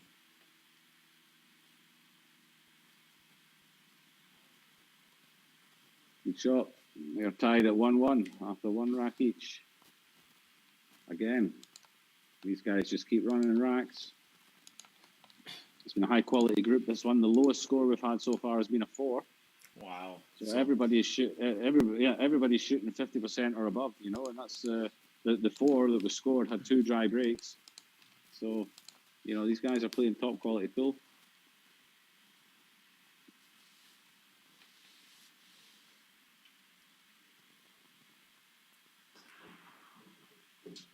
Good cue ball there. 8 ball down to the side. He hung the 1 ball. But look at the 2 ball. He hit the white. Yeah, he hit the cue ball a little bit high there. He's cue ball stuck a little bit funny again. He's gonna have it goes to the left middle. I think that's probably where he's gonna end up playing it, but it's not exactly. I think easy. it goes to the bottom right. I think it goes to the bottom right past the 10. Oh, let's take a look at the side view. Maybe that'll be a little bit more. Yeah. Oh, yeah, it does. It look from the side view. It definitely looks like it does. So he'll just kind of drag, draw it up table. Screw down the rail. Yeah, screw it down the rail.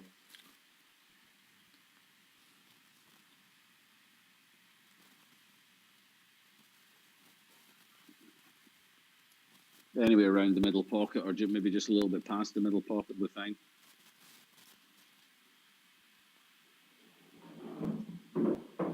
That's maybe a little bit shorter than what he would have liked.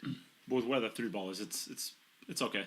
He just doesn't want to push if he runs into the 5 ball here, he just doesn't want to push it to a spot that makes it harder to get onto. I think he screws into this, comes back off the rail. I don't think he messes with the 5 ball.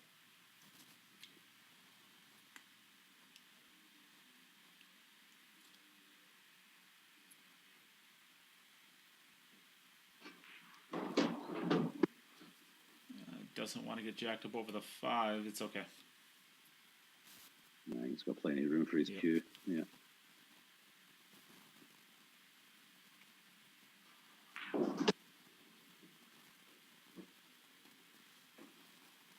Nice stroke, Albin.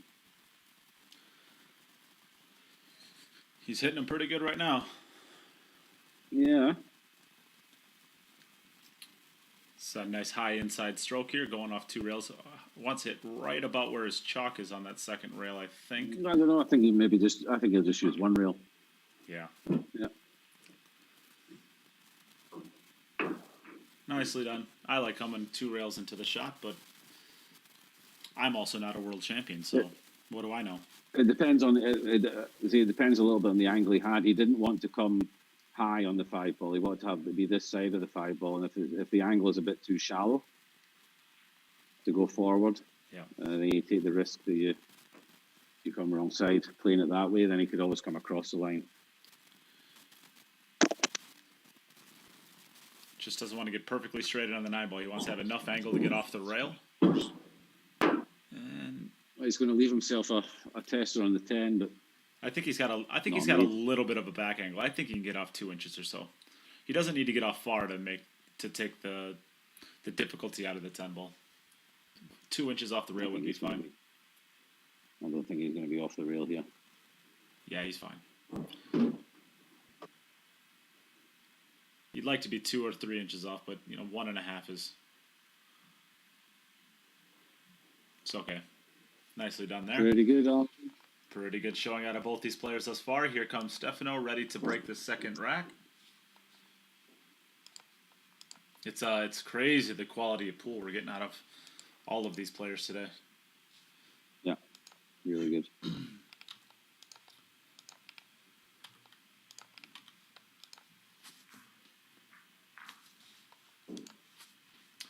All right, Stefano, you are ready to break. Oh, there he is. All right. Just collecting himself a little bit, I think.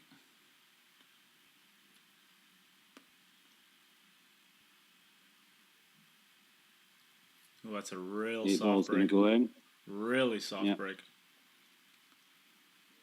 But if you're going to make both of those wing balls, why break them any harder? No, exactly. So he has the 1 ball to the side pocket. I think he'll probably play it into the left middle. Oh, yeah. It just needs to get down below the line of the, is it the 5 ball? Yeah, I'm assuming so because the 4 ball would have gone in the middle there. Yeah. Yeah. Got there nicely. Oh, it's just a lot of connecting the dots here. It's coming off the right cushion here, back out to the center of the table. I guess the only work that really needs to be done here is getting to the 3 to the 5 ball, to where you have a good enough angle on the 5 to be able to hold well for the 6.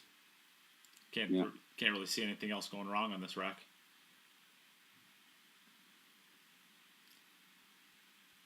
He's got enough. Don't get jacked on the 7. No, it's good. He's going to be queuing over the 6 ball still, though. I think. I don't know. I think he can get. I think he goes. I think he's got. No, he's got queuing. a path where he's queued perfectly between them. I don't think he's over the 6. I think he's queuing over just the right side of the 6 as we're looking at this view. Oh no, he looks like he's okay on it. It's good that he's a right-hander and not a left-hander.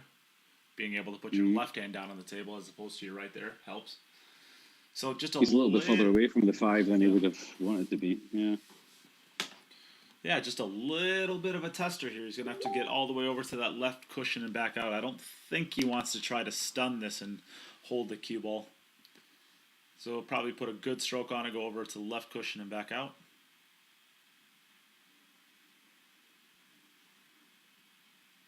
Beautifully done. It's a great shot. Beautifully done there.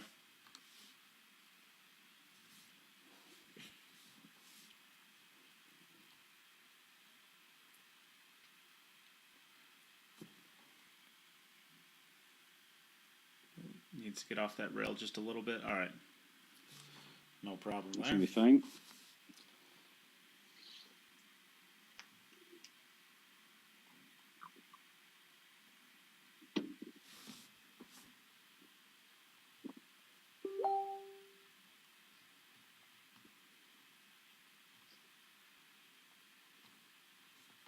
Yeah, just a little bit of bottom on this maybe.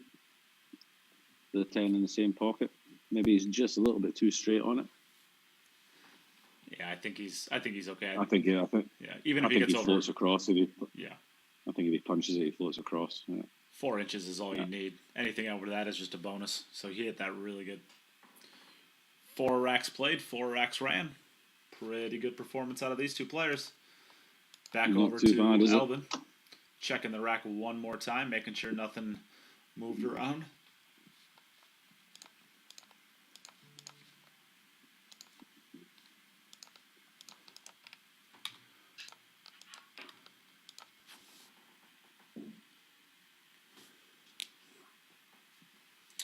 All right, Albin Ouschan to break his 3rd rack of the match.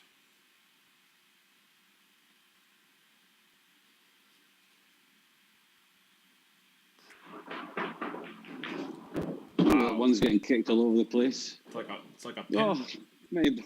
Oh, many balls you need to make, Albin. He's made that one again. How many times has he made that 1 ball now? Crazy. It's like a pinball machine. His cue ball is just getting flown all over the place, kicking anything and everything. It's just silly how many balls he's making right now. 4 balls. And beautiful layouts every single time. Yeah, this is a nice layout. Yeah. Where do you even run into any issues here?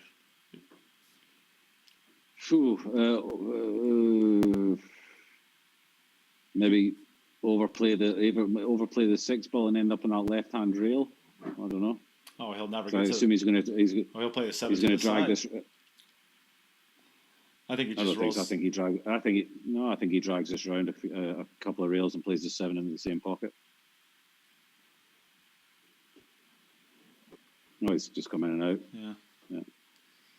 Must be a little... Nothing go wrong now. Oh, yeah. I'm looking at the side view now. The 7 ball to the side is a lot more intimidating from the side view than it is from the bottom view.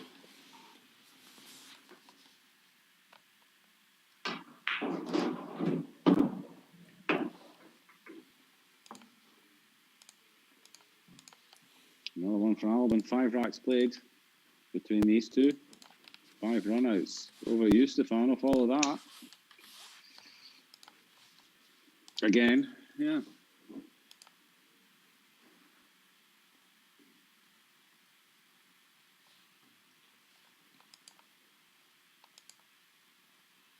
Get a nice overhead view of him racking the balls. All right, back over to this view for his third opportunity. 5 racks played, 5 racks ran. What were you saying earlier about Konrad? Is like boring pool. These guys are so good. There's no mistakes, no color. No, nothing boring about this, pal.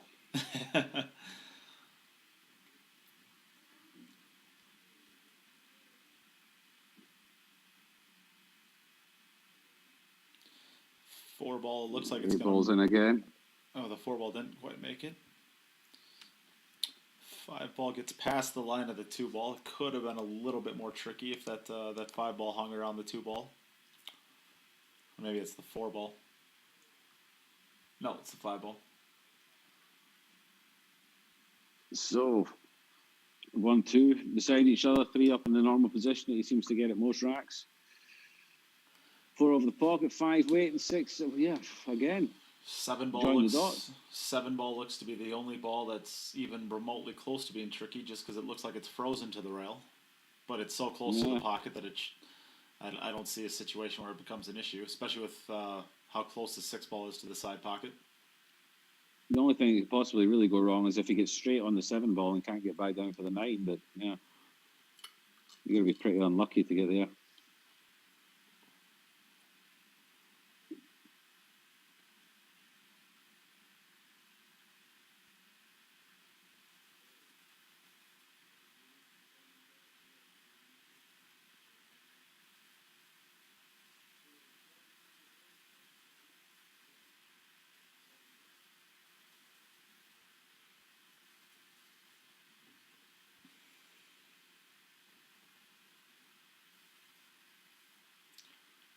Nicely done there.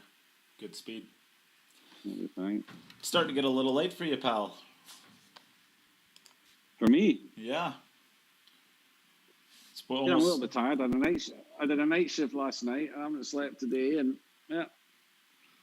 Almost I'm an old man. Almost midnight there for you, yeah? Is it really? Oh, poop. That's all right. I'll survive. It's nothing a little wine won't fix, right? I'm on the beer now. I'll finish my wine. Well, there you go.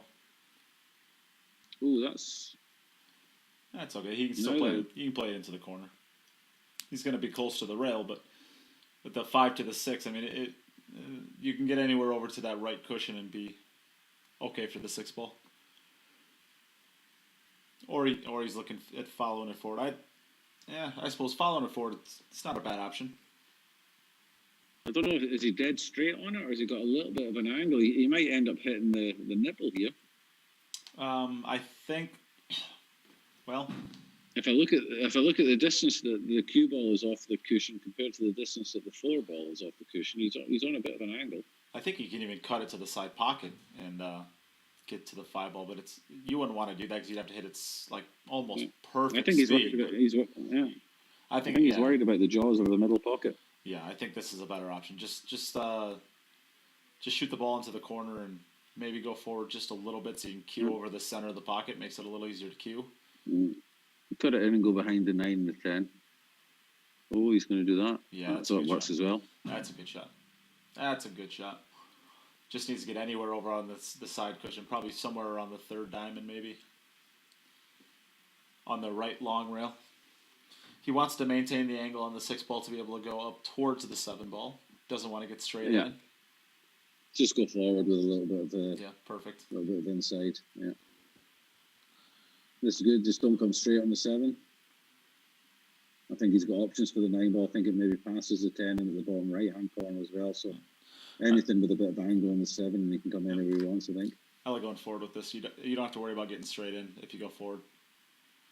If you come back like this, there's you're going on through that line at some point in time where it's straight in. But either way, it's really not an issue. No.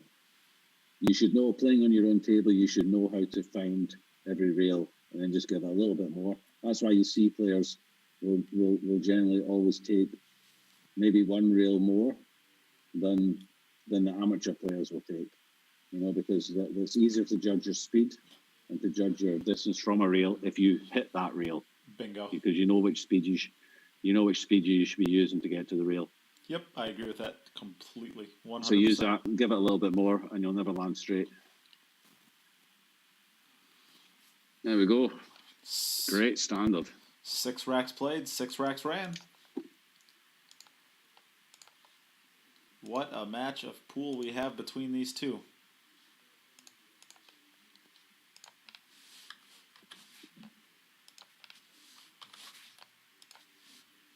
So back over to our defending champion, under a little bit of pressure. Although you would never know it to look at him.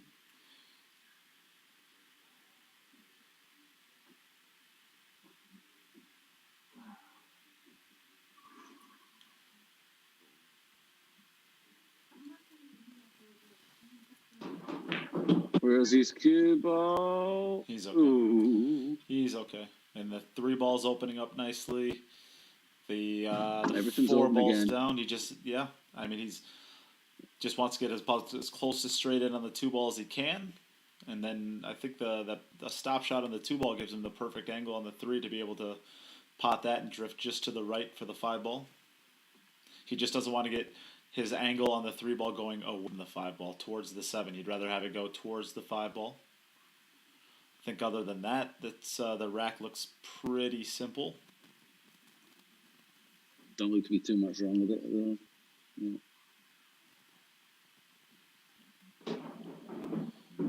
Yeah, nicely done. Well, he's maybe just got a little bit of a funny angle there.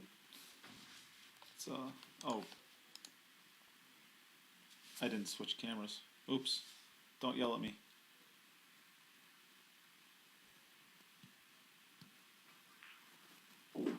Perfect. Just a light shot. Pretty good. Perfectly done.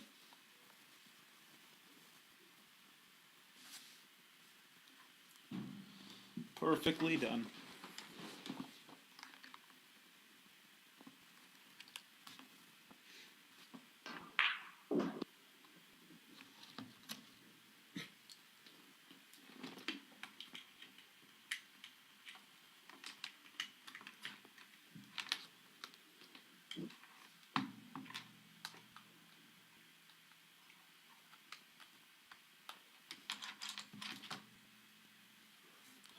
Maria, this is not the last match. There is one more match after this one.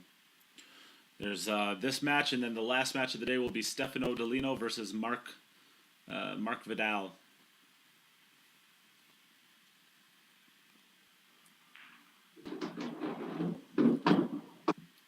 That's got to get going. I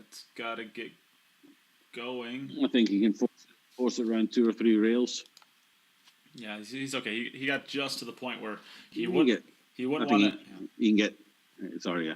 Go ahead. I was gonna say he didn't want to end up 2 or 3 inches shorter because then he's really putting this is natural to come around 2 maybe 3 cushions. I think he can get the weight back to where it is now. Yeah. There you go. What a great shot.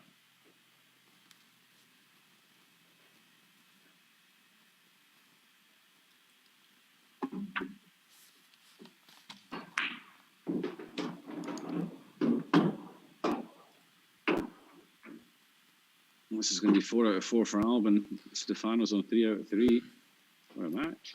I think that I don't want to say that the champion of the group is a little lucky, but I think he's happy to get out of. I think he's happy to finish first in this group. The way that the quality of play is coming up. Yeah, I think I think he's happy. He's won. He's at the end of the day, he's won the group, yeah. But he's actually caught I mean, it's difficult to say Marc, but Marc played really well. But Albin and Stefano, it looks like he's caught them at their weak moments in both the matches to get the wins. Not that he didn't play great; he played fantastic. But if you look at the way Albin played in his second match and the way he's playing just now,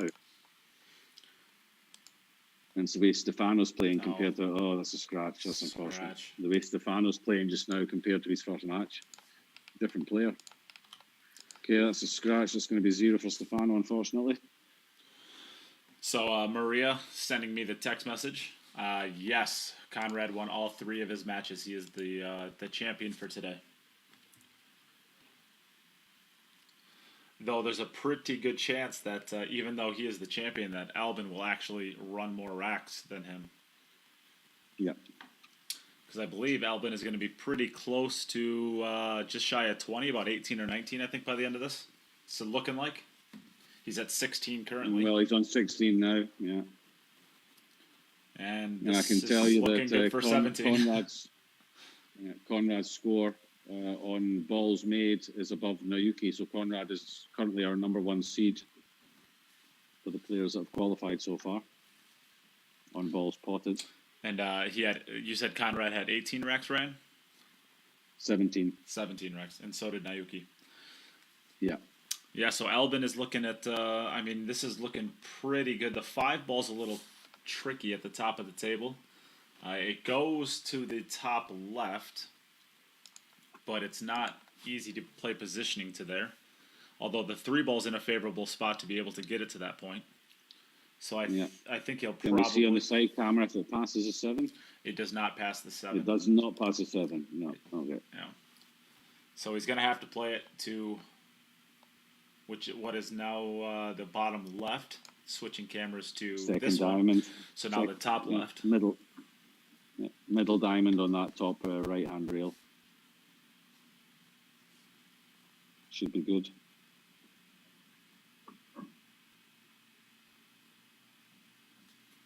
Yeah, right about there.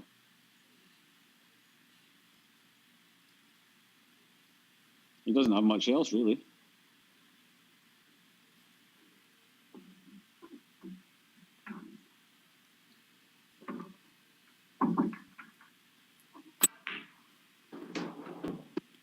That sounded like did he miscue that, or did that just sound a bit funny on his camera? Yeah, I think there's a bleep somewhere else in the. Okay. I don't think that was his contact. I've never heard that. I've never heard that noise out of a contact before.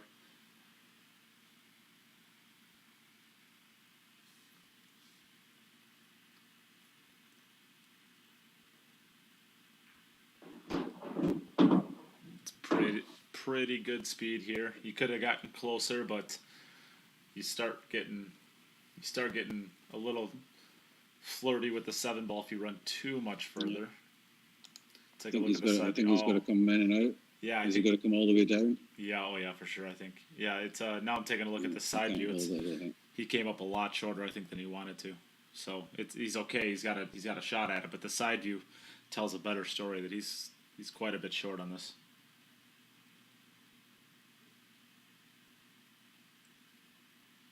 It's good. He just has to avoid the 9 and the 10, really. No, he could hold it. Oh, he drilled it. What a great shot. What a great shot that was. And now we're back to boring pool. Just boring, perfect pool. Boring, boring Albin. Boring, boring Albin.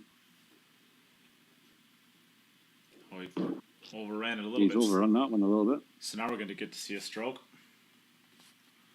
Now we're going to get to see a stroke. So what do you think? Forward, top rail, left-hand rail, or pull it back? I like drawing it out 2 rails from the top 2 rails, I think, personally. I think it's top rail on either left side or right side. I'm going to say he'll come down it's just a high ball hit. I think it's just a high ball hit here. I think it's just a high ball down the left side. Maybe a center ball hit. It's just down the left side.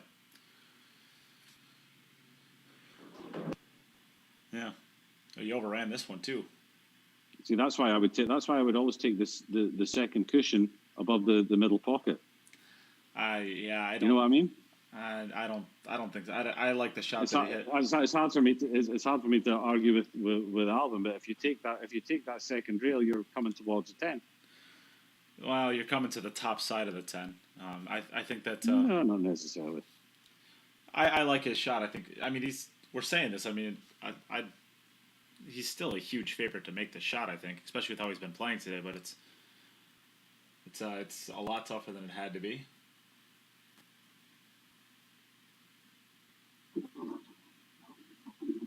Yeah, center of the pocket, never even a doubt. No problem for Albin. I'm telling you what, I think this kid's got a future. Yeah, well, his future could be a perfect 8 for the first time ever in the VG10. Yeah, the last time the last time we had 9 racks, so it's hugely less impressive if you only break and run 8 in a row instead of 9. But yeah, it's not quite the same, is it? Yeah. It's still an incredibly impressive feat.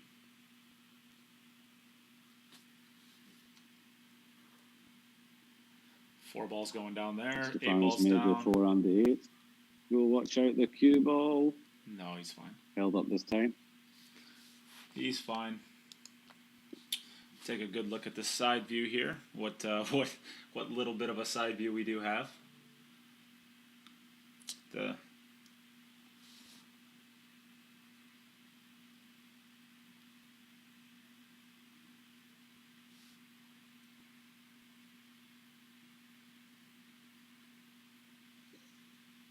So again, he's got to get from the 2 to the 3 and back down for the 5. Shouldn't really be an issue.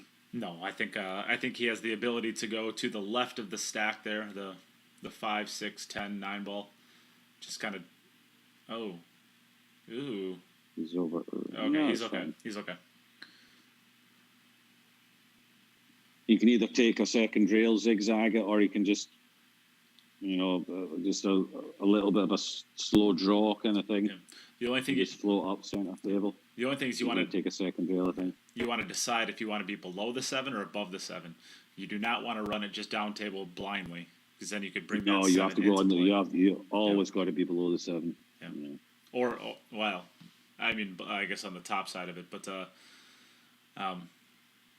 yeah, you have to make up your mind before there. You can't just throw the cue ball down there willy nilly wherever and just hope for the best.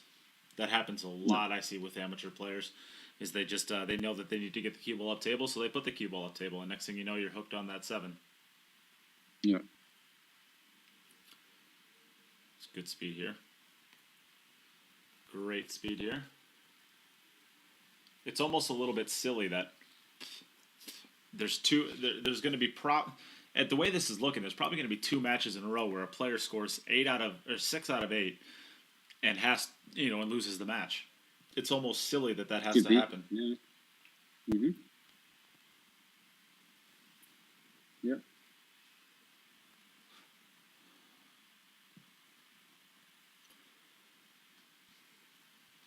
But that's the level of pool that we have today. These and that's the level of pool we want every day.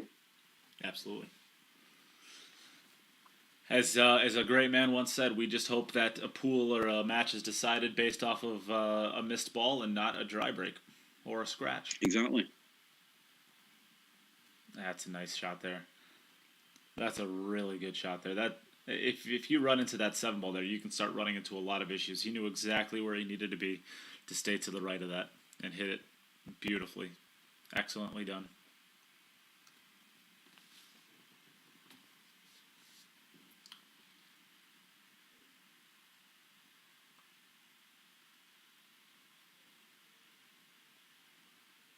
Going to be another one for Stefano. Shame about the scratch he had in his previous one.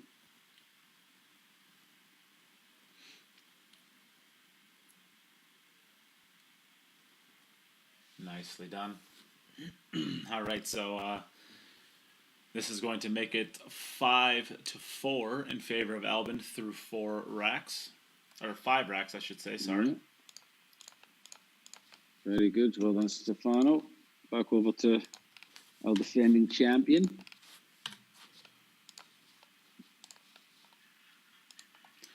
We see Albin walking into frame here, ready to break the balls.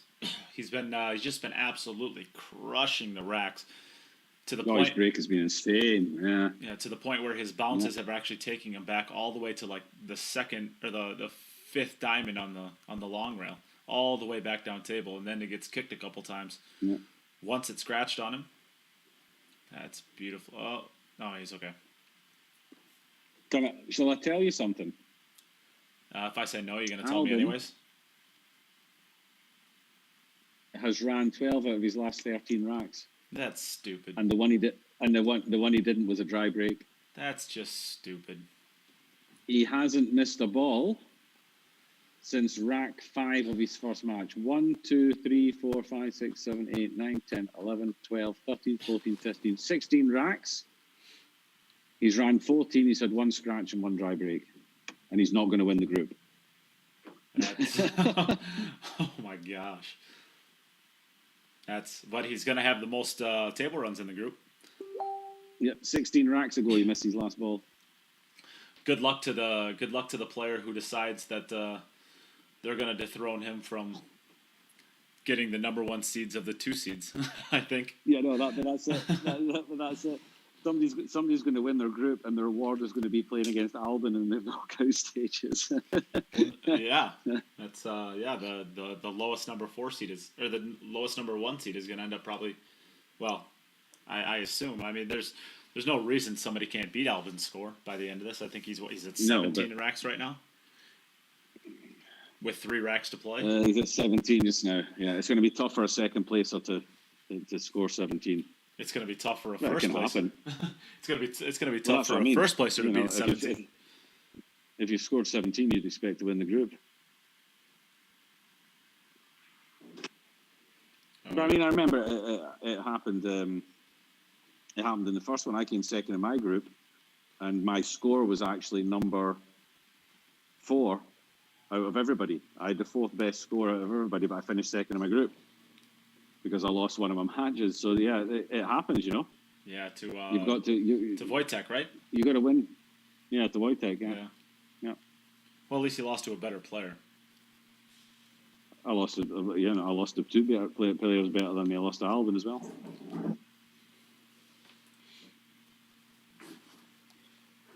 I think I'm telling you what, this kid's got a future. Yeah, you keep saying that, but I'm not entirely sure. I'm not convinced yet. I'm still thinking back to his answer to going back to the Mosconi Cup. His answer to Emily when she asked, "What do you see lacking in Team USA?" Do you remember? What did he say? A world championship. World champion. Yeah. When you look at Team USA, what do you guys have that they don't have? Yeah, world champions. Yeah. Brilliant. It's just torture, just torture. Like the disrespect. Oh, crazy. Yeah. That's hilarious.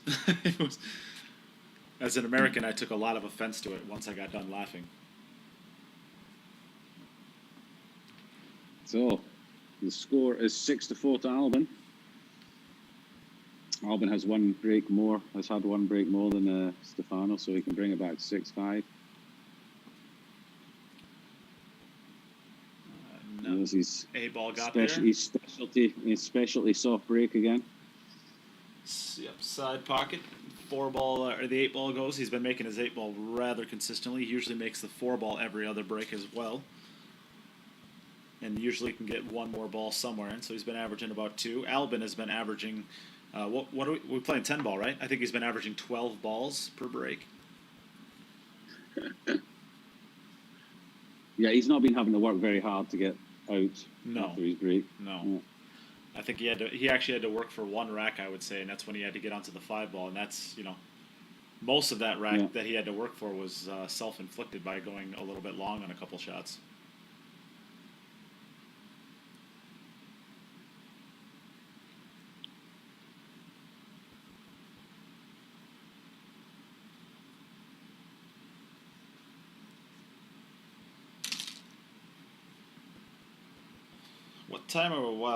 What time we start tomorrow, Jim? Since we're starting to get close to the end of today. 3 p.m. Central European Time. 3 p.m. So Central 8 European a.m. time. your time. 8 a.m. your time. That's early. You're going to have to go, oh, Stefano. Oh, he's fluked the 4 ball, but he's hooked himself on the 2.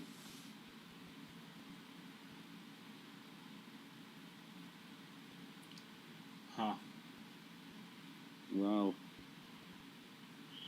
We are playing 9-ball rules, 10-ball and 9-ball rules, so that 4 ball that he slopped still counts. And he can continue. It's going to be very tough to see him making anything here on the 2. How do you even get to it? I don't think, I don't see,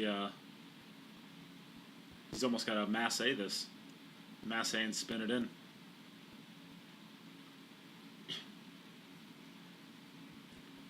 He's going to have to straighten this out a whole bunch. I don't see how he even gets to the 2 ball unless he has a lot of draw. It doesn't look. It looks like the 5 is in the way, doesn't it? I think he's got to masse this 2 ball. I think he's got to. I think he's just got to masse it. Let's take a look at this. I want to watch it on this view. I want to watch on the overhead too.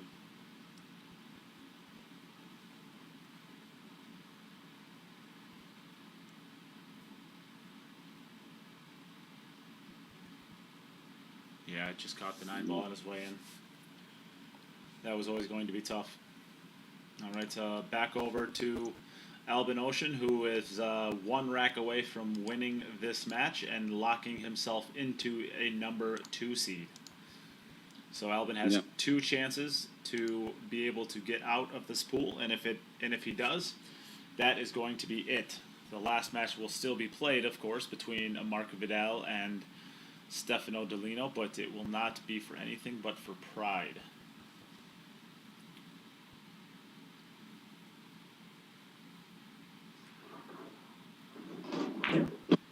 Made balls. He's made up. Has he made the 1 again? Not nearly. Ooh, 2, 3. That he's come out nicely. This doesn't look too bad. This is about the worst break he's had this match, and he has 2 balls down, no balls tied up, and no difficult transitions besides the first one.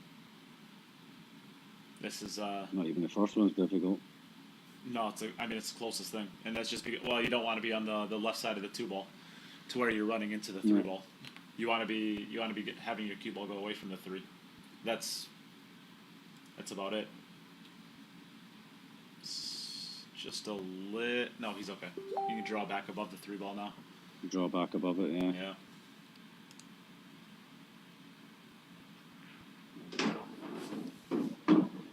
Yeah, we are seeing an absolute clinic being put on right now.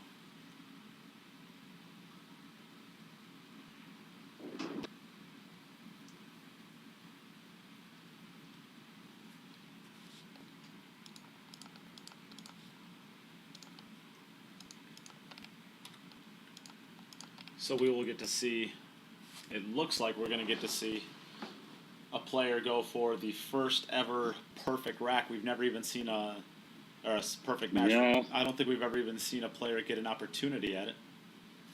Nope.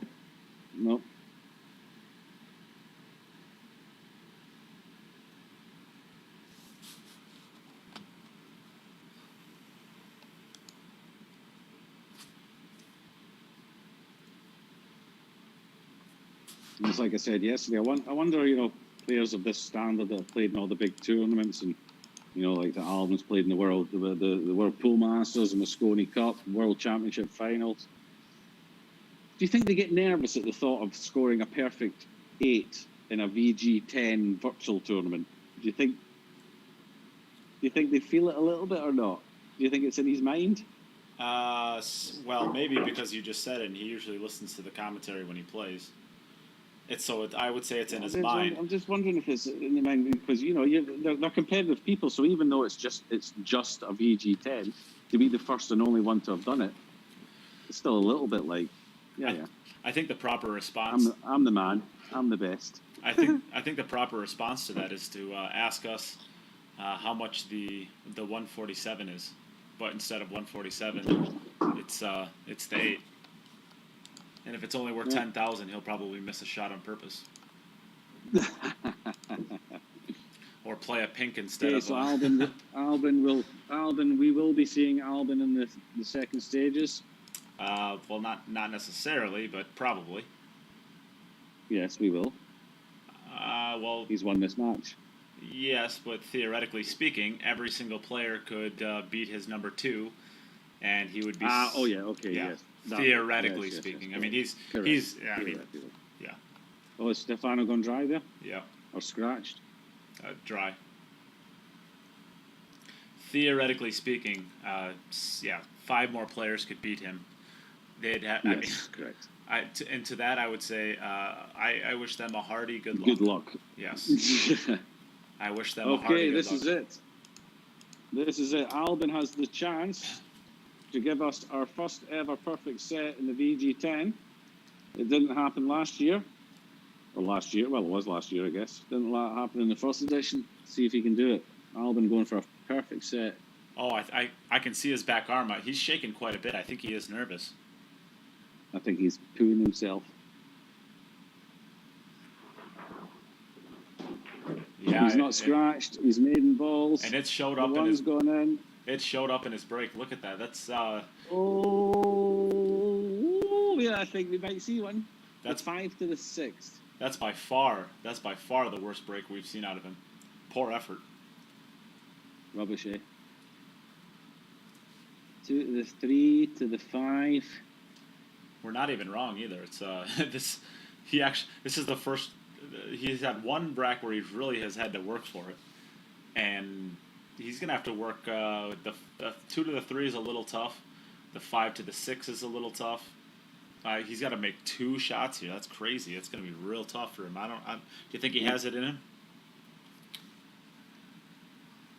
I think he's nervous. I think he's feeling it. Who wouldn't? You know, all the great tournaments that these guys have played in, but nothing compares to a VG10. You don't listen. You don't underestimate it. You don't know until you played it, mate. I can't wait to watch you play. Your bum's going to fall off.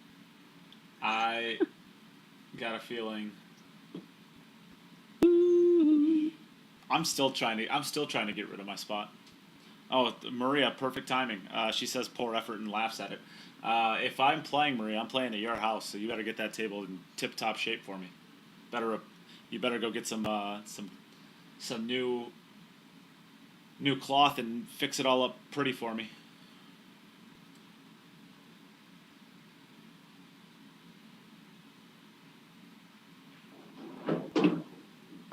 So this is going to be the shot. 5 to the 6. It's pretty much the only thing that can go wrong here. I want to see him go 3 rails to the bottom, just for showing off, and planting it right in between the 9 and 6.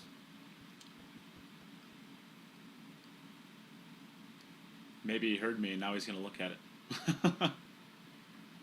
Maybe he was going to play that, and now he's thinking, bollocks to that, I'm not playing the shot that Nate said.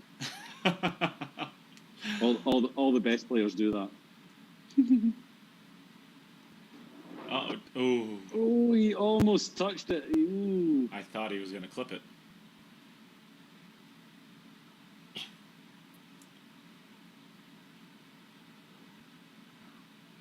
So,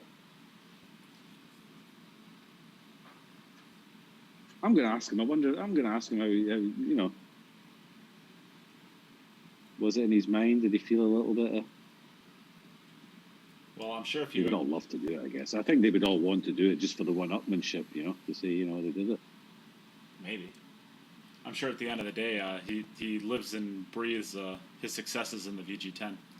I'm sure, like last time, if you asked him a directed question, he usually answered it right when he was shooting, so maybe he's listening right now, you could ask him. Nah, he's not got his ear pods in. Oh, he doesn't have his ear? Oh, he does not. He must not want to listen to us. Yeah, well, who would? Huh. Well, now I'm gonna have to watch back and see if he had him on in his first matches. Maybe he thinks we're worse at commentary. Maybe he heard you sing and he was done with it at that point. Wow, Maria's savage. This is going to be our first ever perfect set. Oh, look at that back arm shake. Pooing himself. Well done, Albin. Wow. Is that good? Oh, That's pretty good. All right, back over to Stefano for his last opportunity. It seems like it was a decent effort out of him, at least. Yeah. Do you think this kid cares any? No. Oh, that's another scratch, it looks like. No. Albin gets 20 out of 24. Oh, no, I was looking at the 1 ball. That's the 1 ball up there. So he's got the 4 ball down this time. I think he's, I was going to say, I think he's going to switch sides on that cue ball. Run the cue ball just to the left of the 8 ball over there. He's got to run it probably forward for the 3 into the side, but he's pretty straight on this, so he's going to have to shoot a really tough 3 ball. That is going to be a tester.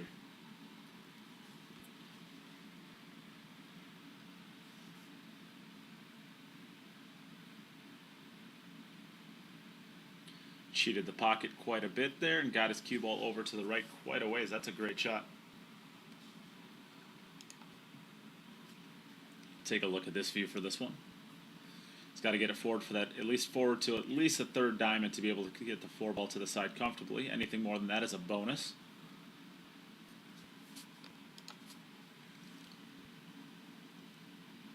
Maybe just a light screw into the 10 and leave the long 6. No, I think he's going to try and go behind. I think he runs it 2 times. No. Maybe I think he runs it 3 times. I'd just screw into the 10. No, I think he goes 3 rails. Or 2 rails. So yeah.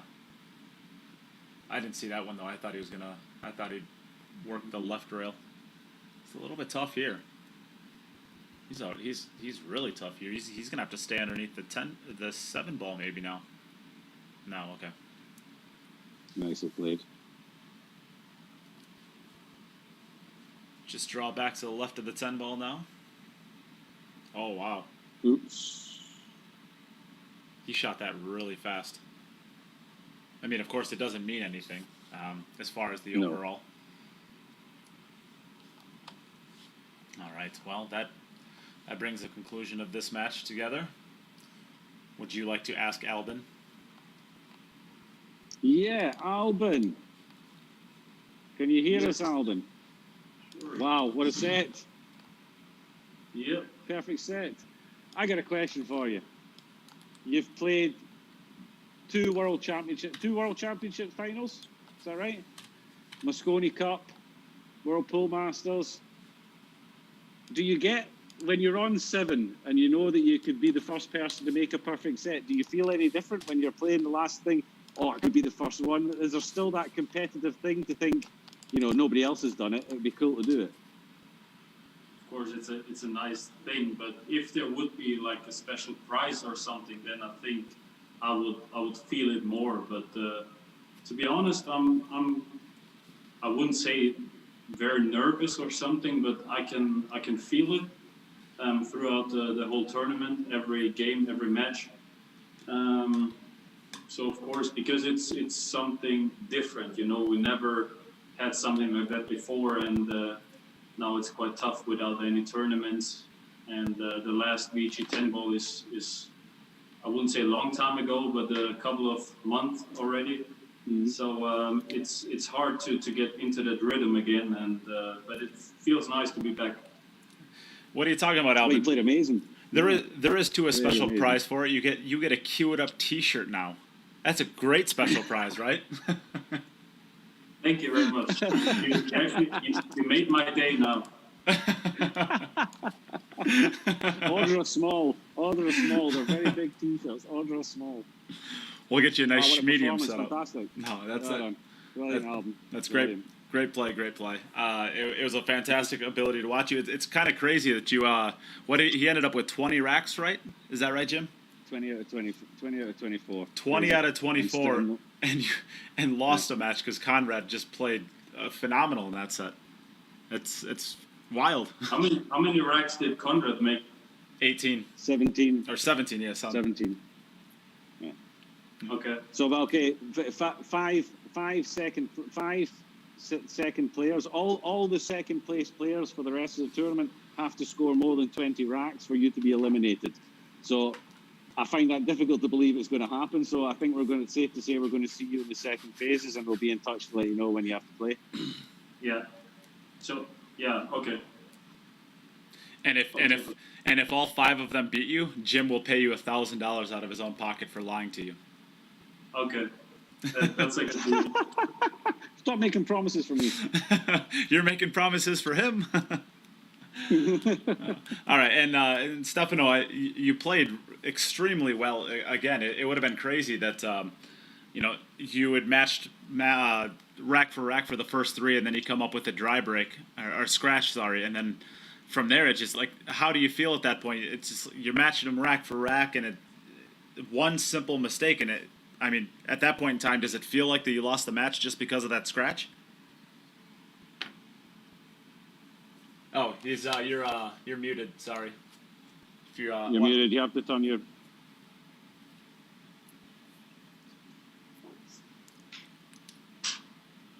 Okay. Yeah, we can hear you. Thanks. Yeah. Yes, it's okay. It's like you said. That scratch was very bad, but I was not too nervous because it was a miss. I struck bad during that break. Then it's my fault. Then proud to play it good, however. Yeah, I would say there's nobody that goes into watching you play and say, this person earned their loss, right? You played very well. You played great patterns. You played, you're breaking the balls well. It's just you just ran into Albin, who put together the very first ever perfect set, and it's hard to, when you make that first mistake, it's really hard to bounce back from that. Yes, and what about that miss? Very easy miss on the 2. I was not focused on that one. That was the problem. But Albin played perfect. He's my favorite player. Then was good to. It's never good to lose, but with Albin, it's okay. Yeah. Well, Albin, that's you're not the first person to lose to Albin, and you won't be the last person to lose to Albin. That's got to be a nice compliment to hear that he's your favorite player. He's my favorite player. I love his Q action. Thank you. That his pose, very good pose. I really like his choices. Really. Yeah, that's got to be a very great compliment to hear. Yeah. All right, so we will leave it there. We have one match left. It will be between Stefano Dellino and Marc Vidal. So do not go away. We have one more great match for you still coming. You can use this as an opportunity to get a donation into the stream if you would like to. Lots of great prizes, including a signed cue ball from Earl Strickland, a Simonis 7 or 8 foot cloth, plus all of the entries go into winning a $1,500 Jacoby custom cue that will be given away at the end of the qualifiers. And if you would like to make a larger donation, currently the highest bid for a Poison jump break cue valued at $250. The highest bid on that currently is $100. So if you made a bid higher than $100 and you won and it sticks as the highest bid, you win yourself a $250 cue just for that donation. Plus, you get a bunch of stuff besides that, including Roku Chalk, a tip from Kamui tip protector, and a sticker from Kamui, as well as all of the entries that you get into all of the drawings. So lots of good stuff there. We will be back in just a second with our last matchup of the day. Don't go anywhere. Donate. Share. Hi guys, can I ask something?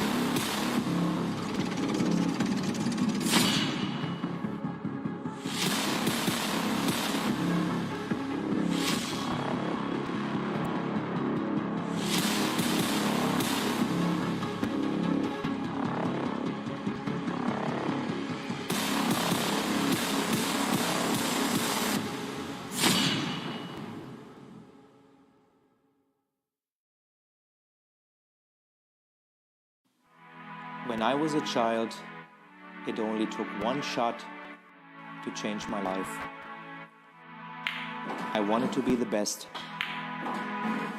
Looking back, my journey started from that moment.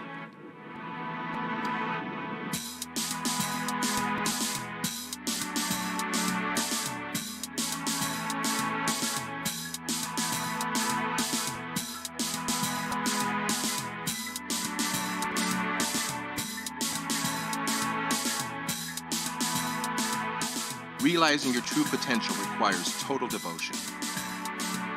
You must be prepared technically, physically, mentally, and make sure they are in balance. Achieving excellence depends on how much and how well you prepare. It all comes down to dedication. Luck will not make you a champion. Steady training contributes to accuracy and consistency. Trust yourself and work hard until you can convince yourself to reach your best. Though the journey for victory is long and difficult, it tells you who you are and what you can do. Victory elevates you to the next level. A will to win influences younger generations, delivering passion to the world.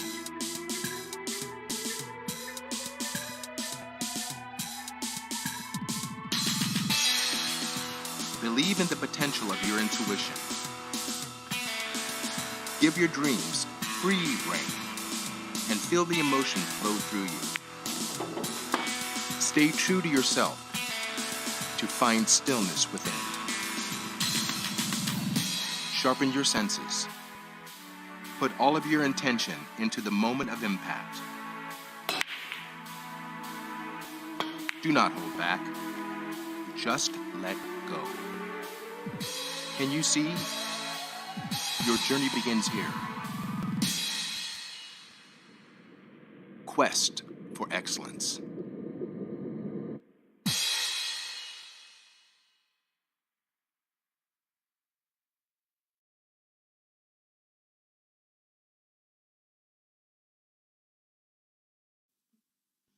All right, we are back for the last match of the day. This is going to be between Marc Vidal and Stefano Dellino. Both players have agreed that they are just going to get started right away. They do not need to do a coin flip. So, Stefano, whenever you're ready, you can take it away. Okay. Good luck, guys. Play well.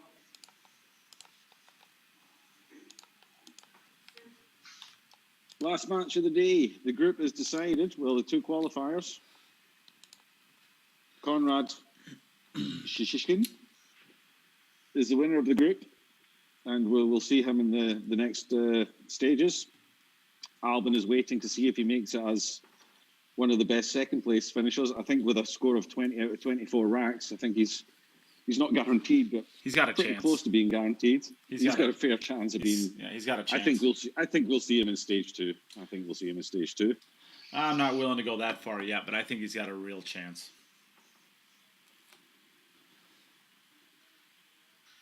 You know, I think the second place. Good break. I mean, certainly the second place from my pool is going to be higher. I don't know about yours. I don't know. I don't plan on being in second place, so I don't care. So you aiming for third or fourth? You think? Yeah, anything, probably anything above fifth. Good sport. Good sport. This. You want to do some singing for us? Not really. I just want to go to bed. It's almost 1 o'clock there, huh? Yeah, my night shift. The night shift I did last night is starting to kick in now. Yeah. Oh, my body is shutting down. Who have we got? We've only got 33 people still in the stream. It's always quite a bit low after the breaks. Nobody wants to watch these amazing commercials we have. Come on, people. Nobody wants to watch Torsten Holman cooking. How are we going to get more sponsors? How are we going to get people coming in and donating to our stream so that we give you amazing prizes? If you guys don't watch the advertisements. And who wouldn't want to watch Toasty making toasties? Yeah, there's one. Do you see what I did there? I see what you did there. Okay. You got no appreciation for comedy. Yeah, you get to see Thorsten Holman's sweet biceps. He works out. I think him and Joey Gray go to the same gym. Oh wait, Joey Gray works out? How do you know that? Never heard that before. Apparently Joey Gray. Apparently he works out. I haven't heard that before. No. Great start to the match. All right, so our over the nicest pool room that we've seen so far in the tournament, and the best stream. I mean, how good is this stream? Maybe it's well, I guess he's a little laggy now, isn't he? He's a little bit jumpy, yeah. But and he's Scratched. Giving a scratch. Gross. Gross, gross, gross. All right. Back over to Stefano. Right, Stefano, you're up again. Getting balls racked. Falls. Speed racking. Speed racking.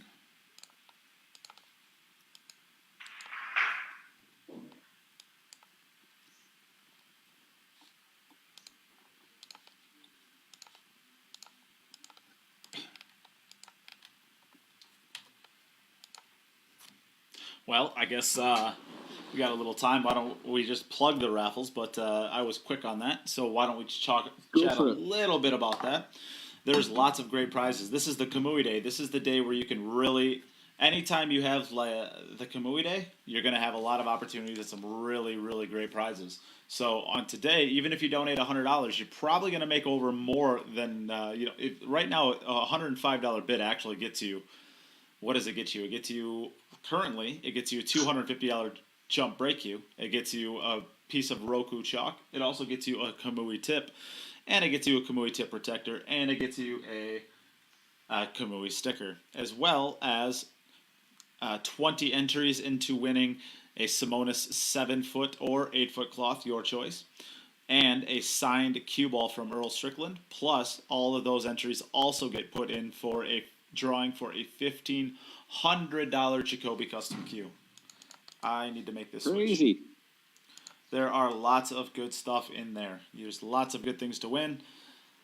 Yeah, I guess if you're interested in donating to the stream, all the ways of doing it are in the pinned comments. And if you're not interested in donating to the stream, just give it a share. That's the easiest way to help us if you aren't financially in a spot where you can, or you're just one of those people that just don't donate for streams. Totally understandable. Give it a share. And if you're one of the people who do not donate to streams or share them, get out of here. You're mean. You are not helping the pool. Yeah, we don't mind people who don't donate, but people who don't share, oh my goodness. Yeah, those are the worst. Oh, you're in trouble. You never know. If you share a stream, you never know who might be watching it. It could be a 6-year-old Shane Van Boning, and don't ask the question, why is a 6-year-old on Facebook? You never know who could be seeing a stream, and that might influence the direction of their entire life. They could be a CEO of a multi-billion-dollar corporation, and then they see pool and fall in love with it, and their life just turns to absolute crap. You never know.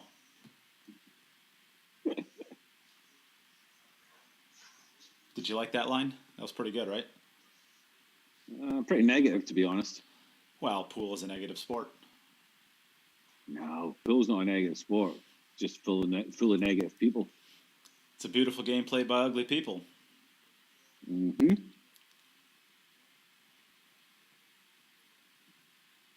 So Stefano is certainly not hanging around here. He wants to win this match, doesn't want to go out with a 0 record. And he's going to put his second rack on the board here. Nicely done. Nicely Over done. to Marc. Somewhere on the west coast of the United States of America. I think he's in Colorado. Colorado. Yeah, I'm pretty sure he's in Colorado. That is not the West Coast. Close. No, I thought he was West Coast. He's on West Coast time, no? Oh, what a break this is. Look at that. 4 balls down. I'm on that one. You think that's just lazy? Might as well should have made a few more. You don't have to worry about playing.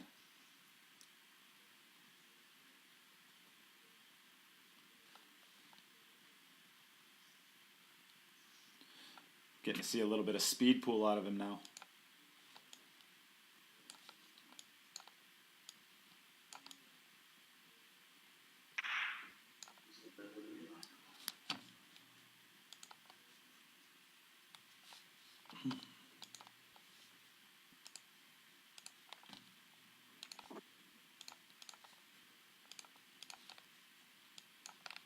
I made light work of this one. Looked like an Albin break. Kyle Boutte said, "Did someone say no share badge?"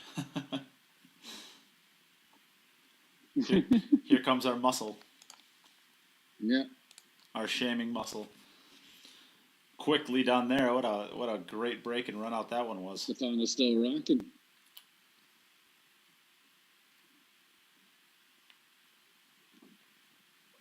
So 2-1 to Stefano. Yeah. We both played 2 racks. Hey, no yawning on stream. My body is shutting down, mate. It's a bad look. Oh. Act like you want to be here. I'm not bored. I'm just really tired. I need to get proper sleep. I've got to crush the world champion tomorrow. Well, you're more than welcome. You're more than welcome to book out early if you'd like. No, I'll see this out till the end. I'm not a quitter. Another good break from Stefano. 2 balls in a little bit of a funny spot. To get back round towards the 3. The 2. It does not look like the 2 passes the 10, so he's going to have to. He's going to have to play in the that top corner, side. but I don't think he can get straight. Yeah, I don't think he can get straight enough on it to avoid coming across towards the 10 ball. I think even And if you run, I don't think he can draw into it enough to get back up to the 3 without contacting the 9. yeah, I think he's okay. Just that's going forward That's a too lot. far. I think he went too far. It's close, but I think he went too far. Oh, he's down on it quickly. Maybe not. Well, Maybe he's good. If he is, then that's a perfect shot. oh, great shot! Great shot! Perfect. Yeah. Worked that one out nicely. Oh, don't get behind the 8. No, he's okay. No, he's fine. He's fine. Plenty of room. We can take a look at this overhead view. This isn't even really a side view. It's more of an overhead view. He just has to. Getting out to the 5's not standard either. You think just force He's follow got it either through? going to force follow it through or load it up with right hand spin. I think I like force following it through personally, just like that. Yeah. Great shot. Perfect. Very good. Yeah. That's one of the prettiest shots in pool is when you load a ball up with high English and you see it just kind of get to the rail and whip forward. It's such a pretty shot. Yeah. When you use the effect in order to create the speed on the shot for your position. Yeah. Very pretty shot. I think this is. You got to know your table. Yeah, this is turning into a pretty good view actually, with most of the balls down here on the right side of the table. That's nicely done. Perfect angle just to drift down naturally for the 9 ball. Overran it just a little He's bit. overhit it. He's still okay. Just a lot of it. He can get over to that left cushion. He can jack it up, or he can load it up with inside spin and come back over to the right side of the 10, or he can just roll it in and play it from the left side. He elected to do the first, and overran that one just a little bit too. But Jim, how many times has players shot this shot right here? I think 1 million. Somebody in the know told me about 1 million times. 1 million times. That's how many times. All right, back over to Marc for his 3rd opportunity. Stefano is now 3 for 3 for the 2nd match in a row. Yeah, he's been getting off to a good start in his last couple of matches. Marc, you are ready to go? Okay, Marc. I think he's watching the Facebook feed still. So he's going to be about 20 seconds behind.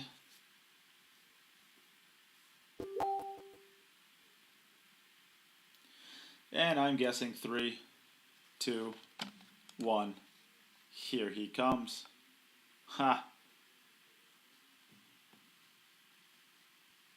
I only find it impressive because I can look at the Facebook feed too.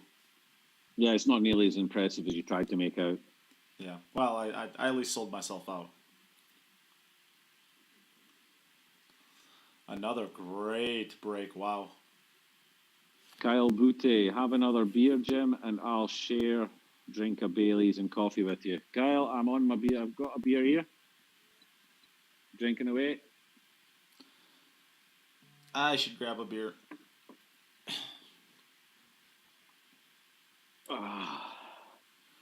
Wow.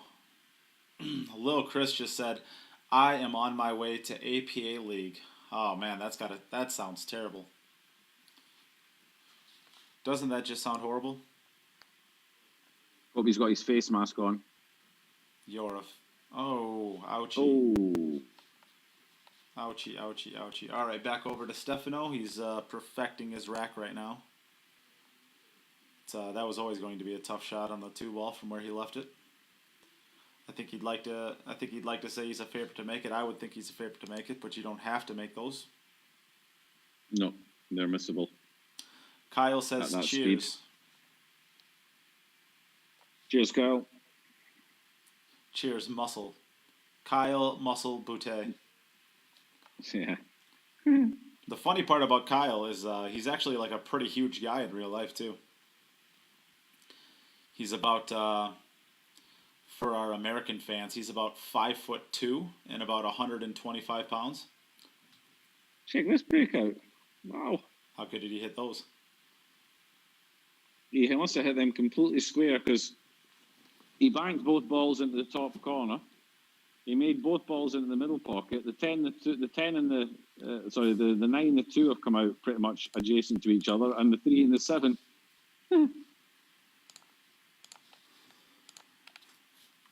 So he's hit that right in the middle.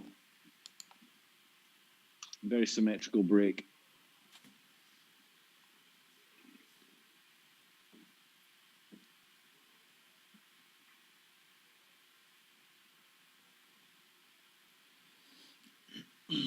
Nicely done here.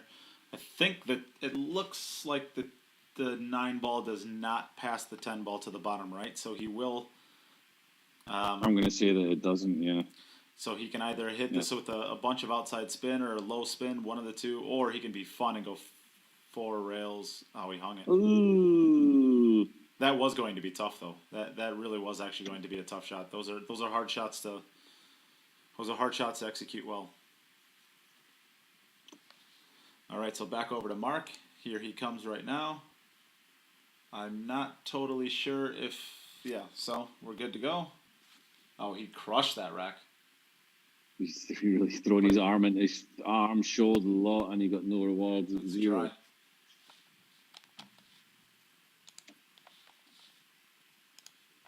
All right, so we're back over to. Yeah, frustrating game. Frustrating game. Yeah, and I mean these players know that they're they know that there's nothing to play for here. Yeah, exactly. It's they're still going through the motions. They're still putting an effort out there.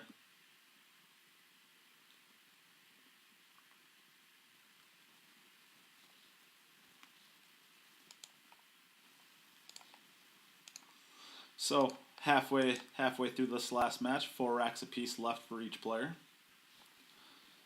Stefano is on 3. Point score 3-1. Yeah.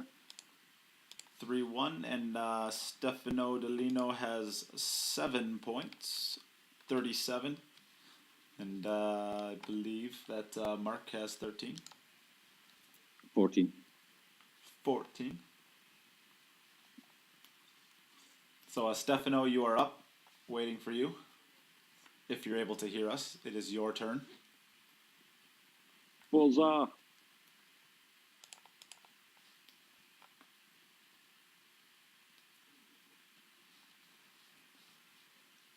See him walking around. I'm not sure if he realizes it's his turn.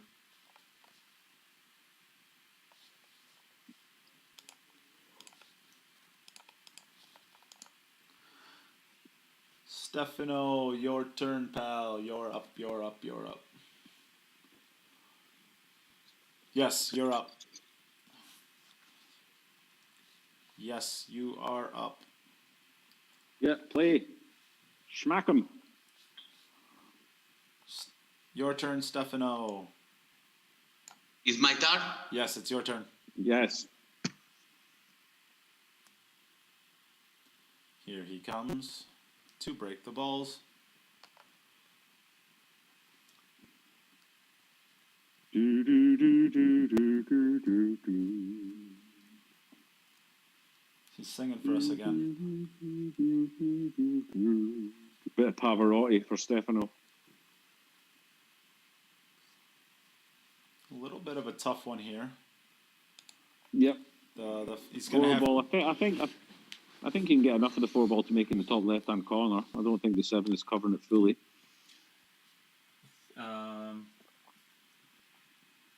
Even the 1 ball to the 2 ball might not be exactly easy. He wants to be close to straight in because he doesn't want. Yeah, I think he's okay. I think he can get to the bottom rail now. I think he can screw in front of the 10. Oh, beautiful! Yeah. Nicely done. But I was going to say, not perfect. I was going to say the only issue I don't like about that is you really have to hit a good speed shot and a good line. Yeah, I think he was trying to get the other side of the 3 to play the combination down on the 5. I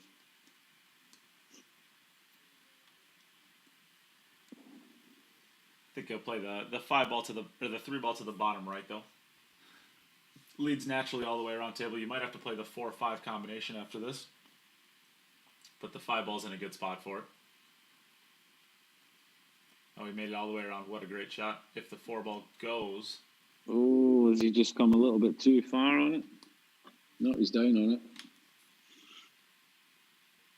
It's nicely done. Beautifully done there.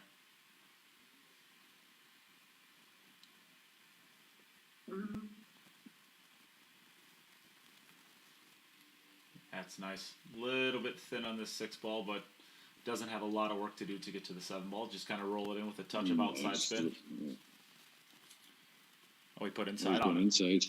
That's okay. I think they're playing some little. They're letting their arm go a little bit here at the moment. I think.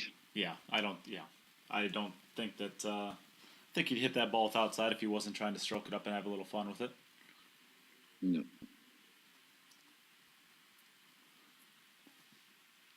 It's just a little bit straight here. I'll have to put a little bit of work into it, but shouldn't be too bad.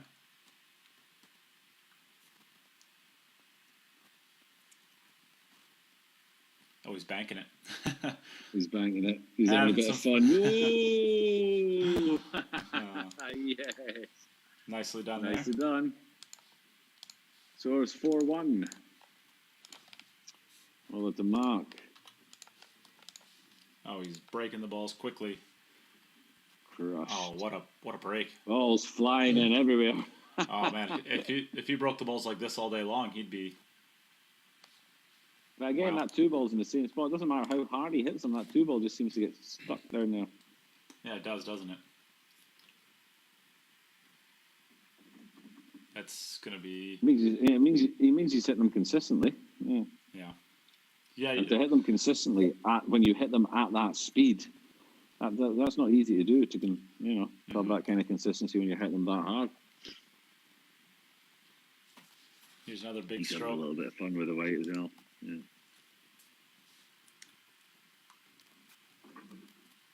It doesn't want to get hooked. I think. Oh, that's the 4 ball. Okay. Yeah, the orange is still the 5, mate. Yeah. Yeah. Thanks.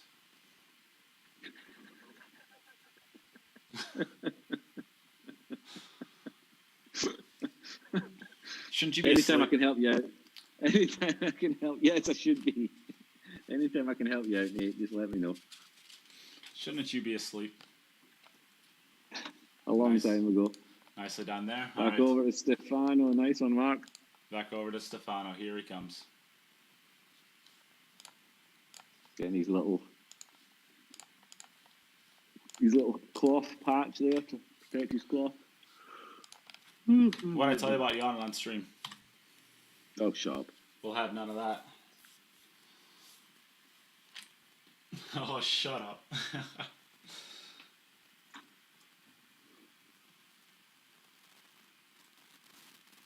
Balls in the middle again. Everything nicely on. What's that 6 ball going to do? Is it going to cover that 2? I think it is. No, I don't think it has. I think it's okay. Let's take a look at the overview. See what it looks like. You can certainly play it in the left centre if necessary. But I think the gap between the 6 and the 9 is good to go on it. Yeah. Yeah, I think that ball kicked a little. Kind of saw the cue ball jump up off the table there. Now just screw this in off the 6 to get back out onto the table. If you go forward, you're risking that I don't like going forward here. You might catch too much of the 6 and get snookered. I like going. I don't like coming back into the 6 ball because You're not only No, trying I think you come back, you get away from it. Well, I don't know. I thought he was going into it a lot more than that. I like going forward with it as well. If you're drawing it, you still could get hooked on the 8-ball. Yeah.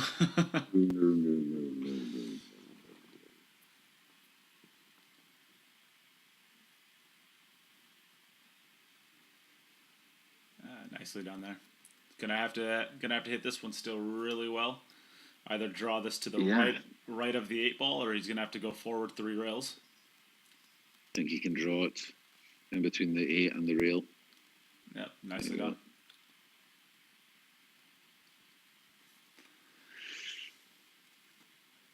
And the standard out that he seems to have in most of his racks, the 8 into the right centre and the 9, 10 beside each other. Yeah, when the 8-ball doesn't fall.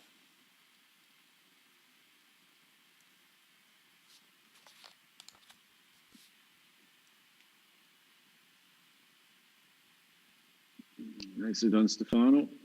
4 rails. Puts him on 5 out of 6. Oh, no. Oh. He played at 4 rails. Oh, so he didn't get out. Okay. Technically, I guess, yeah. Of course, like we said, this match does not depend neither of these players have the ability to make the playoffs at this point, so they're playing for a little bit of fun, I suppose. This is going to be a dry break, so we're right back over to Stefano.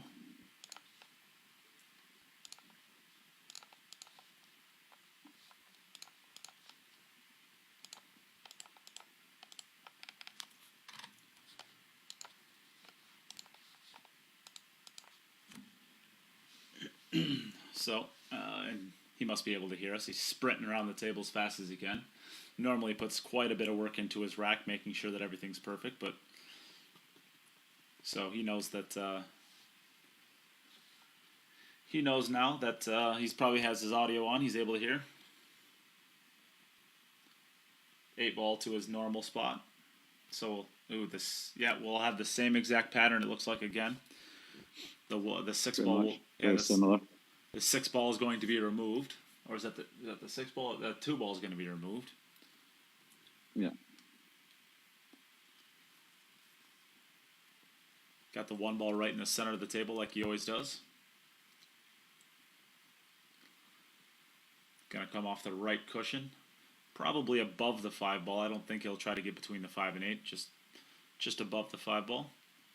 Nicely done. Where's the cue ball? Okay, it's okay. Forward 2 rails out. I was just drawing it straight back. Now we're gonna get to see him open up his stroke a little bit here. Oh, I was thinking the 5-ball's on that top rail. It's you that needs to go to bed. The colors. It's the colors. Noise. It's the brown color the orange and brown color that keeps tripping me up. Which pocket do you think the 10-ball is going to be played on this time? I hope he makes it in one of the pockets, because if he keeps going for 4 rails, we might end up with a tied match and we have to sit here for playoffs. For tiebreakers. The ball is sitting here for tiebreakers. I've missed. Poop. Alright, so here comes Marc. 8. Oh, stop it, Jim. So the score is 4-2, so Marc has to get out in his last 2 racks to have any chance of winning the match. He's making balls everywhere. They're flying around again. Oh, look, the 2 landed on the rail just underneath the left middle. What a surprise. It's remarkable how consistent he is at getting that ball there. And it means he's hitting the balls well.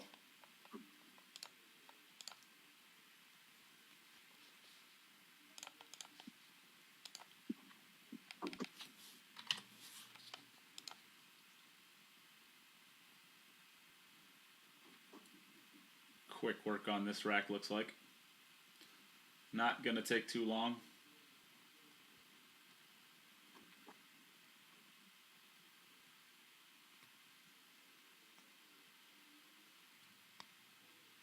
How many reels?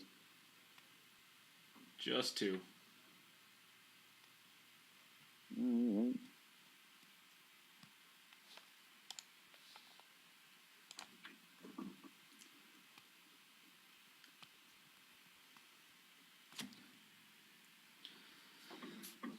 Nice fast pool here. I feel like I'm watching Dennis Grabe play.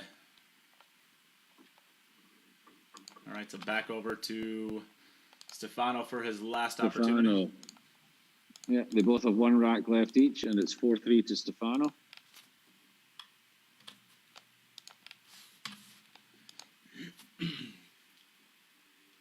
Run him out, Stefano. We don't want a tie break. Mark's thinking the same as me. Oh, he's gone dry. If Marc has a straight and 10 ball, what do you think the chances he's going to shoot it is?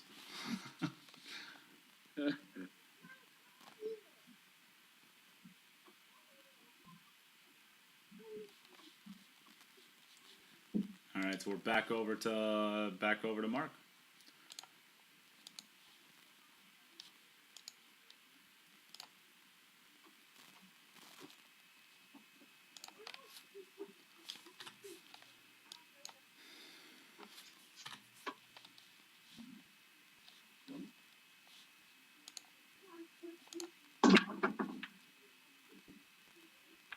Seven balls going in.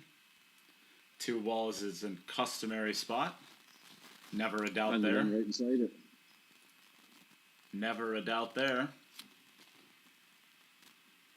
So the 3 ball looks pretty good. 4 ball looks pretty good.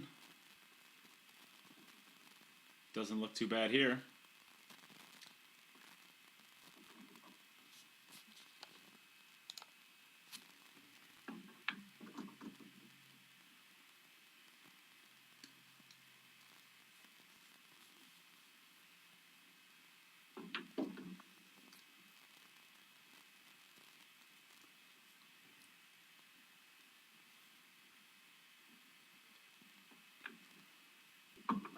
Clearly, we're not giving our best attempt at speed commentary. Ooh, switched over left-handed. He's left-handed. Oh, wow. He's getting exciting now. Wow. Oh, no, he's scuppered himself. Has he snookered himself? Jump shot. Oh, railing it. That's actually... And he's made the 10. No. That's incredible, actually. The ability to go lefty like that and draw a ball almost And the length screw of it a all the way table. down there. Yeah. That's a pretty impressive... Yeah. I can barely hold a cue left-handed. All right, so we have both players in here. We thank you both. Of course, you knew that this match was mostly just for pride, and we thank you for being good sports about it and finishing it out and giving us a show there. We thank you both for playing as well. I think you definitely both of you showed that you belong with these types of players. I mean, there's no reason that you guys can't compete with, Albin and Konrad. If not for just tiny little mistakes, I think you both had real good opportunities to beat both of those players. So I think you gained some fans today. Marc, thank you very much for playing. Thank you, guys. And Stefano, thank you very much as well for playing. Thank you. Yep. And we'll let you guys We'll let you guys get out of here. I know Jim's pretty late for you, so we'll get out of here. Thanks everybody for tuning in. We will say one more time, if you would like to get into any of the raffles that we have, we are going to have a signed cue ball by Earl Strickland and a Simonis 7-foot or 8-foot cloth that can be won. We also have all of those entries going into a drawing for a $1,500 Jacoby custom cue. And on top of that, you get bonus gifts just for making a donation of a certain level. So a $25 donation gets you a tip protector and a sticker from Kamui. A $50 donation gets you all of the $25 plus a Kamui tip. And a $100 donation gets you all of the $50 plus a Roku chalk. So lots of different things that can be won. And on top of that, we are giving away a Poison jump break you valued at $250 for free to whoever has the largest donation of the day. So currently, the largest donation of the day is good for $100. So theoretically, if you made a $105 bid, for example, you would get all of the bonus gifts, a tip protector, sticker, tip, Kamui tip, and Kamui Roku chalk. Plus, you would get a $250 jump break queue, and you'd get 20 entries into all of the other drawings. So lots of things that can be won, lots of good stuff. Thank you everybody for tuning in. We will be back tomorrow at 8 a.m. Central American time. That is, Jim, that's what, 5 o'clock? 3 o'clock your time, right? 3 o'clock Central 3 Eastern. o'clock, I think. Yeah. Yeah, 3 o'clock Central European time, and we have another great group of players. It's yourself, Fedor Gorst. Who else is in your group? Me, Fedor Gorst, Hideki Arita. Yeah.